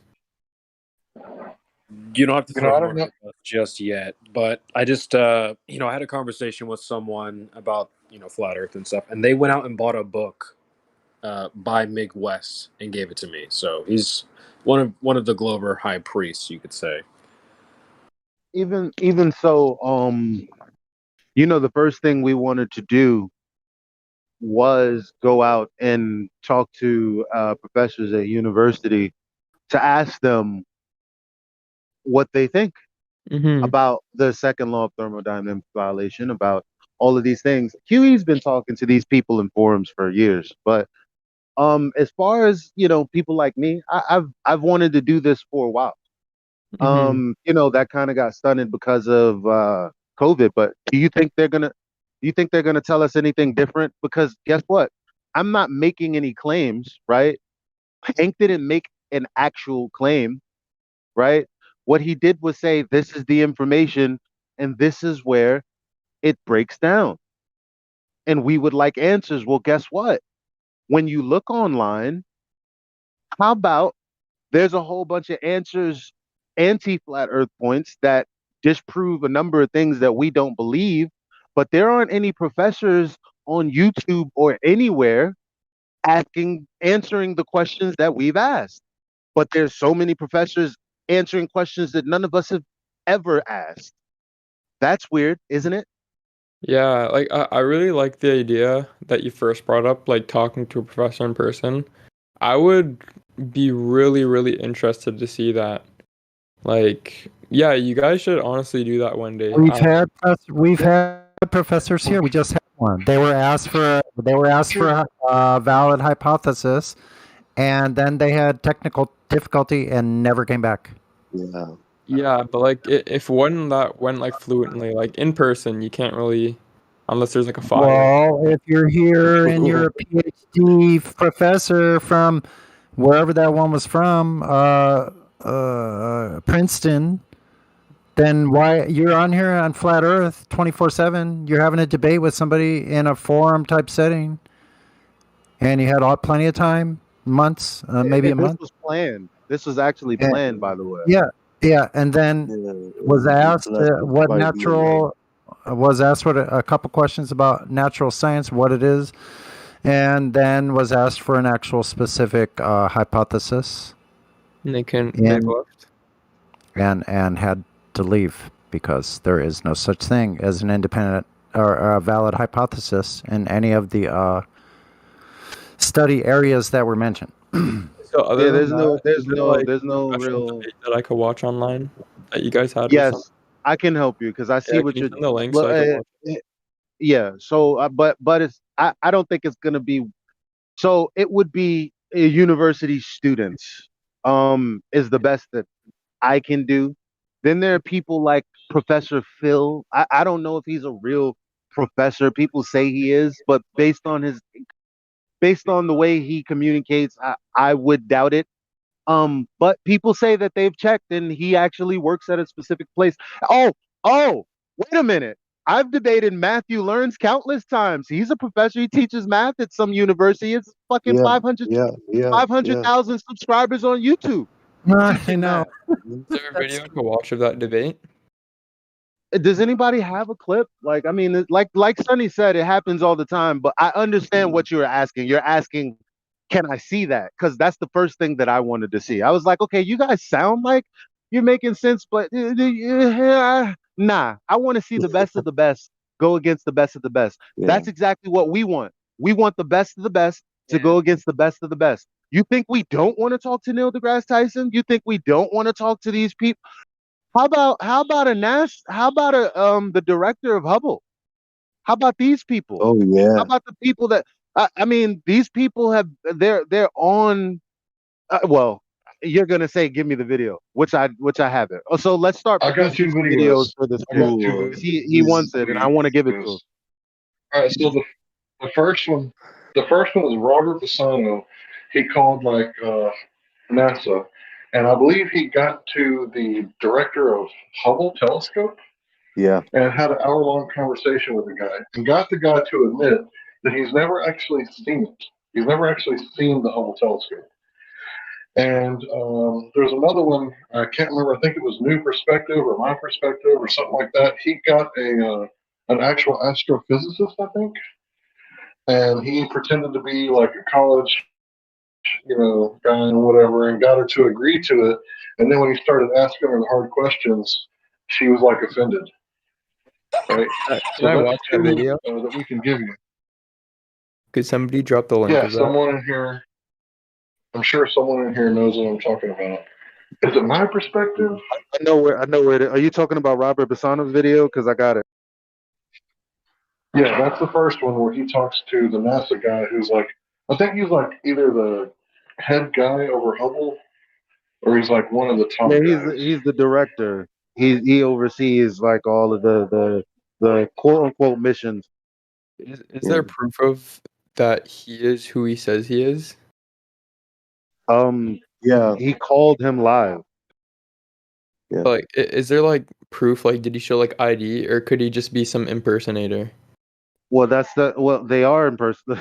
He called the number that NASA Called gave. NASA number, yeah. He called the They number. wouldn't lie They to you. gave him a way to reach. They told him, hey, the person that you want to speak to is such and such.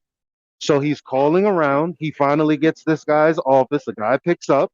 He asks him, hey, I'm looking for so and so. He says, yeah, this is he, and that's how it works. Okay. Yeah. So if I go watch this I video, mean, that'd bro, be like if you went to amazing. college, if you went, sorry, you said you took physics class. If you went to college and you paid them professors like somewhere between $60,000 and $100,000, it would be real kind of them to come in the Discord and just have a friendly chat. Yeah. I mean, it doesn't have to be a debate. We can have a discussion, right? You And if got he's honest, email. we'll be. We'll be extremely nice if he's honest. But if we detect like a whole bunch of logical fallacies and tactics, we're not going to be very nice because we don't appreciate when paid professors are intellectually dishonest. Yeah, I think if like each of you emails 10 professors, you could reach out to 500 professors and at least one of them will agree to say yes. I think that would be a great idea.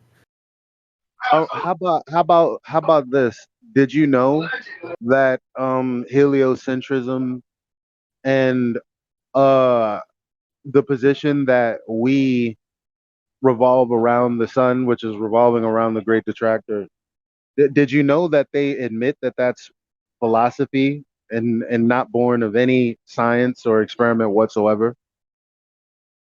Newton, Hubble, Wolfgang, Einstein, Copernicus. Are you sure? Yeah, I'm sure. Religion. Because Religion. And Kepler and all the rest. the reason I say that is because I'm going to take it off of you. I wasn't a flat earther forever. None of us were. We didn't wake up like this. Okay. So what happened was I got a hold of a video, Jeranism, 100 quotes that tell us we've been lied to. And he begins to say, all of these people are going to begin to tell you with their own words that it's all just their belief. It's not actually fact. And I was like, no, if it was that easy, everybody would be a flat earther today. I don't believe that, right? As I'm watching the video, I'm checking the references to see if they're actually there, right? Because in the video, he gives the quote and he gives where the quote is from. I'm like, this person didn't say that. And then I go and then I look at whatever book that it's in, and lo and behold, the quote is in there. Now, I'm saying that to say what my teachers taught me about these people and what the media and what YouTube says about these people and what their work has spelled out for everyone. What is wrong? Well, not that it's wrong, it's just speculation, it's just conjecture. Because they will tell you in their work, which I never looked at because I trusted my teachers, and they've actually cherry picked quotes, right? So when I look at their work, what should fundamentally be true isn't true. And I'm like, this is crazy. I'll read you a few quotes. I didn't because I got to gather them up. I didn't get them all yet, but I'll read you a few.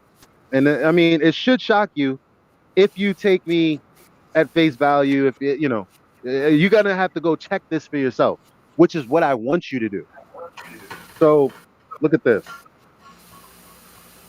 I have two things to say that might surprise you, right? Because what we're saying is surprising, right? Sorry, let me stop doing that. So this is the quote. I have two things to say that might surprise you. First, geocentrism is a valid frame of reference. And second, heliocentrism is not any more or less correct. Phil Platt, the bad astronomer. Okay. Who the fuck is he? That's easy. No problem. Okay. George Ellis, a famous cosmologist in Scientific American. So that's just a publication. Okay, whatever. So he says people need to be aware that there is a range of models. That's me. I have the two. Oh, okay. Sorry, I'm picking up some. Sorry. People need to be aware that there is a range of models that could explain the observations of the sky he's talking about. For instance, I can construct you a spherically symmetrical universe with Earth at its center, and you cannot disprove it based on observations. You can only exclude it on philosophical grounds. In my view, there is absolutely nothing wrong with that. That's his opinion. What I want to bring into the open is the fact that we are using philosophical criteria in choosing our models. A lot of cosmology tries to hide that. Let's keep it pushing. Where are we at? Stephen Hawking. Okay. Because people respect, they think he's smart, whatever. The universe might look the same in every direction as seen from any other galaxy, too. This, as we have seen, was Friedman's second assumption. We have no scientific evidence for or against this assumption. We believe it only on the grounds of modesty. Brief History and Time, page 42, Bantam, 1988. Let's see what else we got. I'm just going to read like 2 or 3 more. Edwin Hubble. Ooh, this is a big one. The Observational Approach to Cosmology, 1937, page 50, 51, 58, and 59. Or 58 through 59. I think that's what this is saying. Such a condition would imply that we occupy a unique position in the universe, analogous in a sense to the ancient conception of a central Earth. This hypothesis cannot be disproved, but it is unwelcome and would only be accepted as a last resort in order to save the phenomenon. Therefore, we disregard this possibility. The unwelcome position of a favored location must be avoided at all costs. Such a favored position is intolerable. Therefore, in order to restore homogeneity and to escape the horror of a unique position, must be compensated by spatial curvature. There seems to be no other escape. That's Edwin Hubble. He's basically saying, I don't want to be the center.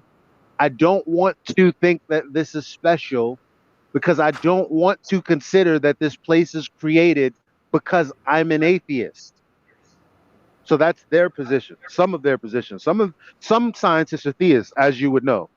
Like the guy that said something at the end of the glass, at the beginning of the glass of science, you might think there's no creator, but at the end, you would believe the opposite. So let me read you one more. Look at this shit. Einstein and Infeld, The Evolution of Physics, page 212. The struggle, so violent in the early days of science between the views of Ptolemy and Copernicus, would then be quite meaningless. Either coordinate system, geocentrism or heliocentrism, could be used with equal justification. The two sentences, the sun is at rest and the earth moves, or the sun moves and the earth is at rest, would simply mean two different conventions concerning two different coordinate systems. So ultimately, he's saying physically there's no difference. You can look at it whichever way you'd like. So why are they teaching that the sun is at the center of the solar system and we're revolving around that, and we're not the center of some special cosmos? Actually, we're just some insignificant place in the corner of the darkness of ever expanding space. Have you ever heard any of these quotes? No. Has anyone on YouTube ever, I mean, because this has been brought up before, has anyone actually ever said, listen, these people are bringing up these quotes, but it's actually out of context, it's in bad form? Have you ever heard anything like that? No. Yeah, that's because the real arguments, they don't want people to know what they are. Because I'm not making any claims about a flat earth. That would be a reification. Everything you've seen about flat earth is a reification fallacy. Anything you would ever Google. Did you know that when I think of the earth, I don't have an object in my mind? Let me explain to you what I mean. A sphere. I can imagine that. That's an object. In my mind, I can picture it. Okay? When I'm talking about flat earth, I'm not picturing anything like that. I'm only accepting what I'm experiencing. There's nothing to work with that would suggest anything other than my experience here on Earth. As a matter of fact, Matt, one more thing, and I'll be quiet. Did you know that the planetary, the Paul Larson, he is a director of the biggest planetarium, and he says, well, maybe the biggest planetarium in the U.S. I don't know about the world. And he says that from this is in an Eratosthenes lecture, because he's going to try to use Eratosthenes to refute flat earthers, since flat earthers have pointed out, hey, you could go up to any elevation and you never see a curve like people claim there is. It's just flat. So this guy says, yeah, well, even at the height of the ISS, 255 miles above the surface of the earth, if you believe that, even at that height, mathematically speaking, you wouldn't see the curve of the Earth with the field of view that you have. And he says he and his colleagues went through the math, and yeah, you can't. It just can't be done. So he says flat earthers are right when they say that you can't see the curvature of the Earth. This is why he goes into his whole spiel about the Eratosthenes. But the point is, he said it. So what are they showing us when they're showing us this curve from the ISS of mathematically speaking? I don't know. I'm not a genius at math. All I know is that's what that guy says. And the he's the director of the largest planetarium in at least America. What's he doing saying that? When the ISS is showing curvature, why does that exist in this paradigm that I'm living in? If everything is on the up and up. You know what? I'm gonna share with you that as a no, fuck that. Is a DJ in here? Let's play it. At DJ in here? your service. All right, give me a second. I enjoyed the conversation. Yeah, that's good stuff. I'm sorry, I'm being long-winded today. The kid seems genuine, which is why I mean everybody wants to speak to someone genuine. Nobody wants to speak to the trolls, right? That's why I'm all hyped. Sorry about that. But I'm not lying to you. That's the one thing that matters. Doesn't matter if you like me or not. I would like it if you did, but the real thing that actually matters is that I'm not lying.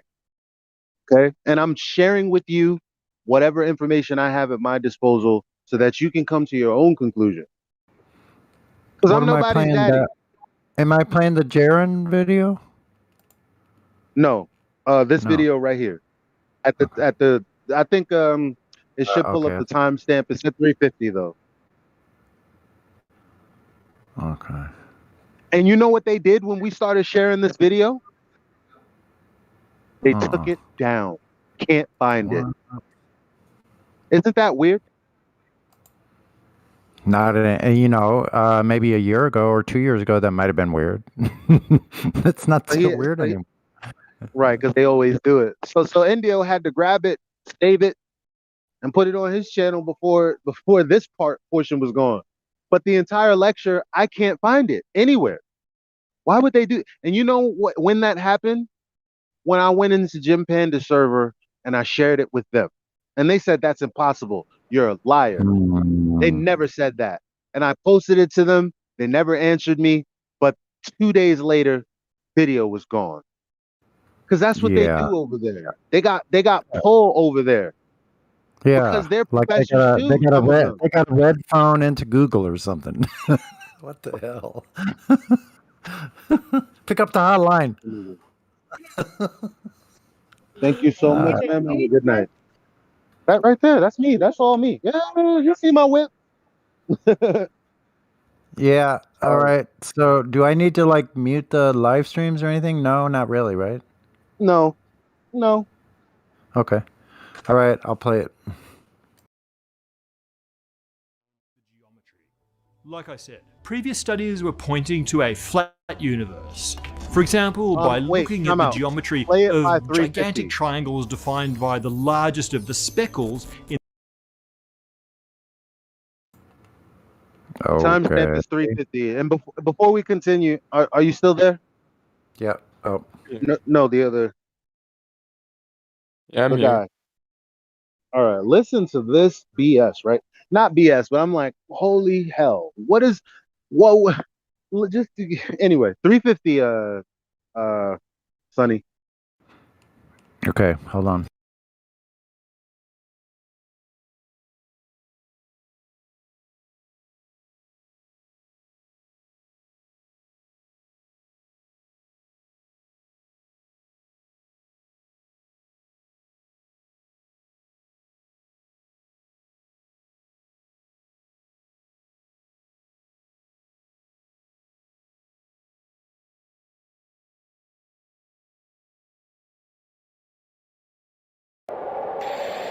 Hello everyone, this is BCS Buster. Welcome back to Let's Play Breath of Fire 3.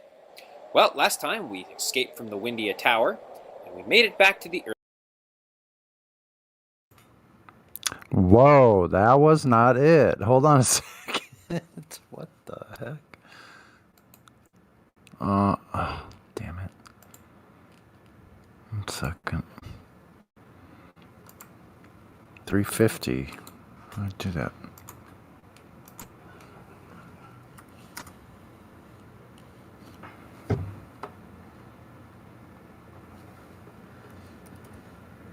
As a matter of fact, contrary to what people believe, when you go to university, that's when you find out the Earth is flat, and you have a decision: are you going to go against academia, or are you going to go along? I didn't share with you those quotes. Oh, go ahead. Welcome back to.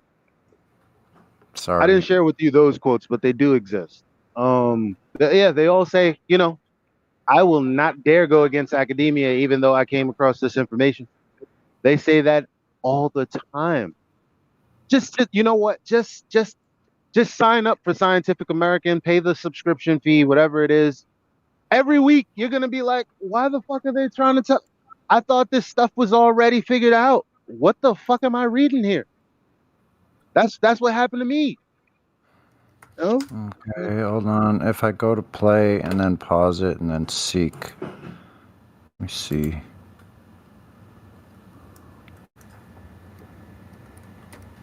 Like I said, previous studies were pointing to. Should be able to go seek. Well, Sonny, is that? Oh, okay. All right, you figuring it out. I'm Because I trying was to. gonna say just play it, but if you're gonna. Okay, now I got it. Yeah, took me a little while. I'm starting to figure this DJ, the bot out, the Groovy. I mean, okay, so I should be at 350 now.